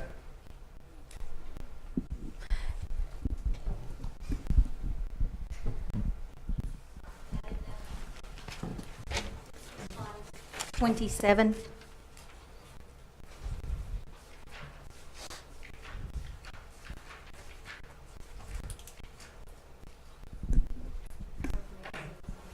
Is that 27 on yours? Oh, you can't see. Let me see where it is in relation to that one. Three slides ahead. You're talking about the amendment request list? Yes. Yes. Sorry, there are a whole bunch of fly-ins on that. It's going to take you a minute to get there. I'm very visual. I'm visual, so it helps me to right here. Okay. So as we put that up for everyone to see, I've kind of mapped out what I think the timeline is, and I want to kind of go through it with you.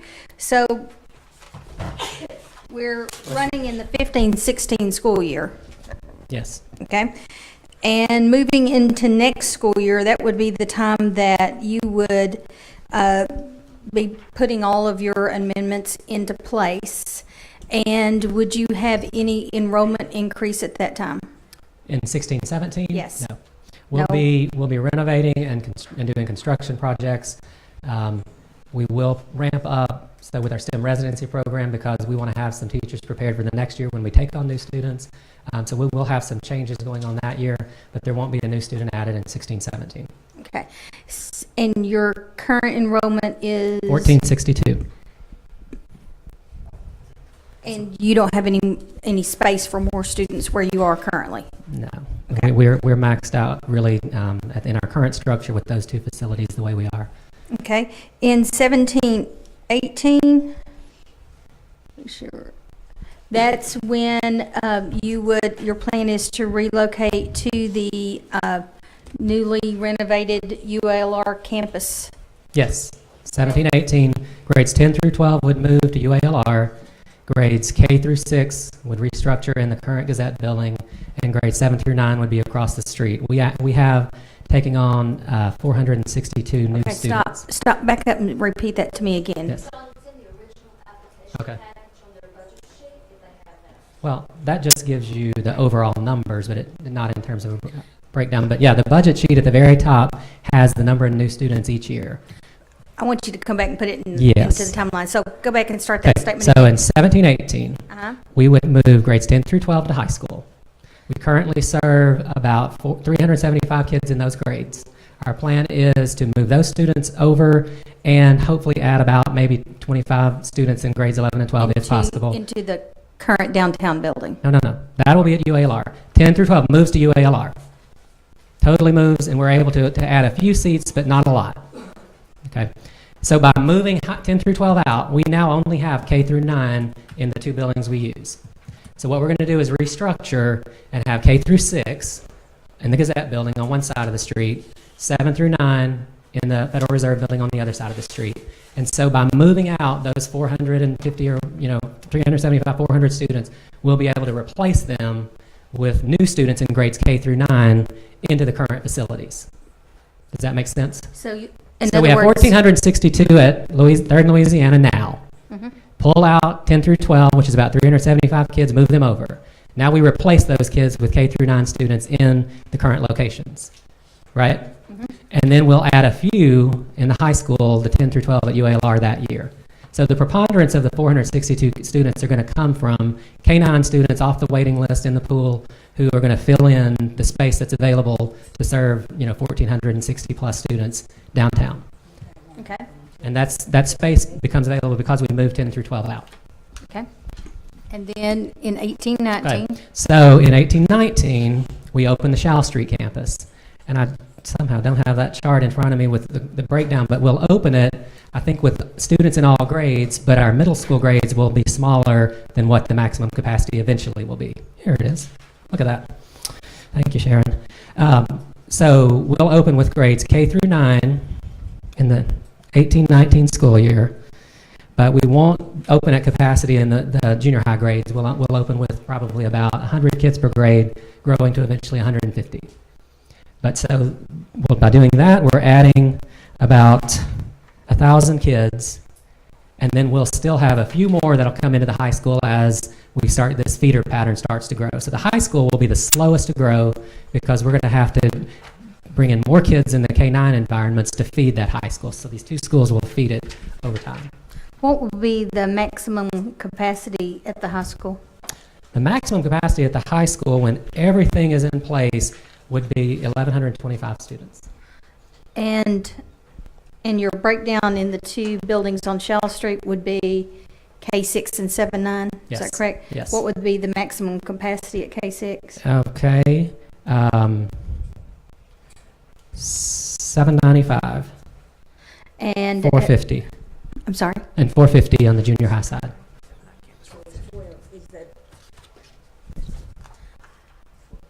So 1,245 on that entire campus. So long range, Yes. if the maximum capacity at K6 is 795, the maximum capacity of 7-9 is 450. And then your maximum capacity of high school would be 1,125. Then you're anticipating long-term that a lot of students would come into your system at high school. In the short run, that's why we're not growing the high school as much. We will try and take on some more because we'll have capacity over there and we want to be efficient. But long term, the plan is that these two K-9s are growing and feeding the preponderance of the kids.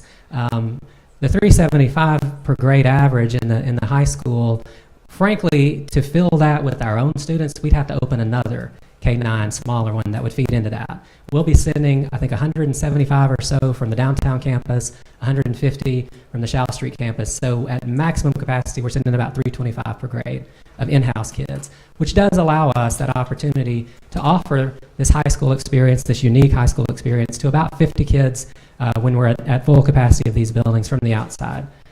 But over time, we'll just be taking on smaller numbers until these two buildings are at full capacity and feeding that full number. Does that make any sense?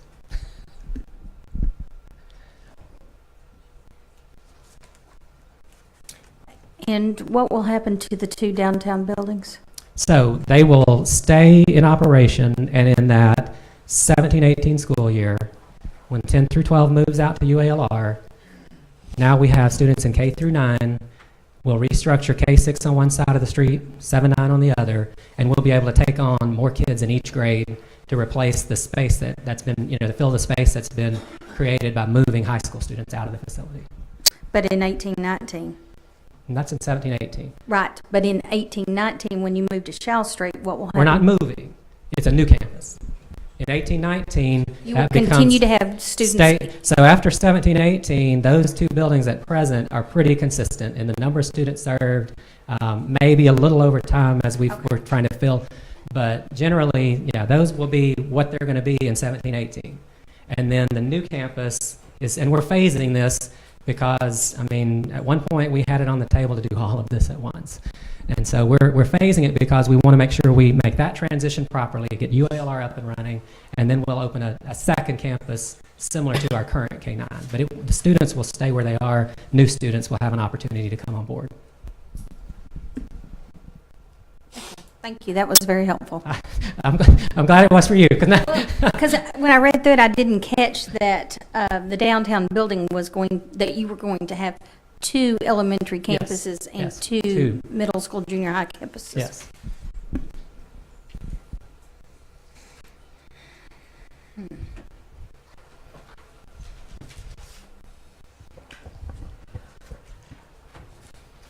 Questions, comments? Ms. Davis, do you have any remaining issues regarding this amendment?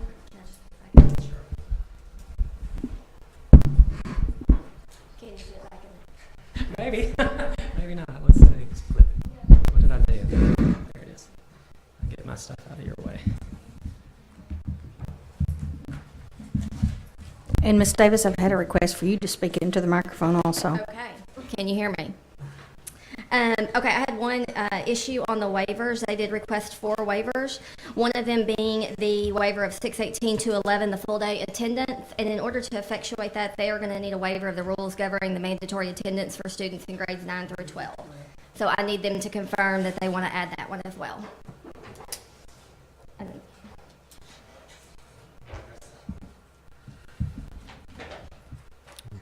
Trip Walter, Staff Attorney, Arkansas Public School Resource Center, and on behalf of ESTEM will agree to that addition. That was the only issue I had. Any further discussion by panel members before a motion?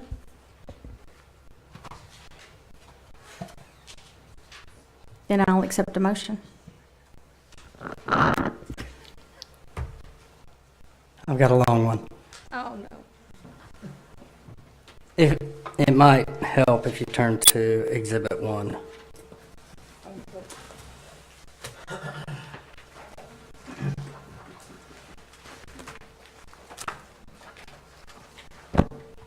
Is this a motion or a? It's a motion. Okay.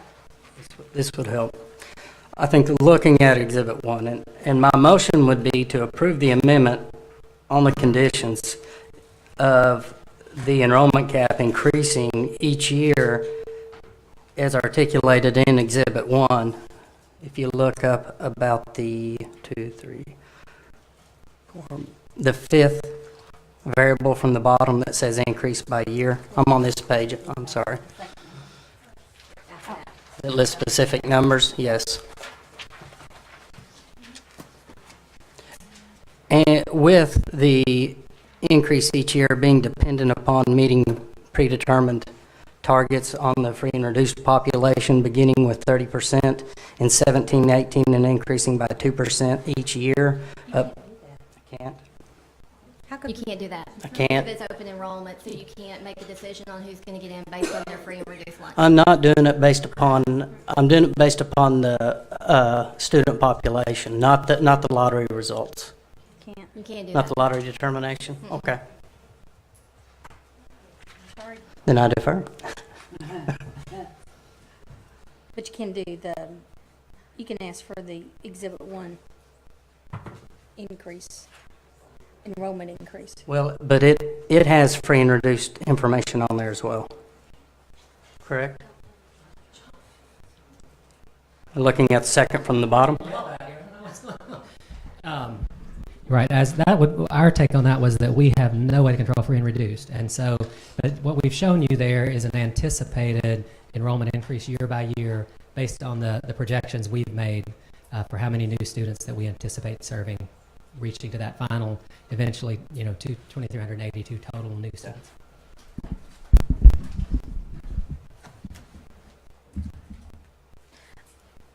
Would you restate your motion? Or did you rescind your motion? I rescinded, yeah. Okay, I'm marking you off then. Let's try again. Motion?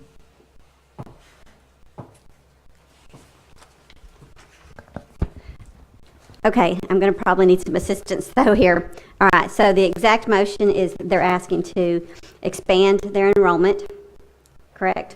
So I'll make a motion to allow ESTEM to expand their enrollment to the, 3,844, adding a new campus. Also allowing their high school students to move to the UALR campus and accepting their full-day attendance waiver. So, but there are many other waivers. Yeah. There were, okay. And so do I need to list those specifically? No. I'll just say To accept their waivers that as they have submitted.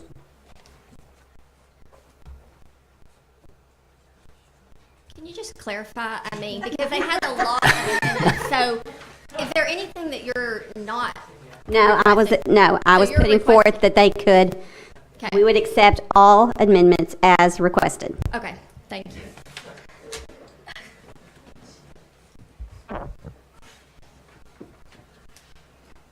Is that different than their amendment request? no changes. No change. Okay. So clarification, there's been a motion made to accept ESTEM's amendment to their charter, correct? Yes, with the clarification that With the Trip Walter made. clarification. Okay. I'll second that motion. And I'd like to have discussion, if that's okay. Go right ahead. I'm going to second that motion. I've thought about this for a long time, ever since the application has come forth. It's really agonizing because I've listened to both sides. I've read the paper. I know it's a very emotionally charged issue. But I also, and thinking about the Little Rock School District, we want the Little Rock School District to be successful. When I look at the application, some of the things that have helped me today is this is going to be phased in over time. Locations, I think, will encourage more economic diversity. I think that it is a very unique and wonderful opportunity for high school students, and it's aligned with goals of helping to know that students are going to be prepared for their future. I think the gradual phase-in also gives some time for the Little Rock School District to as they're getting a foothold, to be thinking about some innovations and things that can be done there as well. And we would encourage partnerships and provide support that's needed. So I wanted to say all that with my second. Any other discussion? Yes, Ms. Kaufman. Ms. Pfeffer, I also have agonized for days regarding our decision, and I know this. Each day when I wake up, I have the privilege of wearing the hat as an employee of the Department of Education. But there are times like today, I wear the hat of a charter authorizing panel member.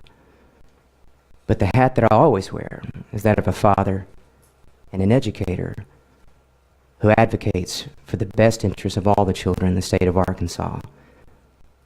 Further, when one considers the vast opportunities afforded in law and in rules and regs, all educational entities have the opportunity to form innovative, creative, waiver-rich programs for their kids, regardless of their differences.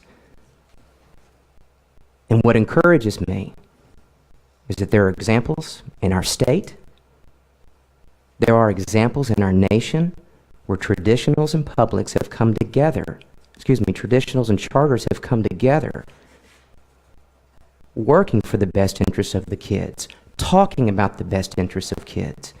And this mixed market, blended approach to education can only happen when the polarizing rhetoric stops and we move towards what is best for the kids in our state. Thank you. I agree with what was said, and this is a tough one for me. I will vote in favor of it. And it's just because, as I expressed my concern with the free and reduced population, and I want to see that increase. And that is my main reservation. And I do not like the ideas. I think it's been portrayed that perhaps support of one is always hurting another. I think that we need to be careful with that. I think that we can support both entities in the endeavor because we are ultimately, as Dr. Gocher pointed out, here for kids and individual kids. And this is definitely, in my time here, been one of the toughest decisions I've had to make. And I encourage you in your endeavors, and that's all I'll say for now. Yes, go ahead. Yesterday I was accused of being quiet on the microphone, and I've never been accused of being quiet, so I've got to make a statement now. One thing is, I do want to echo what Ms. Pfeiffer said. I also want to echo what Dr. Saunders said. Probably the biggest concern to me was the disadvantaged student population that's being served. I do recognize that you follow a lottery process and that you are open with that, so I acknowledge that. But I would like to see that population be increased, and I think it's something that would add to your school. I don't think increasing the disadvantaged population to your school would harm you in any way, especially if you are being diligent in your efforts to serve that population. I want to applaud your two students that spoke today. They were very articulate and wanted to recognize them. But I wanted to echo the previous comments. Ms. Davis, I need you. I have failed to ask for public comment from the people on my list. Would it be all right if I stop and do that now before we take a vote? Mm-hmm. Okay, thank you. Eugene Levy.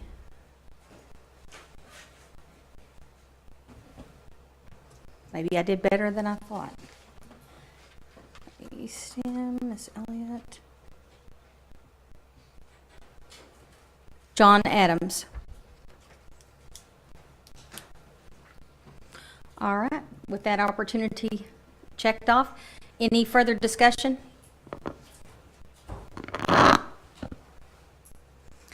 Then we have a motion by Ms. Smith to approve all waivers and a second by Ms. Pfeffer. All those in favor of the motion? Whoa. Motion to approve the amendment. Pardon me? You said waivers.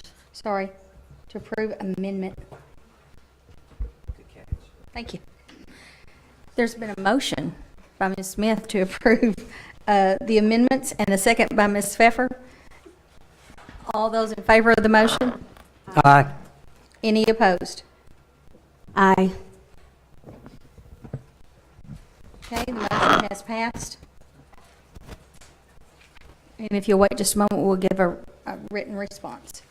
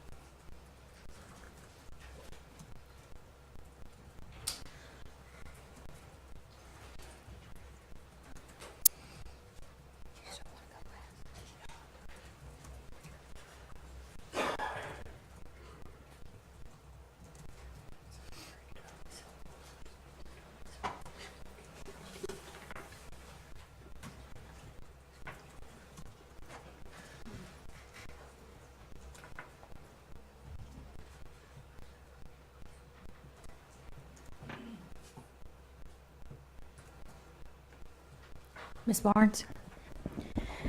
Yes, I voted against the motion to approve the amendments.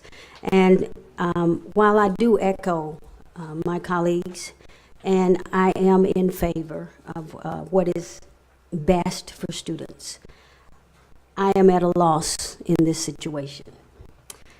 The complexity of issues involved in this request are too far-reaching with unknown and unintended potential consequences for me to comfortably make a decision at this time. Dr. Gocher? I voted for the motion to approve.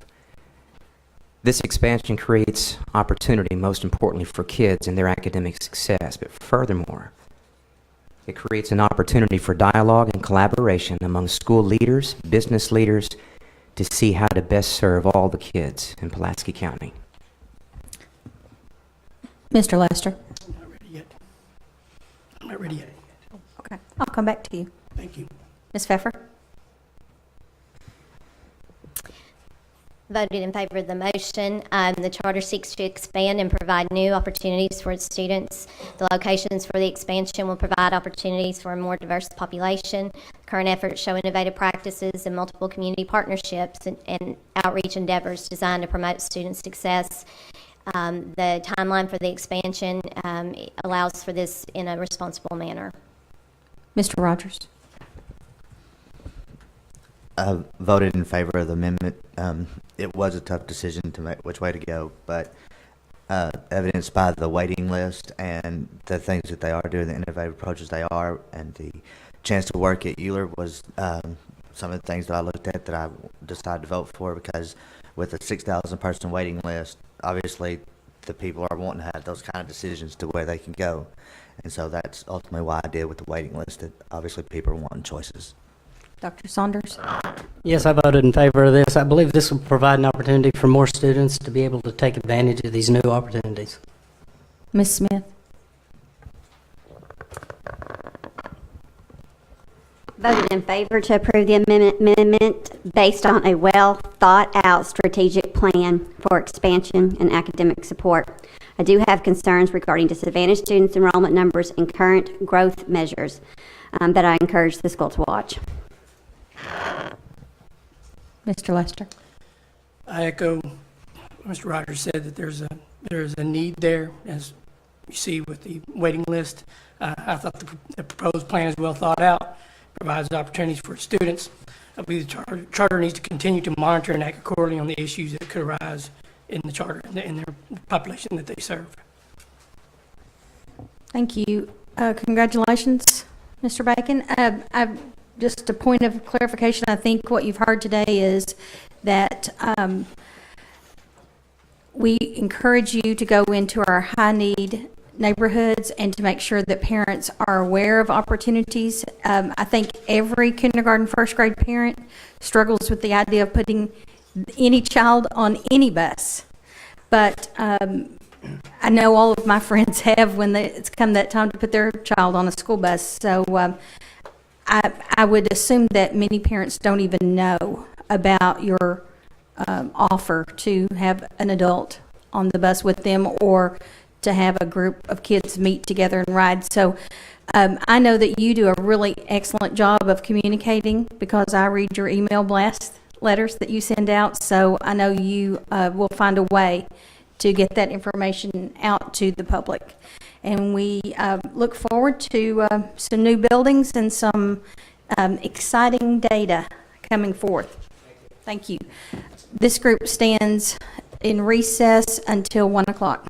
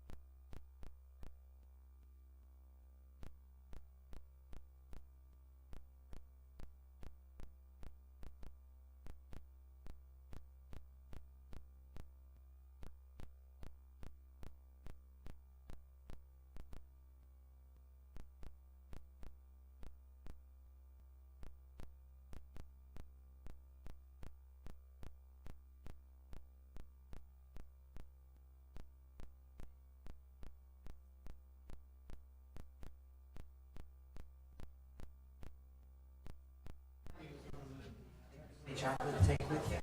I think the miniature, special dark. I'm a milk chocolate guy. Would you mind making a run and rest off? I don't mind. Get me out of it. Next vote? Are you I was kidding? about to say, let me go at about, I'll run pick it up around 2:30. Okay. Boy, don't bring me in there anymore.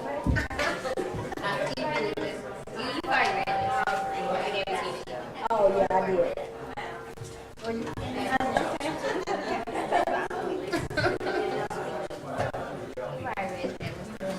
Are you sure? Yes, she sent it to us. Yes. But you're positive I read it. Oh, there we you're a good panel member. I But you have to say to him that you received it. you received it. Bobby's one of those people, he's not reading. Get out of your way. I'm gonna read, but I don't know. It's not French, but I would share some with you, Bobby, if you like some done. Oh, absolutely, for later, yes. Wait a little while, so thank you very, very much. Marjorie.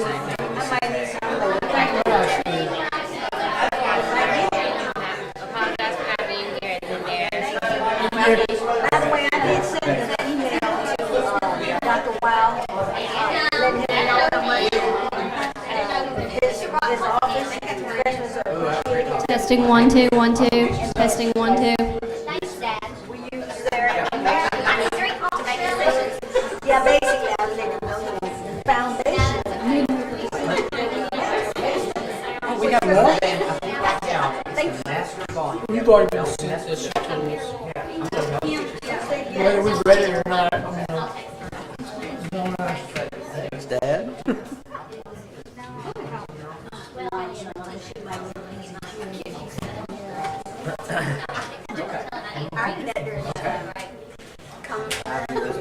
stop it. Eddie? Eddie?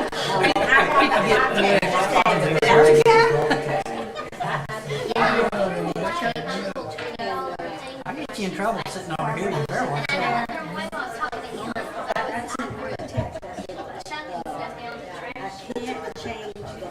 Future school is out, hostile. That's my wife. I can't even understand her. She does the dishes while I'm talking to her. And of course, the dishes aren't inside the door. Wait. I knew she would say that, but she was over. Yeah, she may. I was about to sit down. I know, that's why I was right behind you. Hey, anybody want a piece of gum just to kind of brush their teeth? I got some. I'm just brushing my teeth right now. Okay. Yeah. They're still in the game.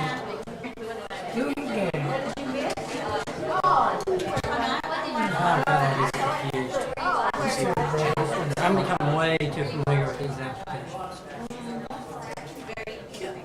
She had a kit while I was.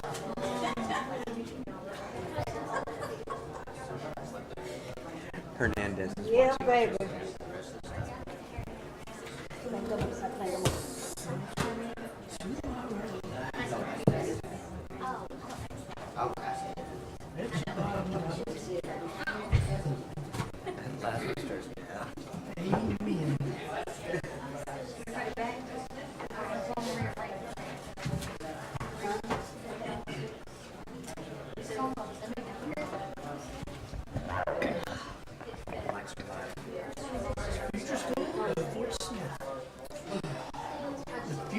Ms. Boyd, you're recognized for action item 4. Thank you, Madam Chair. Request for open enrollment public charter school amendment, Future School of Fort Smith. The Charter Authorizing Panel approved the application for Future School of Fort Smith on October 14, 2015. The charter is approved to serve students in grades 10 through 12 with the maximum enrollment of 450, beginning in the 2016-17 school year. Representatives of the Future School are appearing before the Charter Authorizing Panel to request an amendment to the charter. The first person we'll have to present on behalf of the charter is Trish Flanagan. If all representatives from the Future School of Fort Smith and anyone speaking in opposition, please stand to receive the oath. Do you swear or affirm the testimony you're about to give shall be the truth, the whole truth, and nothing but the truth? Ms. Flanagan, you're recognized. Good afternoon. It's great to see you guys. I thought this might be an issue for me as well, so I'm going to see if this works. Does this work? You're welcome to take it off the stand if you want to, if you keep it about your chin. Okay. I used to be a reggae singer, so this is old hat. Let's try it this way. Okay. Well, we've got so many great things to report to you all. So thank you again for your vote of confidence. It's really set us on the right path. I think to get started, before we go into the great news about our permanent facility that's come literally from the heavens, just to tell you a few great things that are happening right now in Fort Smith. Our Youth Advisory Council, which is about 10 students from Fort Smith, some of them are already registered with us, and some of them have been with us since day one, advising us on what students want and need in a high school education, are now becoming more organized, and tomorrow they're launching their first totally student-designed barbecue, where they've enlisted the help of their friends that have dance groups and so on and so forth. They've gotten donations. They called me and said, who do we make the checks out to? And I said, thank goodness we have our 501c3 status. So that's been really fun. And our partnerships are expanding in the ways that we expected, but always is very exciting to tell you about. The Clinton School of Public Service, which is one of our big partners, we now have 2 capstone graduates, students doing their capstone thesis projects with us. One is putting together a community garden program for the students to integrate their internships into that. Another student is building an empathy curriculum, and she's actually working with teachers from Little Rock and from Fort Smith districts to kind of pilot that and look at what that looks like. So we're excited, and we just spoke to their education policy class yesterday to about 10 other students that all have ideas now too of helping us. So our goals of being thought leaders in what's happening and sharing this with all students is certainly underway. Also in Fort Smith, partnerships are forging forward with the Regional Art Museum, the Symphony, around internships. We met with the director of the Fort Smith Symphony, and he's very excited about an opportunity for our students to do internships where they compose their own music and then perform. He's showed us where that's happening, and right now the program he's looking at is only in New York City. So really fun, cool things happening. And then finally, on Monday, we had another unprecedented positive sign of collaboration with the local school district, where at their study session, they gave us preliminary approval to meet with parents at their parent-teacher conferences for the 9th graders. Again, so that we can access students who really need this model. It was awe-inspiring, to be honest, to see that happen. So we're excited, and what we're here today to tell you all about is, and to kind of run through our new progress and plans for the building and see if we can get this approved, is a new building. Except it's not a new building, it's actually a historic community center in downtown Fort Smith right there. It has served as a Girls Inc. building, sort of a rec center. There's a gymnasium, there's a pool. What's really awesome about this building is that we looked at this about 6 months ago, and we walked through it and said there's no way it can be ready in time, and we didn't want to put students at risk for that. So we kept looking, but what I loved about it was that it's one of the places in town where people from all different backgrounds and parts of the town have a shared positive experience. I mean, running into people at different, in different generations from different backgrounds. Oh, I took swim lessons there. Oh, I had camp there. And so it really aligns with our core philosophy of bringing the community together. It is also, just a few notes, pieces to note, it's on an entire city block. The city owned it. It was sitting vacant for about 10 years. And I'll get to the next slide to show you. What made this possible for us was I guess I would say about a month ago, and this is where I say literally fell from heaven. Our real estate agent called and said, I just was told that there is a 10,000 square foot, almost new modular school building 10 minutes outside of town that's sitting there for sale. And it was originally purchased by the Joplin School District after the tornado. And so I ran out there with Brandon and we checked it out, and it's perfect. It's turnkey solution, it's ready to go, and it allows us to accommodate 150 students very comfortably on this on the property downtown. What we're also going to do for this first year is renovate the gymnasium that you see there, that main piece of the building behind the tree. And we were adamant and really lucked out on this, and this is why this is the ideal situation, because we needed a gymnasium. We knew we needed a place where kids could come together, where, like we said, our community partners could have classes and programs. We have confirmation with the Adult Education Center to provide free GED and ESL classes on our site. So this allows us to do exactly what we wanted to do, which was to be a center for the community and serve our students from all walks of life.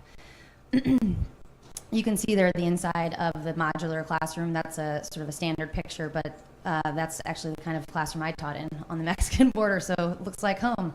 But that's what the inside of those buildings look like.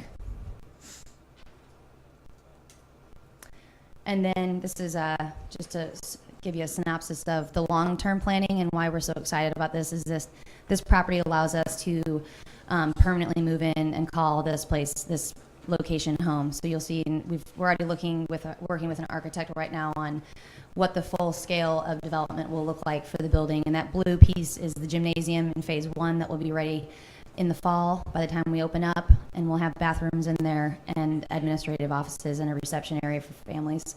And then you can see we kind of build out from there. So we have been approved by the Historic Commission, City Commission, which we thought was going to be a large hurdle because of the modular units not looking like a historic building at all. But as it turns out, they were as excited as we were about the mission behind this. So we're approved with that. We're just working through some more processes within the city to get full approval. And so we're just very excited that this happened. Because it allows us to fulfill our mission in a much more powerful way. Thank you. Is there anyone to speak in opposition? I noticed Mr. Cox is signed up for public comment. Is there any? I think he's just here in case you have questions. Okay. Mm-hmm. You have 5 additional minutes. Any additional things? I think that I knew you were going to say that again. I think this is just so exciting for me and for all of us, because the look on the faces in the community that, as we know, has been divided at very recent times from one thing to the next, and also what just communities face in general. And you're talking about certain parts of town being where certain people live, et cetera, et cetera. That's at the heart of our mission, which is that's no longer going to be a thing. And so the look on people's faces, African American women in their 60s, Caucasian men in their 30s, all saying, yeah, I roller skated on that, right in front of there, right in front of that building. So we just knew that it was going to be a powerful move. And the fact that it just literally opened up is really what we're about, which is the community pulling together. Thank you. We'll open up for questions, and I'm going to start with the question. When I've been out visiting charter schools recently with Miss Boyd, and I've seen a lot of great things. But one thing that strikes me at some of them is I go into them and they look like the traditional school looked 10 or 15 or 20 years ago. What's the inside of your building what are those classrooms going to look like? Will you kind of draw us a visual of, a mind visual of what we're going to see in these classrooms? Sure, yeah. I mean, that's exactly where our thinking of it is as well. Just to give a brief visual, we've had a lot of other things coming up, so we haven't been able to sit down and kind of flesh out what 3 years down the road looks like. But as an example of how our building aligns with our model is we want to have, when we actually build our classrooms, very large rooms with a divider that you can move back and forth, so that when you have cross-curricular classes, science and math working together, teachers working together to do projects, English and social studies, that they can easily adjust the building for that.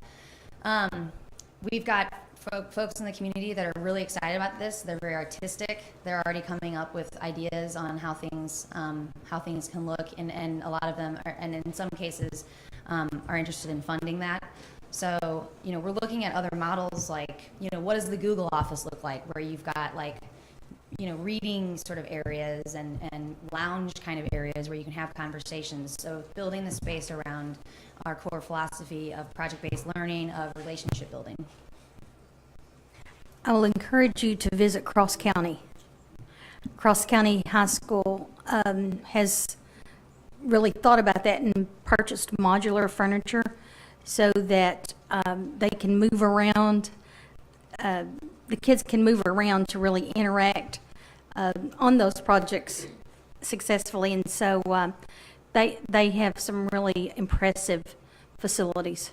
Great. All right. Dr. Saunders, you're recognized. Good afternoon.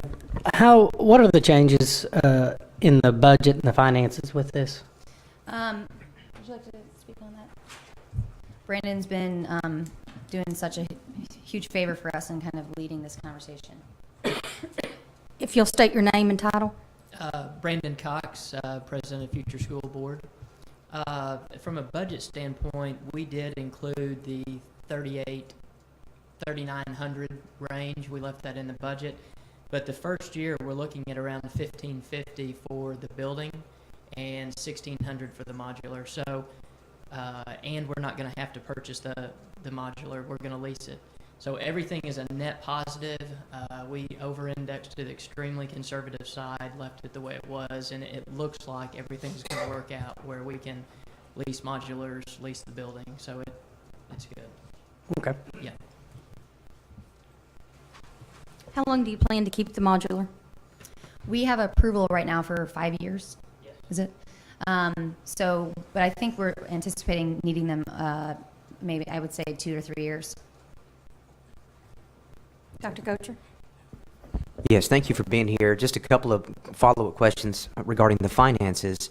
I'm encouraged to see the pupil transportation through the monthly bus passes, and I notice it's going to go up almost double the next year. Explain that. And secondly, is $7,000 of maintenance and repairs annually sufficient enough for a building that may need some upkeep? So I'll just address the transportation first. I believe, so it's about $52,000 for every 150 students. $350 per student, according to the chart. For the bus pass. Yes, ma'am. And then it doubles because, I'm thinking of my math right now, but it doubles because we want to make sure that all students we have it budgeted for everyone. You bet. If it's 100%. Okay. And I have no idea if this is expensive or not, but that seems high. Is that a negotiated price? Is that That was, to cover our bases. So I started talking to the Department of Transportation locally about a year ago when we were first looking at buildings, and said, transportation is key to make us accessible. So we basically said, what is the standard rate without talking about discounts or anything? And it's $350 a year for 12 months. And certainly I understand a budget is a plan. Yeah. So I'd love for you to beat that plan a bunch. So anyway, and then as far as the $7,000 annual for maintenance and repairs, do you see any immediate repair needs? I think, I don't know if we can talk about renovations. We do have a pretty large surplus for that very purpose in revenues. Yeah, if you're satisfied with that, I'm satisfied. I'm just making sure that you guys know the building, obviously. So, all right. Those were just some minor pieces I had. Thank you. When the building is completed, after all of the phases, what would be the total capacity? 450. Yeah, that's what we started with to make sure it will accommodate all 450 students. Any additional questions or comments? Ms. Pfeffer? And you may have covered this and I missed it, but the location of this in relation to where you initially thought you were going to be, can you give a description, and will that impact in any way the students who could would that make a difference, based on what we approved in the original charter and the accessibility? Do you have concerns? And I know we've talked about the bus passes to provide transportation, but can you just talk about that for a minute? Sure. It's still the north side of town, and it is, I think, about 2 miles away from our original site, so it's in the same neighborhood, more or less.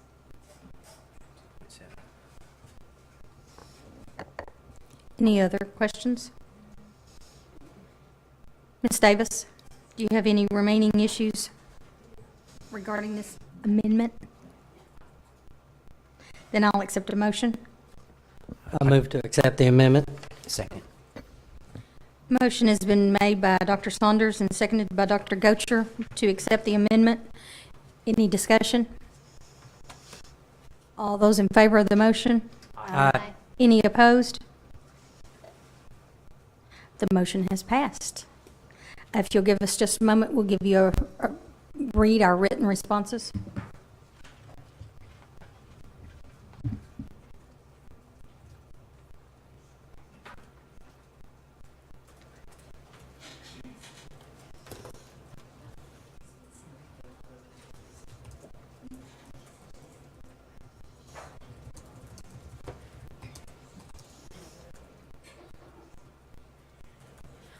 Ms. Flanagan, while they're working, I would encourage you to take a lot of pictures.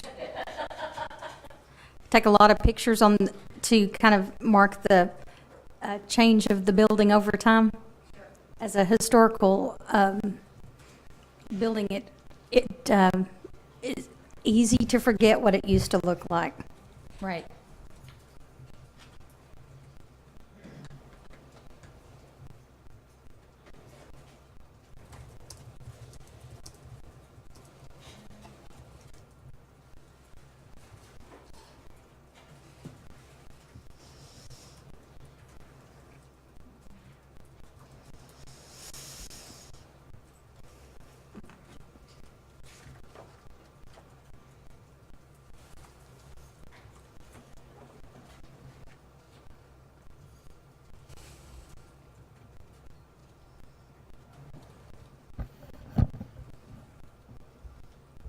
Ms. Barnes? I voted in favor of the motion. I have no concerns regarding adverse impact and see this as an opportunity toward a successful opening of the charter. Dr. Gocher? I also voted for the amendment. I feel this is a great opportunity. I think you used the phrase handed down from up above. So that's great for you and the kids. And I see no concerns regarding this amendment. Mr. Lester? Voted for the amendment. I have no concerns. It's a great opportunity and location in the community. Ms. Lee Wu? I voted for the amendment. I didn't have any concerns with the amendment request. Ms. Pfeffer? I voted in favor of the motion because I have no concerns. Mr. Rogers? I voted for, just like everybody else. Not any concerns with it. Dr. Saunders? Yeah, I voted for it. I think it allows the district to be located where they see the need. Ms. Smith? No concern regarding the new facilities. I believe the new facilities will assist you in meeting the educational goals. Congratulations, Ms. Flanagan. Thanks We look very forward much. to a successful opening. Thanks. Ms. Boyd, I understand that action item 5 has been withdrawn. That's correct, Madam Chair.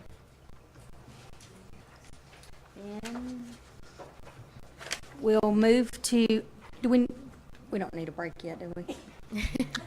I know. It's from my PD days. Then we'll move to action item 6. Thank you, Madam Chair. Request for open enrollment public charter school amendment, KIPP Delta Public Schools, the Blytheville campus. The State Board of Education approved the amendment request on November 9, 2009 for KIPP Delta Public Schools to add a Blytheville campus. The campus is approved to serve students in grades K through 12 with a maximum enrollment of 810. Representatives of the KIPP Delta are appearing before the charter authorizing panel to request an amendment to the current charter. From KIPP, we'll have Anna Milham, who's the Manager Director of Operations, to start off their presentation.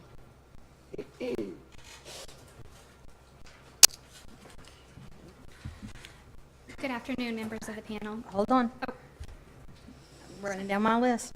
I need all the representatives from KIPP Delta Public Schools Blytheville and anyone speaking in opposition to please stand to receive the oath. Do you swear or affirm that the testimony you're about to give shall be the truth, the whole truth, and nothing but the truth? I do. Thank you. Ms. Melham, you're recognized. And get very close to the microphone. Okay. Good afternoon, members of the panel.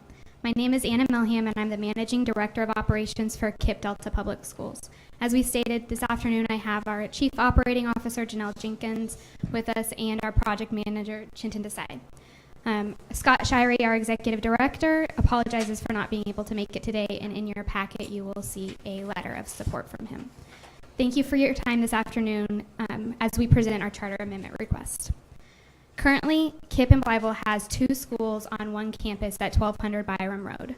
We have our 4th through 8th grade middle school, Blytheville College Preparatory School, and our 9th and 10th grade and growing high school, KIPP Blytheville Collegiate High School, all on one campus with 364 students. Our mission at KIPP Blytheville is to provide opportunities for all students to pursue their passions, develop expertise in what they care most about, and use their knowledge to exercise responsibility in their community, country, and world, and to help them move to and through college. Our request this afternoon is twofold. We are asking for approval. We are asking for approval to establish a new campus for our growing community and our student population, as well as for approval to reconfigure our grade span for our existing schools in Blytheville. As we move through our requests, I do want to speak to the demographics of the students who we teach for both schools. As you can see, for both our middle and high school, our free and reduced meal population last year was greater than the average across the state of Arkansas. This year, like the local public school in Blytheville, our KIPP Delta is a community eligibility school, meaning that 100% of our students we serve eat for free. Not included up here, I want to also share that regionally, 11% of our students receive special education services, and in Blytheville, 13% of our students receive special education services.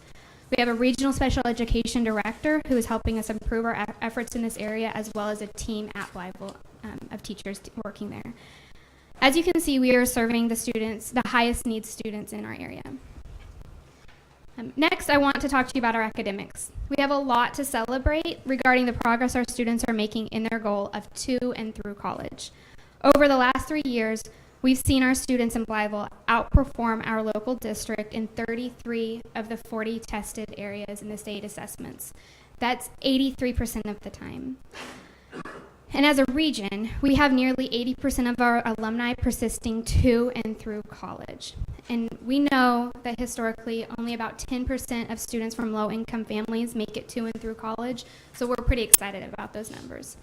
In Blytheville, we don't have graduating seniors yet. We have our first graduating class in 2018, so they're in 10th grade right now. But we're very confident that we are doing great work to get our students to that same number. Right now, we're simply at capacity at our current campus. So that brings us to our first request, establish a new campus. The central campus, located at 1124 Moultrie Road, provides our students and staff with the needed space and facilities to be able to work and learn. We had an opportunity to purchase Central Campus from the local district, and after reviewing this, we found this to be an opportunity that just made sense. There's 63,000 square feet, 29 classrooms, a kitchen, a gym, an auditorium, a stage, a media center, and a lot of green space for our students. This is all important aspects of a school campus that we see. And then at the purchase price and renovation cost of $45 a square foot, we saw this as a fiscally responsible decision. So this is the campus that we're asking to move to and to establish a new campus for KIPP. It's a couple miles north of our current campus, and we're really excited about this opportunity. To put this into context, the purchase price of that central campus, it was $806,000. If we put that money into expanding at our current campus using the modular technology that we have, with that amount of money, we would only be afforded about 4 to 6 classrooms. So this slide speaks for itself. Right now, the red box that you see would be what we would be able to add to our current 1200 Byram campus. if we stay. So that's our first request, is to establish a new campus at the establish a new campus at our central campus. I'm moving on to our second request, to reconfigure our grades between our two schools that are right now on the Byram Road. So if our first request is granted to establish a new campus, our second request is to move our grade configuration from LEA 705, right now it's the KBCPS, which is serving 4th through 8th grades. We're asking to move 4th through 6th grade to the middle school KBCPS at 1124 Moultrie. And then we're also asking to move our high school to a 7th through 12th model, which right now for the next school year will just be 7th through 11th until our students grow up into seniors. So quite simply, those are our two requests. We're asking to establish a new campus and then reconfigure our grade spans if that first request is granted. Thank you.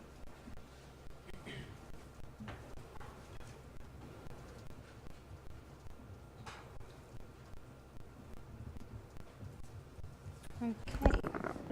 Do we have anyone to speak in opposition?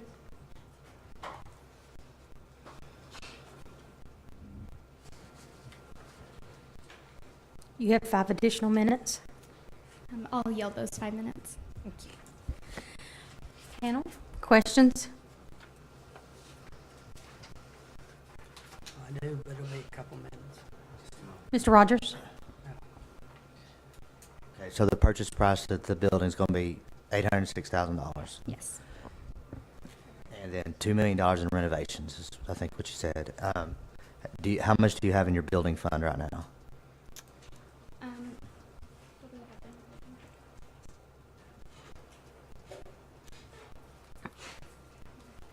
Please state your name and title. Janelle Jenkins, Chief Operating Officer at Kip Delta Public Schools. So at the present moment, we have funded the purchase price. We've received a grant from the Walton Family Foundation for $1.3 million to also assist with future renovations. So that's the grant that you got, the 1 point, how much? 1.3. Okay, so that's going to take care of the purchase price. And so we've been approved for 1.3 of 3.3 total. We're expecting the second phase, but we haven't received formal approval for that. So we have the funds, and we're also applying for a USDA loan, and we're pretty far in the process for that as well. And then in your budget, you have a redemption of principal, and it looks like you spent, it was budgeted at $314,000, but you spent $600,000. What is that? I'd have to get back to you on that, review the financial model, but I can get that to the board shortly. Okay, that's all. Thank you. That's all I have right now. Dr. Saunders?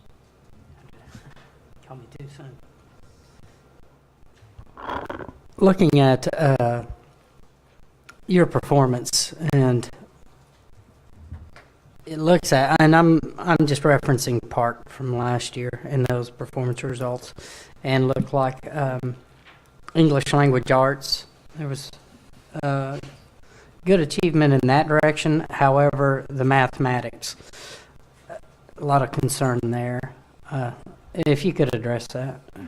Absolutely. We are, as a region, addressing reading on a regional basis. We're making a big push for our reading. So we're aware, and we are working towards improving our high pitch in our lessons for our for our math teachers. So we've got a region-wide curriculum called Eureka Math that all of our teachers our math teachers are working on.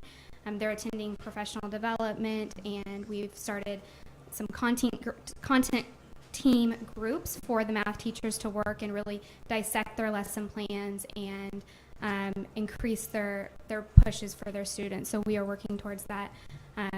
We're working towards the improvement in our math curriculum. In any particular reason why you feel the scores in math were so low? Have you been able to identify a root cause of that? I don't know that I would be able to speak to that. Okay. I'm sorry. Okay, you also identified in your presentation comparison with a local district. Tell me what what do you do that's different compared to them? I mean, what, a sales pitch, I guess, what I'm asking. Right. So it's interesting. We were just talking about this. We really believe competition is good, and we think that holding our expectations really high with our students for their performance, everything from their character in their classrooms to their academics. We really push our academics and push our high expectations. So we are actually seeing the local district improve and also start to give feedback to our teachers. One of the things for our teachers that we do that is different is that we commit to weekly observation and feedback from our school director. So we have really strong leadership at our campus right now in between our two schools, where we're pushing our teachers and then also giving our feedback to our students. We're constantly checking in. We push that for our teachers to have the personal connection with the students as well. So we have committed teachers to communicate with our parents. We have a requirement that our teachers are available before and after school until 9 p.m. so that students can call and ask for help on homework. And it happens quite frequently where our teachers are working those longer hours. One of our pillars at KIPP is more time. So we require longer hours, and I know that our waiver does have that, where we have more time in the classroom. So we're bringing kids in on Saturdays, our students in on Saturdays. We're bringing them in during summer school to really increase more time in the classroom so that they can continue to learn. And we're trying to fight that summer learning loss as well. Thank you. Any additional questions or comments?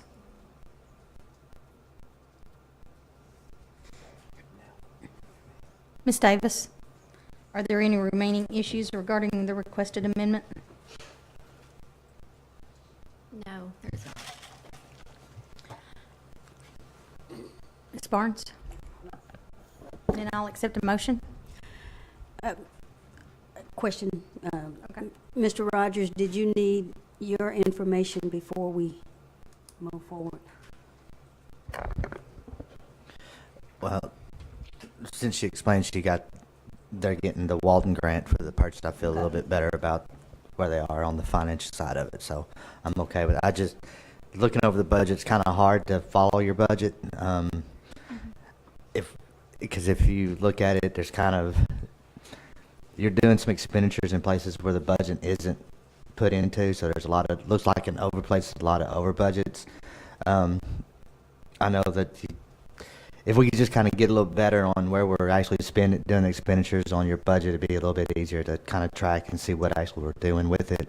But on the redemption of principal, I'm assuming that's repayment of some kind of loan, and it just kind of jumped up $300,000 in 1 year. So that's the only reason why I was wondering. And another thing we're doing between the USDA loan and the Walton Family Foundation, what the USDA loan is allowing us to do is to refinance a lot of our principal. What that will do will increase our debt service. So the $666,000 is representative of the debt service associated with refinancing some existing loans at better rates. Okay, that makes sense. Okay. Thank you for your patience.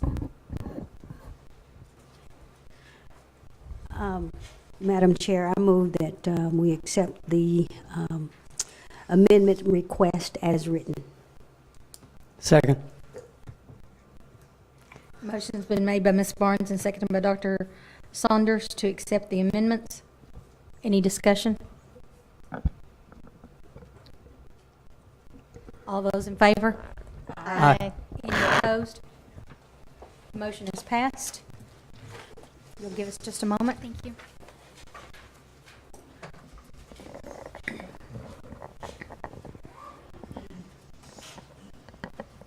While they're writing, I'll make the same offer to you as you begin to purchase furniture for your school. I would encourage you to visit Cross County.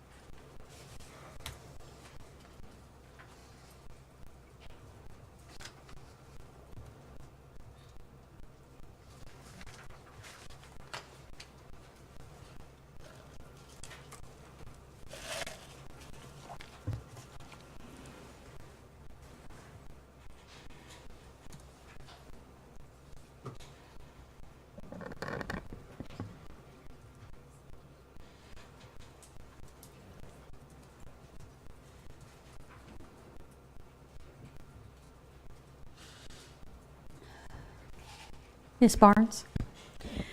Yes, I voted to approve the requested amendments because I have no concerns regarding the amendment to relocate, and I believe that the reconfiguration of grades may prove beneficial to the academic process. Dr. Gocher? I voted for the amendment to approve the request. I feel the relocation and reconfiguration will benefit kids and families. No concerns. Mr. Lester? I voted for the amendments. I have no concerns with the requested amendments. Ms. Lee Wu? I voted for. I didn't have any concerns. Ms. Pfeffer? I didn't have any concerns with the requested amendment, and I also think it's a good example of partnership with the Bible School District to be repurposing the facility. Mr. Rogers? I didn't have any concerns with the request for the student population to have a new building. Dr. Saunders? Voted in favor. I think this gives the school the flexibility they need to respond to their students. Ms. Smith? No concern regarding amendments. The new facility will assist the school in serving students. Good luck to you. Thank you and congratulations. And for the record, Ms. Pfeffer, thank you for reminding me. We did have a conversation yesterday with the superintendent of Blytheville Public Schools, and we appreciate the collaboration that goes on between the charter and traditional and district conversion school. So I think you're really trying to serve the needs of the Blytheville patrons, and we encourage you to continue that conversation and to be a model for others. Thank you. Thank you. Very much. Now you ready for a break? Yes, we will take a short break.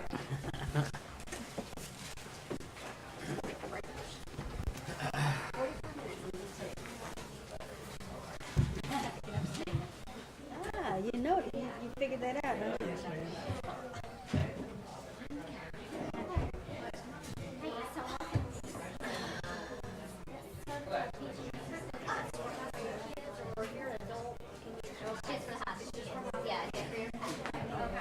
If you're an adult, you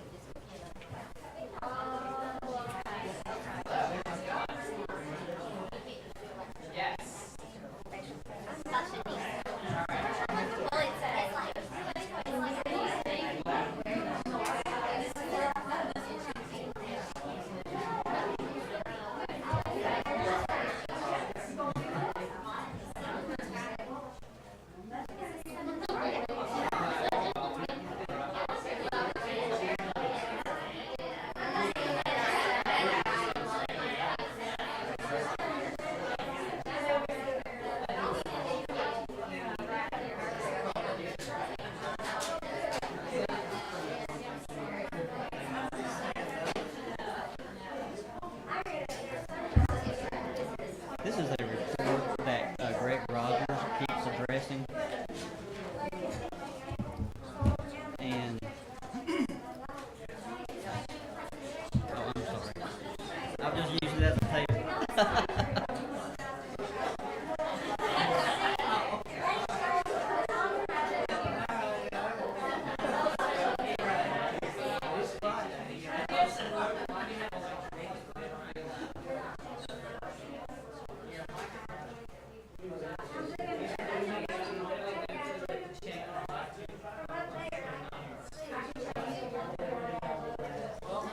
Just real quick.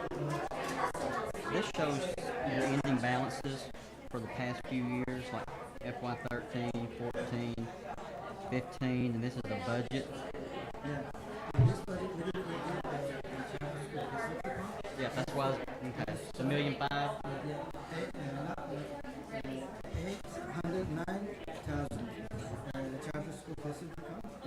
Okay. Okay, 'cause he might ask about that. I just want to make sure. Okay. Actually, we discussed that issue yesterday with my finance. Oh, okay.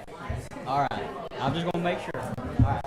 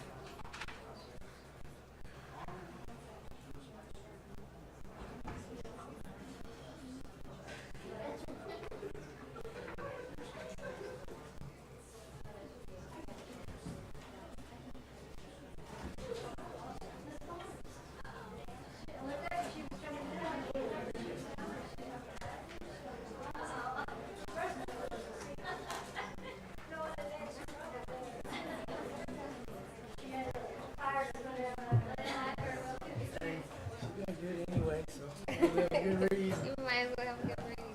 Yes, ma'am. What do we got? I don't know, I haven't seen it. What? That's fast. Get my glasses on.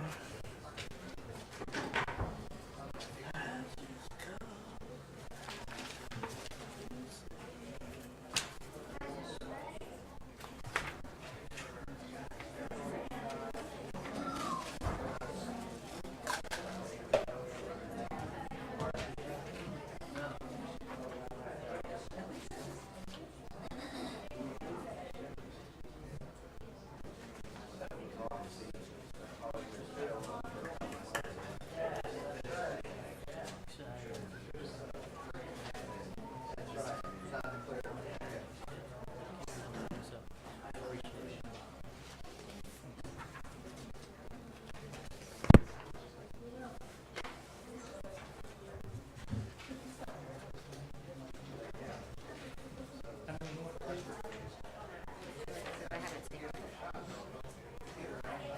It's from the school.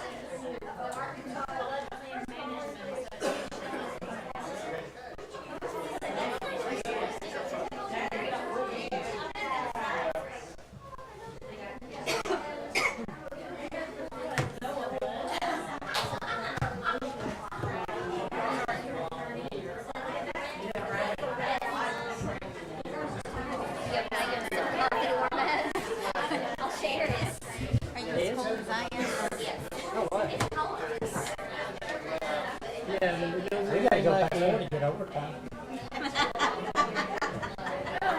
We gotta go past 4 to get overtime, don't we? You're so funny. Speak to whoever you're speaking to. Do I have my quota on motions and seconds? What is up with your mic? It's a squeaker. Hey, just a little. The old oil can right there. Dude. I think I'm gonna start using yours. Do you mind if I use your mic? What you want? I don't know what you want to accentuate.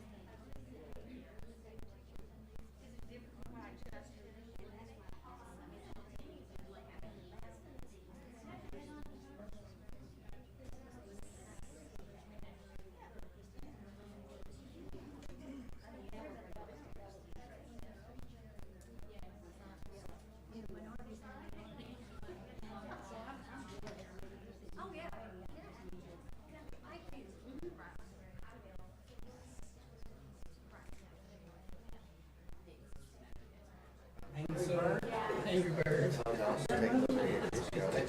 I did not know. I was going through paying 3 last week.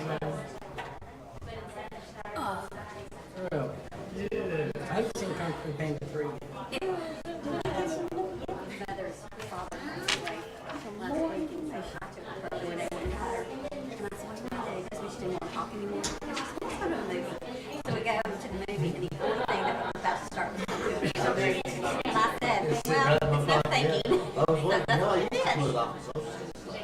I might possibly enjoy that.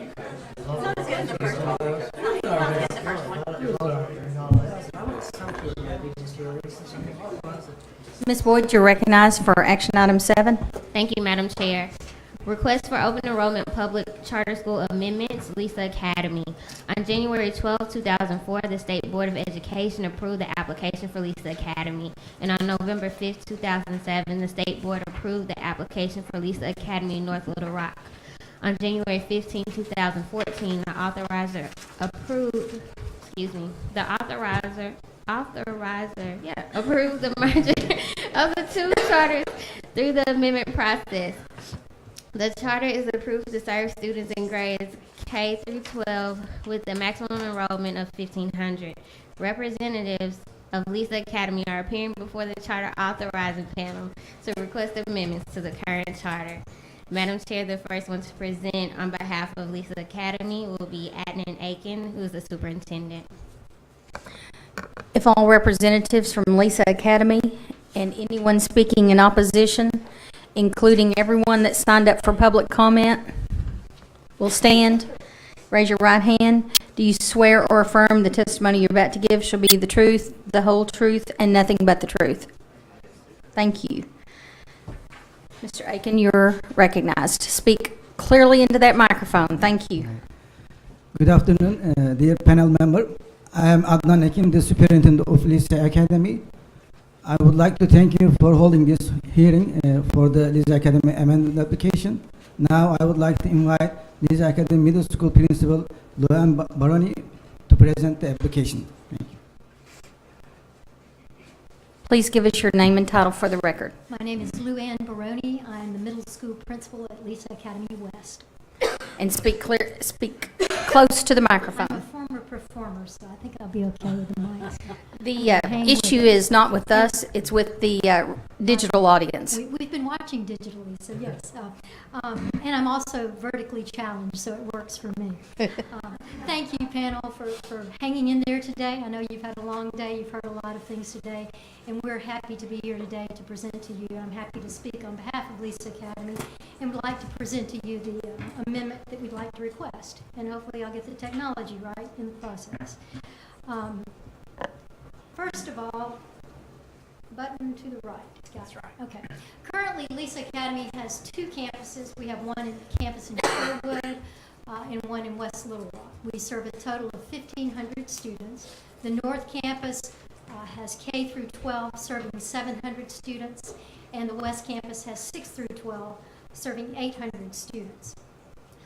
In support of our request, I'd like to go over just exactly, first of all, exactly what we're asking for today. I know that's been confusing at some point, so I'm going to try to be clear. And we do have good math scores, as you'll see later, but our numbering messed up on the slide. So there are 4 separate things we're asking for. Number 1 would be adding the new elementary campus in West Little Rock, serving grades K through 6 at 12200 West Haven Drive. The second thing we're asking for is changing the grade levels at our current West Campus. Currently 6 to 12, we're asking to change that to 7 to 12. And we're asking to increase the enrollment cap of Lisa Academy from 1,500 to 2,100 students for the entire charter. We're asking that all of our current waivers would also be applicable to the new campus. In support of our request, I'd like to discuss some of the benefits that we believe would be realized with the amendment approval. Lisa Academy is and has always been a preparatory charter school with a STEM focus. Before the word STEM was popular, we were doing STEM things with our students. Lisa's requesting to complete our West Campus vision by adding an elementary school in West Little Rock. The new Lisa Elementary in West Little Rock would utilize the successful system that we have implemented in North Little Rock with our elementary campus there. And we would like to implement some of the following educational innovations that we already have in place and would like to continue at the new K-6 campus. We have a STEM-focused education, as I mentioned. LISA provides rigorous STEM education to all of the students so that they'll be prepared to compete in the world of STEM that we live in these days. Some of the practices that we have used and have found successful are the Project Lead the Way STEM instruction. Our North Campus uses the Project Lead the Way launch program with the elementary students. They have after-school programs beginning with kindergarten. The students are involved in coding, robotics, and other engineering-type activities. We have STEM applications where we allow students to go and see STEM careers at work in the community. The 5th grade students even go to space camp each year as a part of that STEM exploration. We invite STEM professionals to come on our campus to share with our students what they do in their everyday careers involved in the STEM field.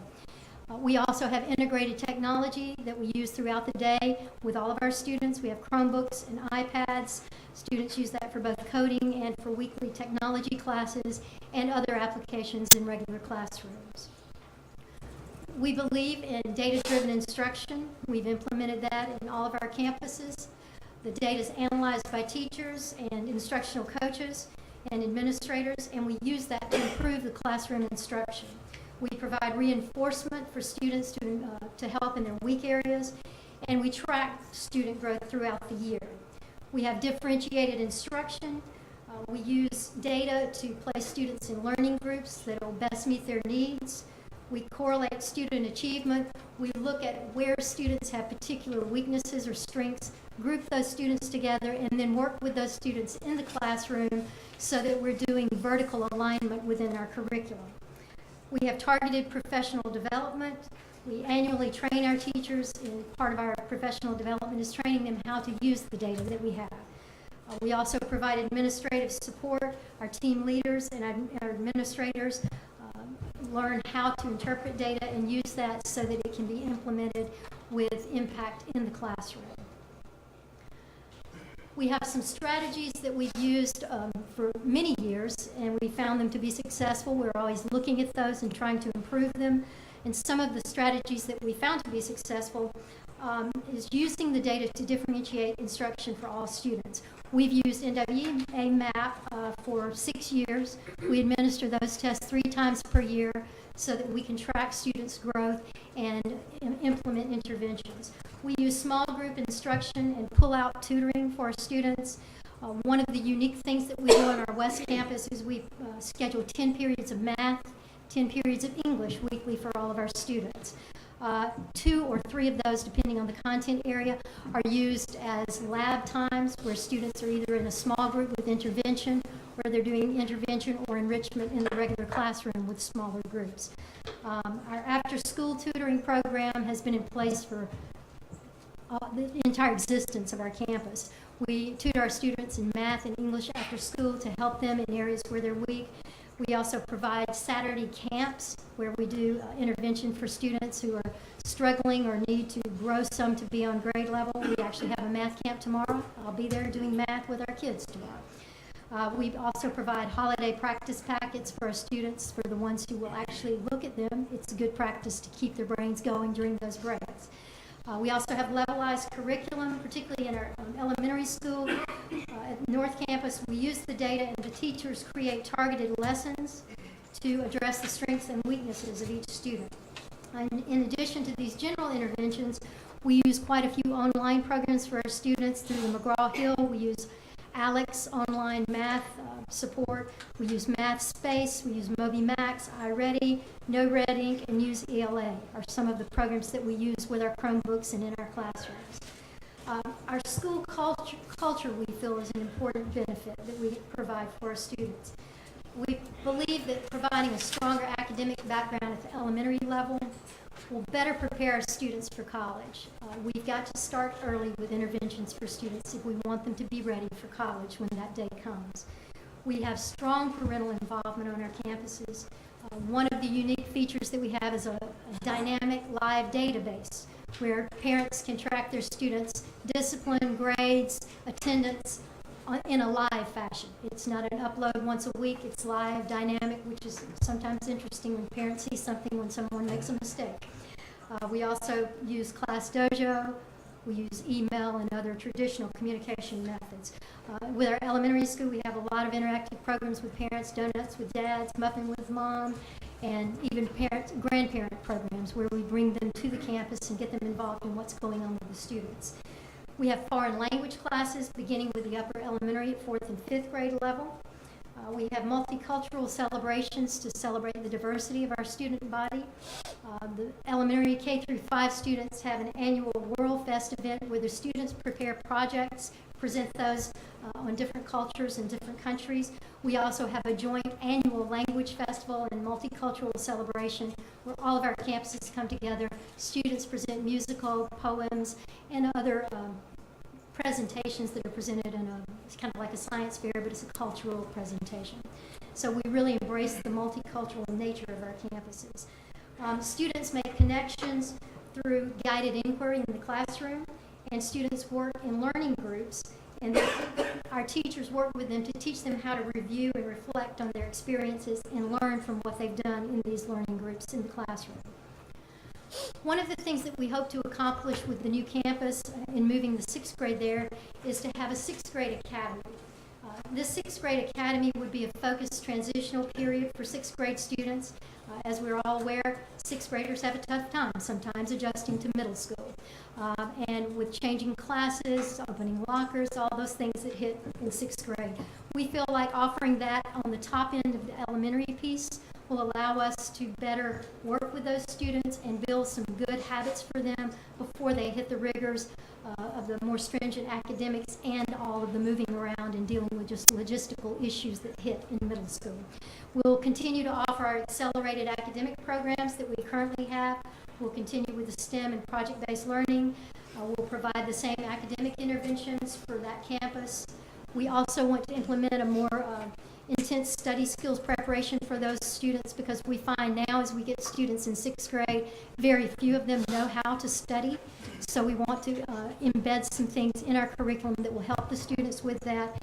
We will continue with our character education that we already offer to our middle school students, teaching them about making choices, about getting along with others, about communication, and other skills that they'll need in the real world. We believe that there's a demand for an elementary school in our system. The parents in the West Little Rock community are seeking alternative education. With 20 private schools within the proposed area, they have a combined enrollment of 8,242 students. 18 of those private schools, of those 20 private schools, have elementary in their educational systems. In addition, another 1,924 classified as homeschool in the same proposed community. Therefore, we believe a public school option to those families is inevitable. We've looked into the demand among our current families, which is one of the things that has been the impetus for us moving forward with this proposal. We polled our current parents and guardians, and we found that siblings of currently enrolled students did have a desire in being enrolled in a unified system. As you can see in that graphic, we had a response from 271 parents who were interested in enrolling siblings in an elementary campus if we open it. Also on the survey, we found that 81% of the parents we surveyed said that they would be likely to send their students to the elementary school if we opened that. Also in this survey, we found that 78% of the participants think that keeping their students in a unified system is important for their education. Also, we found 86% of the parents and guardians are supportive of a charter school option over a private school option. You've heard earlier today about the private school piece of it, and we know anecdotally, and I've been there for, this is my 11th year, I know that we have drawn a lot of students from private into the public sector coming into our schools. We've also drawn a lot of students from homeschooling. So we believe that there is a demand and that there are parents who are interested in having that public school option. Some of the benefits that we would see as a school, we believe our West Middle School, the one that I'm in charge of, we believe that we would benefit from seeing the continuity of our educational programs, beginning with kindergarten, so that our students would be better prepared for the rigor that they hit in 6th grade. We also believe that moving the 6th grade students from the current West Campus will allow us to open up to enroll more of the 7th and 8th grade students who are on the waiting list. We typically don't enroll very many new 7th and 8th graders because we load in at 6th grade on our campus, and we have very few seats that open up each year. Moving the 6th grade also to the new location would provide the opportunity for us to try the 6th grade academy approach to do that transitional year for our students. Also, one thing I want to mention, you may or may not be aware, our West Campus has a cap that's imposed by city ordinance of 800 students. So for us to do anything in terms of growth there, we have to move somebody out to move other students in. So that is a city ordinance on that property that we can only have 800 students. Some of the benefits that we think we would reap for our current high school on the West Campus, we have about 330 students there. We've steadily grown in our high school over the last 5 years. Our high school and our middle school have been ranked repeatedly as top performing schools in the state. We believe that moving some of the students from that campus would also allow us to open up a broader high school offering for our students who choose to stay with us through high school. Moving the 6th grade would open up some room for more growth in the high school area. And some of the benefits that we believe our high school would reap would be offering more advanced placement courses. We currently have 14. We want to expand that to even more for our high school students, expand our elective offerings. We also would like to expand our sports, more after school and other kinds of extracurricular activities. Would also give us more dedicated building space for the high school. And an important thing, I think, would be that our teachers could focus more on a more narrow grade range than they do currently. We have some teachers who teach in middle school and high school currently. This would allow our high school teachers to focus more on just high school. The location that we're looking at on West Haven Drive is conveniently located near I-430 and I-630, as you can see from the map. It's also convenient for parents of our current campus, which is important to us because we know we have a big demand for siblings. It's 1.7 miles from our current campus, so it would be convenient for parents dropping kids off at both places. Also, the location has accessibility, as you can see here, near Bowman and Chenal. It's also close to Sonic, which is good for happy hour in the afternoon for our teachers. They get perks here and there. As you may have heard, the current tenant at this location has filed a lawsuit against the owner claiming the right to remain at the location. Lisa Academy is not a party to this lawsuit, but we're working with the landowner to so that we can work out this dispute currently. You have a copy of the lease, which we believe is an enforceable lease, and our attorney is here today, so if you have questions in the question time, we'll be happy to address those with you. We have met with the City of Little Rock. We have also met with surrounding business owners in that area to look at traffic and how we would get students in and out. I'm happy to say that we have come to an agreement with the City of Little Rock. We received approval from them yesterday on the traffic plan that we've developed, and they believe that it is a workable traffic plan. It would not cause disruption to the surrounding businesses or traffic flow. Our justification for the cap increase in this graphic, you can take a look at our demographics. There's been a lot of talk about demographics lately. We believe that our demographics fairly represent the community in which we operate. Our largest population is black students. We have a 58% minority population on our West Campus. Our total North and West Campus have a 55%, a little over 55% minority. We also have over 40%, 44.5% free and reduced. I'm going to address a little more about that later, but we feel like we fairly represent the community that we live in and think that we're offering a good alternative for families who would like to make an alternative choice in schools. There's a big demand for seats at our school, as you can see from our current waiting list. These numbers were done at the due date of the presentation. They've actually gone up, and we're a little under 2,700 total right now. Our deadline today is today for our enrollment for next year. So there is a demand. As you can see, the highest demand is at the elementary and middle school level. That's where we typically have the most applications. With the approval of this amendment, our tentative plan in terms of enrollment at the new location, the first year, whether it be this year or in future years, which I'll address in a minute, our current plan is the first year to move, if we move our sixth grade there, we would have around 185 sixth graders there the first year, with 365 K through 5 students there. We would not go to our full cap that first year, but we would like to gradually grow to that in the next year or in the next 2 years to grow to our cap on that and make the adjustments at our West campus with that growth in the sixth grade. Some important things that I think it's valid to consider before you make your final decision on our amendment is to take a look at some other important factors. There's been a lot in the news about who we are and what students we have, and I'd like to point out some important pieces of data, if I may. Our per pupil spending currently for Lisa Academy is $7,045 per student. So we're spending a lot less per pupil than the larger districts in the area and even the state. I jokingly tell teachers when I interview them that we're a lean, mean education machine. You may wear more than one hat, and we have to come up with some ways to economize to be able to do this. And I think we've done a very effective job of that. We'll take a look at our overall proficiency on PARC.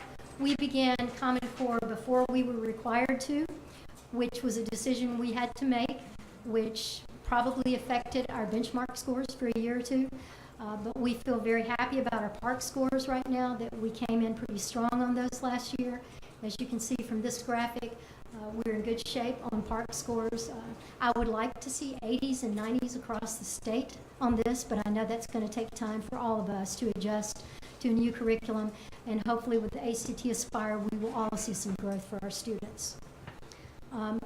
One of the things that we did when we had our renewal at our West Campus some years back is begin some recruitment efforts, which we feel like have paid off.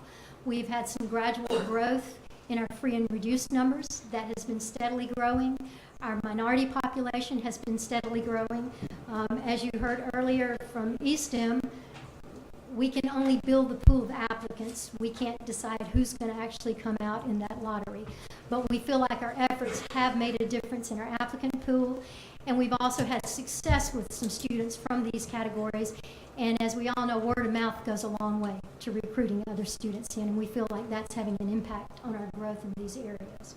Another important thing I think to look at is our tag proficiency. Our tag groups have done quite well on the PARC exam. They're not where we want them to be. I don't think anyone in the state could say we were where we wanted to be on that, but we're doing well with that. Our students are growing, and that's the bottom line. Conclusion, I hear the bell, right? In conclusion, the benefits can't be achieved without the amendment that we're asking for. And we believe that creating this new campus will create a much stronger opportunity for educational benefit for Lisa Academy and for parents in the area. We ask that the Charter Authorizing Panel approve our request with the flexibility to open the proposed elementary campus either for the 2016-17 fall or for the following year, the 2017-18 school year. If approved, Lisa Academy will notify parents and the department by June 1st of this year, 2016, of the planned opening date for the campus. So thank you for your time. Thank you. Is there anyone here to speak in opposition?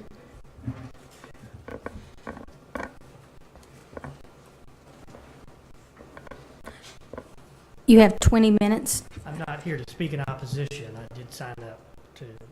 My name is Mike Shannon, and I represent ITT Educational Services, and we're the entity that believes it has a claim to be involved or to possess the building. And we filed a lawsuit. Really, I'm just here to answer any questions that the panel may have with regard to those claims. Thank you. You have 5 additional minutes.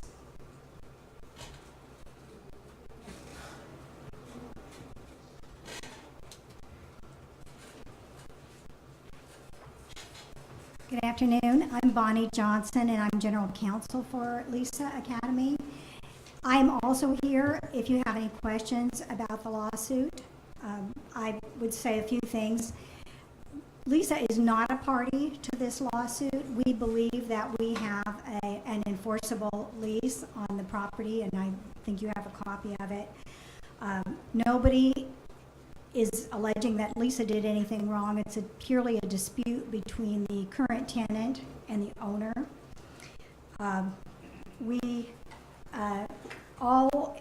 Everybody involved wants a quick resolution of this situation, and we have a trial set, they have a trial set, I should say, for March 21st. The landlord, the owner, has filed a motion to dismiss. The landlord believes that Lisa has an enforceable lease and will have access to the property. We hope to get it resolved soon, and we will certainly keep the department informed. And any other questions that you have, I'll be happy to answer them. Thank you.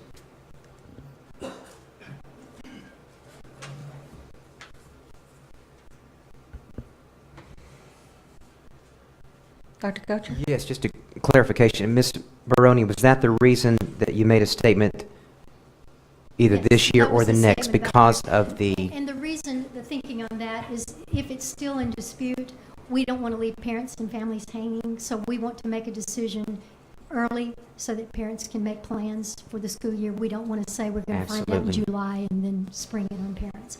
So we feel like it would be cleaner to say if it's not clarified, it's not settled, we'll make the call June 1st, and that's why we would like the flexibility, if approved, to either open it this fall if the land dispute is solved, or the following fall if we have to wait and resolve it later. And based upon what your lead counsel said, Mr. Shannon, do you have anything to add to that regarding a quick resolution? Thinking of the kids in mind? Your Honor, Your Honor. Dr. Gocher, it's just insane. If I call you court, too, I apologize. He liked your honor. I'm sure he did. I'm sure he did. No, There is a hearing currently set for March the 21st, and they are correct. We do want to get a quick resolution of it. I don't know whether there would be any appeal involved after that. But the parties are discussing, and the issue to be determined at the hearing will be whether or not my client has the right to possess this building after June 1st, 2016, for another 5-year term. And your client is? ITT Educational Services, and we're the current occupant of that building. And is that did that used to be a movie theater? It did. That's the only time I've been in that building is when Me it was a too. movie theater. And has there been renovation, I'm assuming? Are there really great screens still left in there? No, I don't know. I've not been in it since it was, so I don't know. Okay, thank you. Thank you.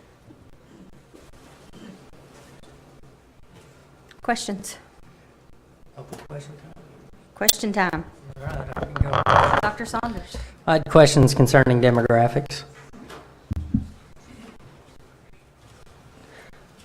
So, I know I saw your slides and everything else, but looking at some detailed information, a few things stand out to me. First of all, that in comparison to the Little Rock School District, there are about 30% less percentile points, less black students, correct? That seems reasonable. I'm not looking at the same numbers you're looking at. Okay, I have about 65% for the Little Rock School District as opposed to 37 for Lisa. That seems reasonable. Okay. And give me just a second. Also have special education students in the Little Rock School District is 11.73, and in Lisa 6.56. Yes. And then the last one that stands out to me concerns the free and reduced students, at Lisa 41% and Little Rock 75%. Okay. And that puts a concern to me. I feel responsible for every student in the state, and I want to make sure every student has the opportunity. I think that y'all have some very good scores. I commend you on that. And I want all students to have the opportunity to do it, and I want to make sure that nothing stands in their way. So I want to give you the opportunity to just address the discrepancies in demographics. I did look at your historic free and reduced population. It has increased, I think, every single year. And so I do commend you for that, but I'm concerned about, how to continue to close that gap just in the percentage of students that come. And I think those are all obvious and fair questions, and thank you for bringing them up. One of the things that we looked at when looking at our data was the special education.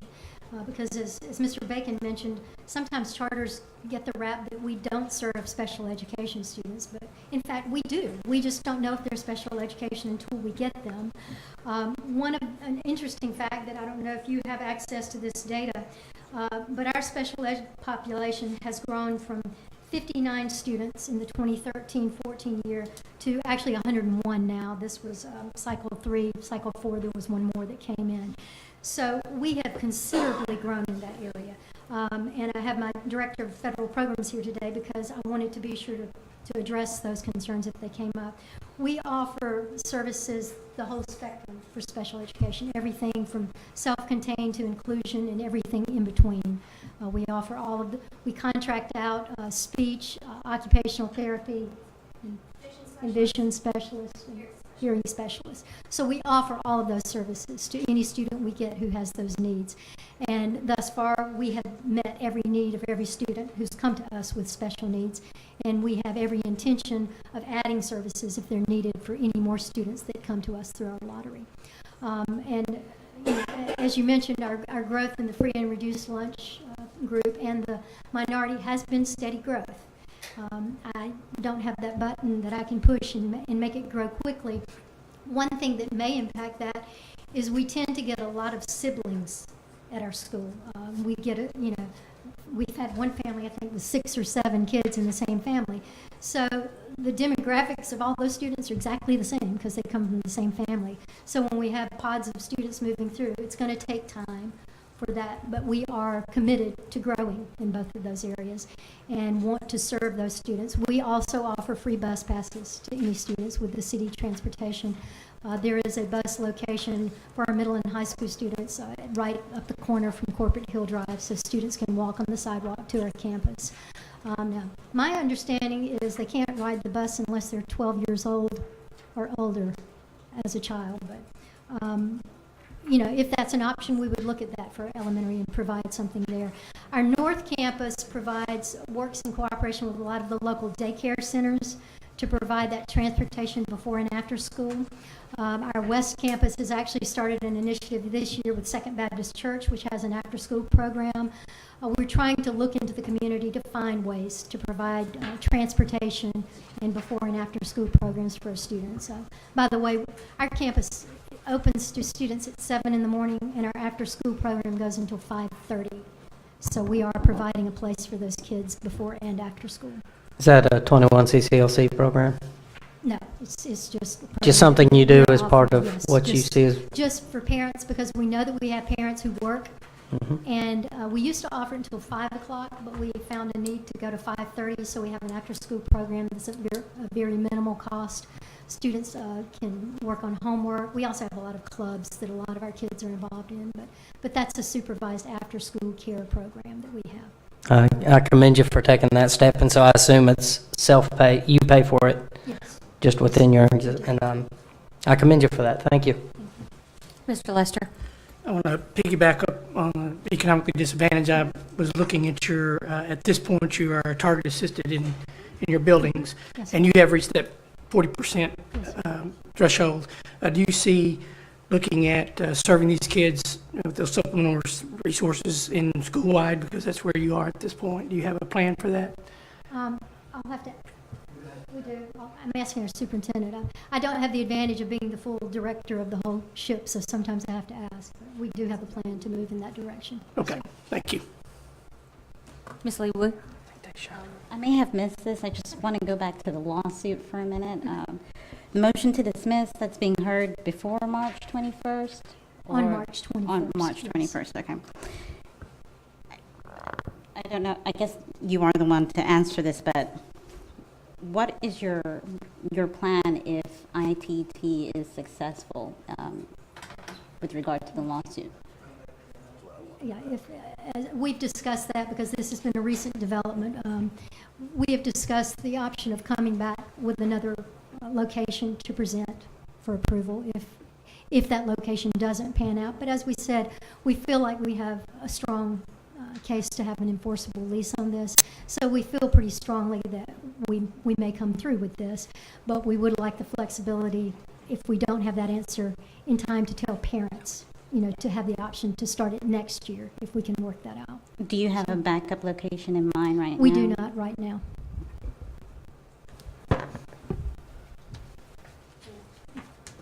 Ms. Pfeffer?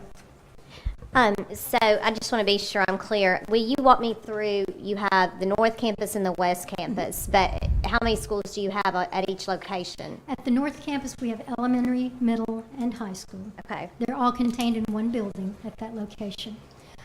At the West Campus, we have middle and high school that are almost separated into two buildings. We do share some space between the middle and high school for our gym and art and music.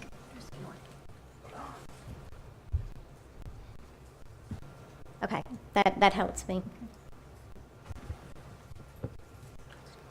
Dr. Gotcher, you have any? Where exactly is the North Campus located? Sherwood area? It's in Sherwood. What's the actual address?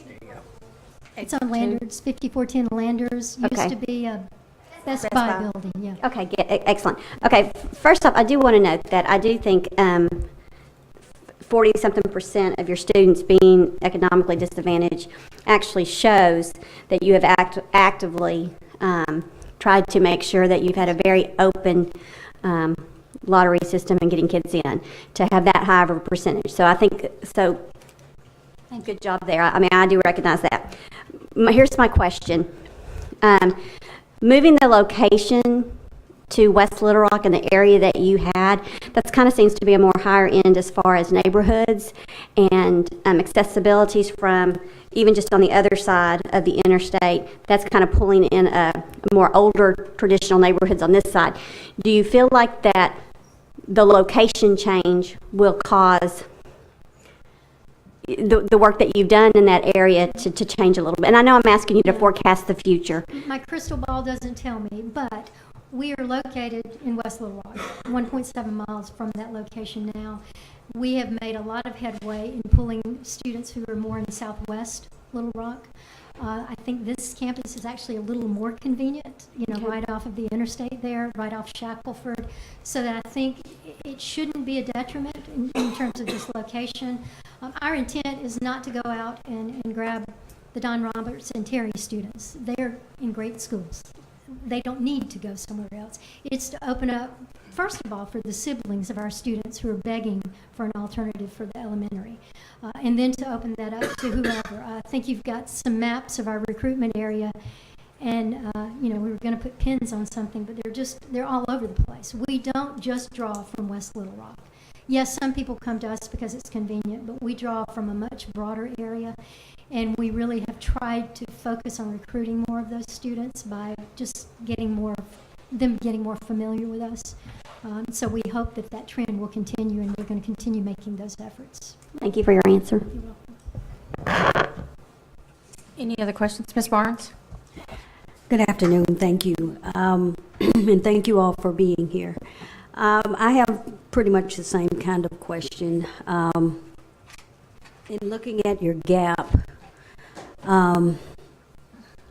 at your middle school and not meeting your targets, I'm looking at your grade. I'm looking at the demographics as well, but I guess my question is, with respect to that gap, you lost 3 points. And it looks like at the special ed population, you didn't have any of the 26 students that were tested that achieved. Right.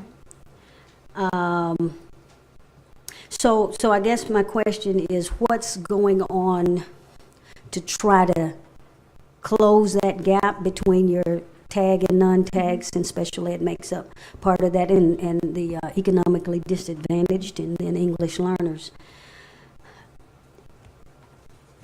I'm sharing a similar concern with respect to the needs of the students being met in this building and the differences a little bit in the achievement. And then if we move to West Little Rock, how does that look? What are you doing, or what is the charter doing at the middle school 702, LEA number 702, because I know you have a north. Right. Okay, so what are we doing at the other middle school? One of the things we've done, I mentioned in the presentation, is some of our intervention programs. We've always, since I began working at the school 11 years ago, have had after-school tutoring programs for students. We have expanded that so much more now. With one of the primary things we've done in the last 2 years is double booking our English and math. So we have 10 periods weekly for all of our middle school English and math students. We have what we call insight teachers who work as interventionists with students who are really struggling. They're pulled out of the regular classroom. Those teachers work with them on foundational skills. At the West Campus, and I taught 6th grade math for a number of years, so here's one of the things I beat my head against the wall. I would get kids in my class who could do calculus. I would get kids who couldn't add and subtract.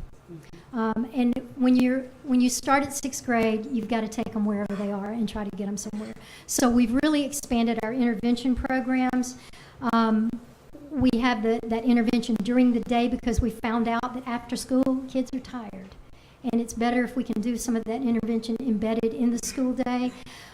We're also trying to really ramp up our efforts with getting those parents more engaged, because so often the parents of the students who are struggling themselves. So we're trying to come up with ways to put tools in those parents' hands.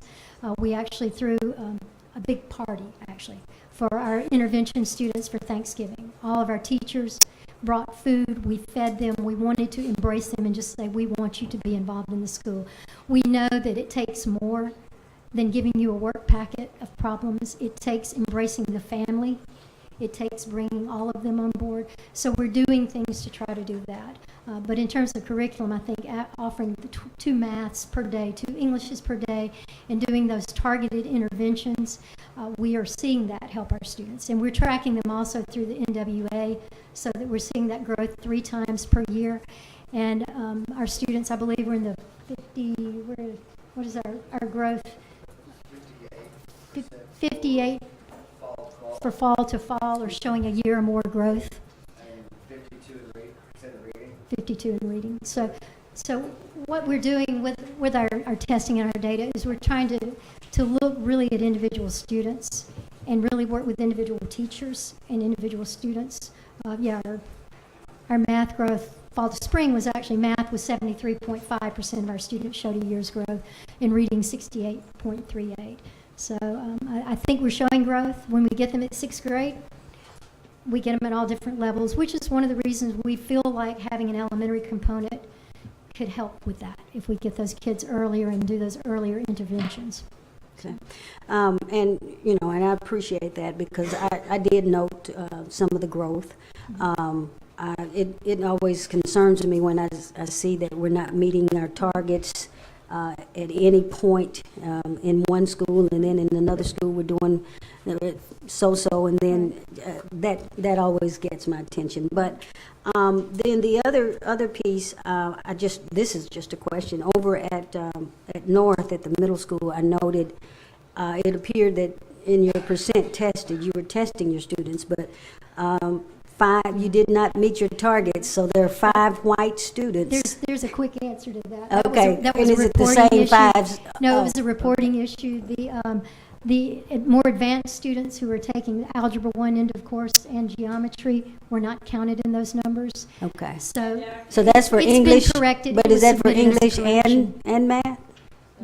Just it was the math, and my name is Fatih Liza North principal. Just it was the math, because in 7th grade students, they took Algebra 1, so they are reported twice, like 7th grade students. So this is why it's corrected in the new released ESEA it is right now achieving.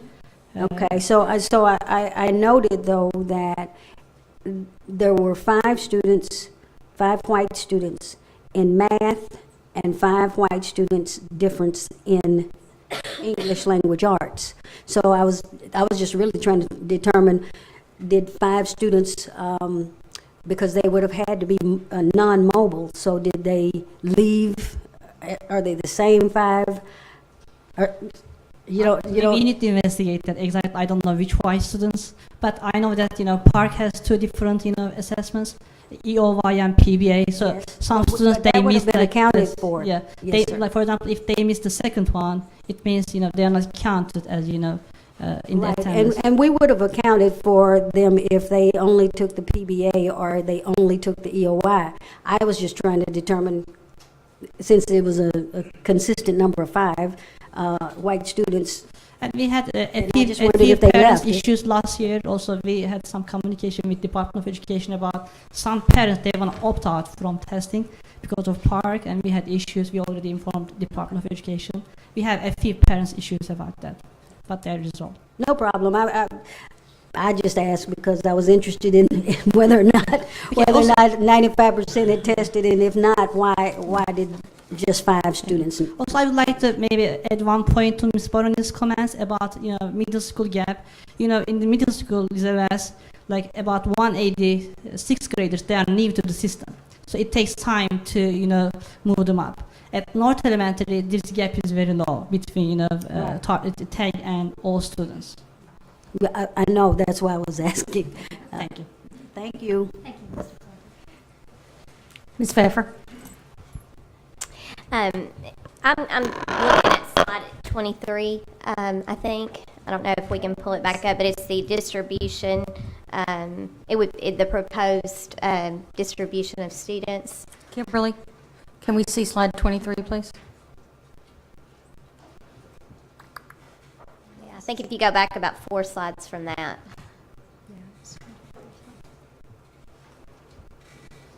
One more. There you go. Okay, so I'm trying to just get an idea of,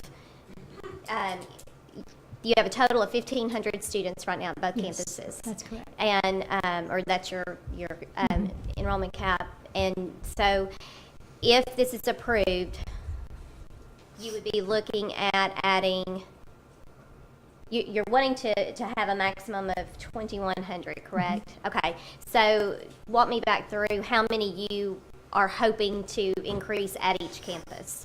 Or is the whole increase for the West Campus?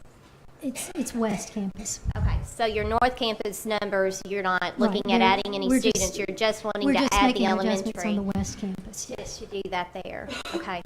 And I think my concern again just goes to 2 things. The building, and I know I may be more concerned than I need to be, but it's hard for me to approve knowing that, we're just maybe a month away from actually knowing whether this building is going to be available, first of all. And then I think the second thing, and I'm glad that Stacy asked it because she asked it so well about, the area itself. I'm not sure how much it lends to, an increase in enrollment that would have a diverse population. So, I think those 2 things together cause me question, but the main thing is just if we don't have a building and we tell parents, well, we're going to wait at least another year, but we don't have an idea of where that building would be, and this whole proposal really is built around having an elementary school in West Little Rock to add to your campus. So I just feel like we'd be coming back to it'd be like starting over again if the building deal did not work out, and it wouldn't be just as simple as just a different location. Those are my thoughts and concerns. And we there may need to be understand discussion. Understand that's a serious concern. It's a concern to us, but we do feel pretty strongly that we will be able to get it resolved. We're all working to come up with a resolution. On our end of that, if we are able to get it resolved and we have no amendment approval, then we can't move forward with this and probably can't have that location. So our dilemma is getting some sort of contingent approval with the idea based on whether or not we can get that location. If we can't get that location, then we're willing to look for another one, come back and say, hey, what about this? You know, we don't assume that if you approve it, we can just go throw up a school anywhere. We know it would have to be approved. But I by the guess school. part of it, me just thinks, well, is the timing right to go ahead and move forward with this, or should we hit the pause button and wait and see? Those are my thoughts. So thank you, though. And by the way, we invite any of you to come visit our campuses. I've been listening about people visiting campuses, and I don't think any of you have visited us. So please come visit us sometime. Well, they've been in priority. I know, but we'd So like to invite you. don't over. wish that on yourself. No, just to visit sometime when you're passing through the I think our area. commissioner's scheduled for a visit soon. Good. Mr. Lesser? I guess this is for legal. Is there a time frame from where you can ask for an amendment this year? Is it in April or March? So, charters can only ask for amendments in February and October unless they get a waiver from the commissioner. So it's possible that they could ask to come back. You guys are scheduled to have a meeting in April on the 20th and in May on the 18th. So they could ask for a request from the commissioner to get a waiver from the February and October limitations, and they could come back to you then, if approved by the commissioner. But I think the issue is if this is resolved March 21st, they could move forward much faster with their communication with parents. Is that correct? That's what I would ask. but is what if we it's could not? get a contingent approval? Well, the way we look at it, any approval to increase a cap moving into a new property is always in some sense conditional because something could happen to that property before you move in. So we're essentially in that same mode right now. We would like an approval that if we do get it resolved before your next meeting, we can go ahead and tell the parents and start making plans. Ms. Davis, we need you again. So can you clarify for us that if this location falls through, then do the other changes like the cap increase, is all that still apply, that we're just waiting for a location, or does all of it go away and Well, it kind of start depends over? on how you approve that. Okay. So if you just blanket approve all of it, then even if the building location does not work out, then they would still have the cap and the waivers and all that other kind of stuff. Some of it might be kind of moot because they may not have the space or the availability to do it anyways. But like I say, if it falls through, then they would have to come back at another time and request another amendment then. If you want to approve the amendment for the location and then do the other ones contingent on the location, you could do that as well. Thank you, that's very helpful. Any other questions or comments? I have a question. Yes. Talk to us about any partnership you have with Little Rock School District. Have you reached out to them? Any communication? We have done one major event a few years ago. We hosted a conference sharing best practices, invited other schools in Little Rock School District. We have not had enthusiastic participation from Little Rock School District, but we have from other school districts across the state. As you know, there are lots of things going on in Little Rock, and unfortunately, they're polarizing. We would like to work with Little Rock School District to learn from them and for them to share what we found that's successful. We're totally open to that conversation. We actually hosted a math competition a couple of Saturdays ago and drew students from all over the state. Some from the Little Rock area, but we find that more people outside of Little Rock are more willing to come and shake hands and work with us than sometimes right here in the city of Little Rock, but we're certainly open to that.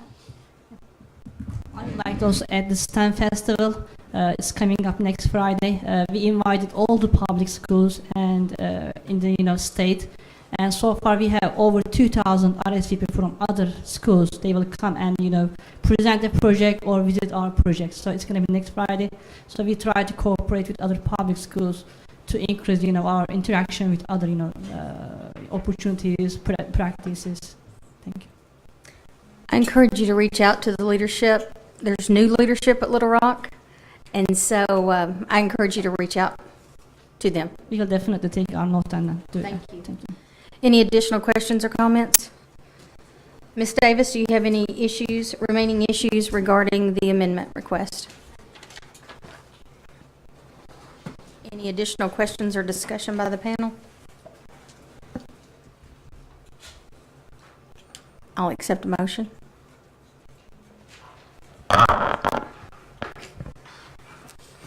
From anyone except Dr. Saunders. And his squeaky mic. Mr. Noisy Mike. I make a motion to accept the, is it amendment? Yes. Okay, accept the amendment contingent upon the proposed location being Approved. approved. Yeah. It Available. would be available, yeah. That's. And as was mentioned before, is that necessary since every facility is contingent upon, I mean, it's okay to keep it in, I would guess. I wouldn't. I think what's probably more contingent is the enrollment cap that would be contingent on it. I mean, if that's how you want to do it, but if they don't have the space, they don't have the space, but I think it's more the enrollment cap that's contingent, because the other amendments as well are contingent on if they don't have the location, then they don't need additional waivers for a new location. So I think it's more the enrollment cap that might be contingent. Thank you. Is that your intention, Dr. Saunders? Madam Chair, Yes. if we're willing to come back, if the location we find out is not going to be available, we're more than willing to come back in April. You know, if we find another location that might be appropriate, we're more than willing to come back and put that before you for your consideration at that time. So. Can we, maybe for legal, can we put that as part of our procedures that if that location is not available, that they would be allowed to automatically come back to us for that adjustment? To come back for the adjustment of an alternate location? Yes. Well, they would have to come back for an amendment for an alternate location anyways, because according to the rules, you'd have to have an amendment request. I think my understanding was it requires commissioner approval, so it would not be our decision. It would require a waiver from the commissioner. Now that they could, correct? Can they do automatic? No, I think, yeah, the commissioner would have to approve that. If that's what the rules say, they would have to, he would have to waive that. That's if we don't do anything right now. Well, no. Okay. Well, if you don't do anything right now and the building works out, then they would have to come back and Right. have to have commissioner approval to come back at another time. If you vote for this and the building falls through, then they would still have to, and they had another location in mind, they would have to get commissioner approval to come back at an alternate time anyway. So if you want them to come back in another month, they're going to have commissioner approval. Either way, they'd have to. You want to say something? Right. And you know, you type up your reasons for your votes. You can always suggest if you want them to come back for whichever reason that you can suggest that you would appreciate the commissioner allowing that, but it would be up to the commissioner. Okay, Dr. Saunders, as it stands, you have approved the amendments contingent upon the approved location. Is that where you stand? Yes. Yes. Is there a second to that motion? I will. Second it. There you go. I think we were all waiting. Yeah, who wants to grab the mic first? Dr. Saunders has made a motion to approve the amendments contingent upon the location being approved. Seconded by Mr. Rogers. Any discussion? I just want to clarify Sure. for myself, sorry. So if the location is not approved with this motion, if the location is not approved, then Lisa comes back and we start over. then the cap amendment, that's not approved either, correct? That's correct. Right. Okay. Right, yeah, the building being available. Okay. So, and just for clarification for Lisa, your vote your motion is that if they're approved and things worked out and the building's available, that they could start this year or have the flexibility to start next year according to whatever their needs would be, because I think that's what they ask. Is that okay? That's my understanding. Is that correct? Okay, they just wanted clarification on that, so that way they were sure. Thank you for that. We want to make sure we're clear. Any other discussion? Just a comment again, the fact that they are over 40% serving disadvantaged students, I think is a plus.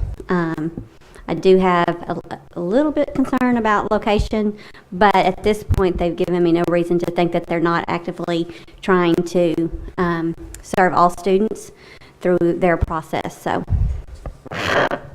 And I do want to address that as I mentioned earlier, I do have the concern with the free and reduced population, as well as some of the others, and I do not know if that needs the simple remedy of targeting geographically your recruiting area or door knocking in certain neighborhoods for the free and reduced population, and as mentioned earlier today with the transportation, if that could be a possible fix for that. So I just want to, but I am encouraged because, as we stated, I've seen your numbers increase over time, and I hope that continues to do so.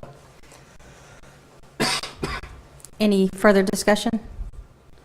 So let me restate what you're voting on. Dr. Saunders made a motion, seconded by Mr. Rogers, to approve all amendments contingent upon the location being available and that you could proceed this year or next school year, however that fits your timeline.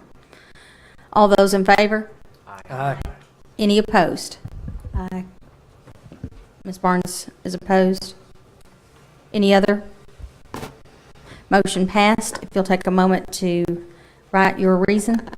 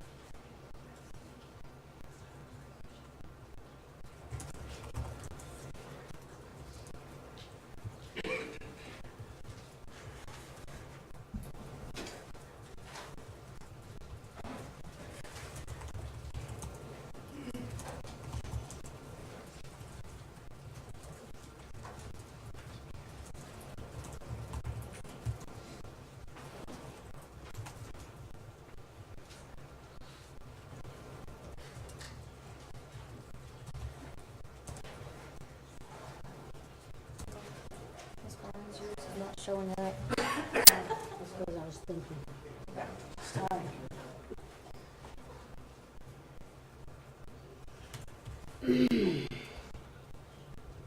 Okay, let me find it.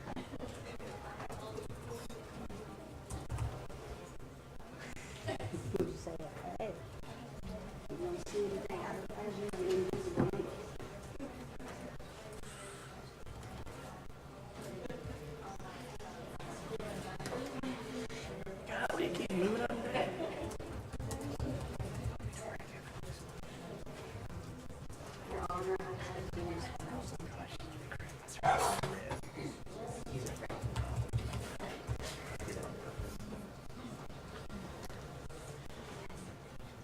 To encourage all members to make motions.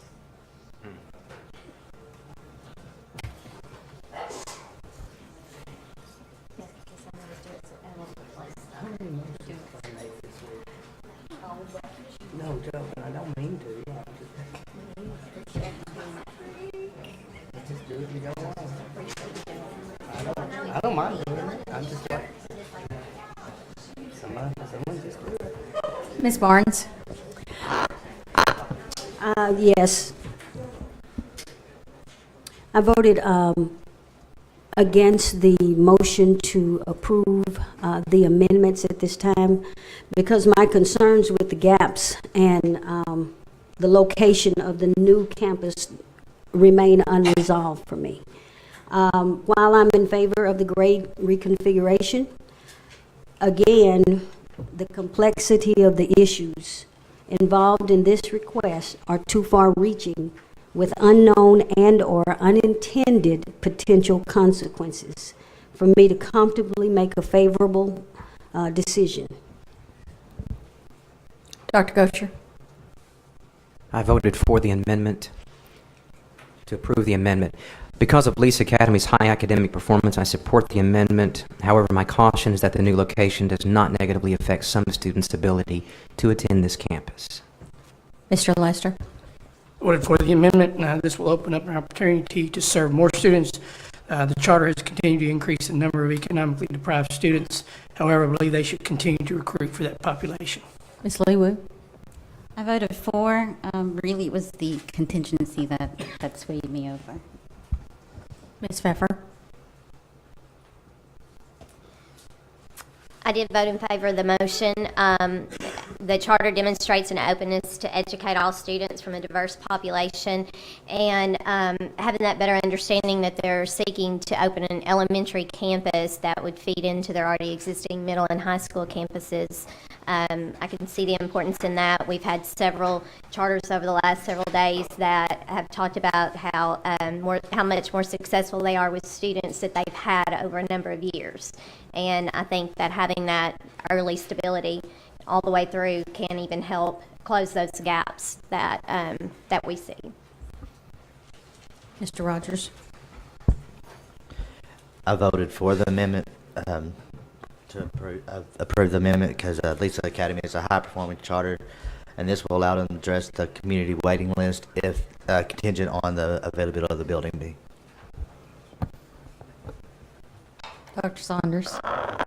Yes, I think that by increasing the cap, it allow more students the option to attend their school of choice, and I would continue to encourage the school to work to continue the increase in free and reduced students. Ms. Smith. I voted in favor. School has a record of academic success in serving a diverse student population. Congratulations to Lisa Academy, and I hope that you understand that our reservation in putting that contingency on there is if it falls through and there's a new location, we probably think there's a lot of new things to consider. But no matter what happens, I still encourage you to reach out to the Little Rock School District and become a partner with that district for this community. Definitely will do to cooperate with the Little Rock School District. I thank you all for your cooperation and understanding. Thank you so much. Thank you. Before we close, Ms. Boyd, do you have a few additional comments? Yes, Madam Chair. If you'll indulge me for a few minutes, I just want to acknowledge how big of an undertaking this week was. Some of our panel weeks have been marathons, but I feel like this was a marathon of a marathon.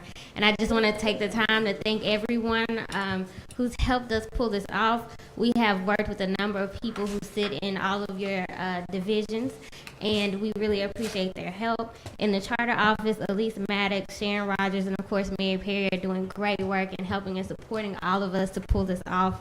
In legal, Jennifer Davis has started working with charter schools, and she's taken it on with zeal, and we really appreciate that, and the support of Kendra Clay. Our internal review committee consists of Patty Martin, Mary Catherine Klein, Kristen Hobson, Rhonda Dickey, and Roy Cosby. We spend many, many hours together going over the applications to figure out what we need to hear more from applicants so that all of our charters can be successful in serving students across the state. School improvement is always helping us with Dr. Wild, Dr. Tony, and Chantel Williams. The data center, I feel like I call Linda Jenkins about once a week, and she's always happy to help me. Connie Alfred, also Renee Austin Bates, helps us with student data as well. Doug in the commissioner's office is always willing to lend a hand. And then, of course, the communications team, Kim Friedman, Bobby, Dean Kamenar. I call him Dean Kamenar because he used to be my principal when I went to ASMS. And Gail, and then, of course, Ms. Joyce and everyone who's been helping out at the front desk. I know we've stressed everybody a little bit this week trying to get this pulled off, but if I left anyone out, just know that I very much thank you. Our friends at APSRC who help our charters to get prepared for this. We really appreciate everybody's help and everybody's interest in doing what's best for the students of Arkansas. So thank you very much. Well said. Come back up for a second, because first off, I want everyone to know that I'm so proud that this young lady is in my unit and no one else can have her. And if you thought she was stressed out before the week started, it never showed. You're a class act. 1,177 pages were provided that you had to go through. Outstanding work, and your work that you do impacts students all across Arkansas. So thank you. Thank you. And again, I just want to stress it wouldn't be possible without the help of everyone, including our charter leaders who are definitely interested in helping and doing what's best for our students. Okay, that's when you say, thank you, Miss Smith. Thank you, Ms. Smith. That was your compliment to take. That was your compliment to take. And Madam Chair, I have one more motion.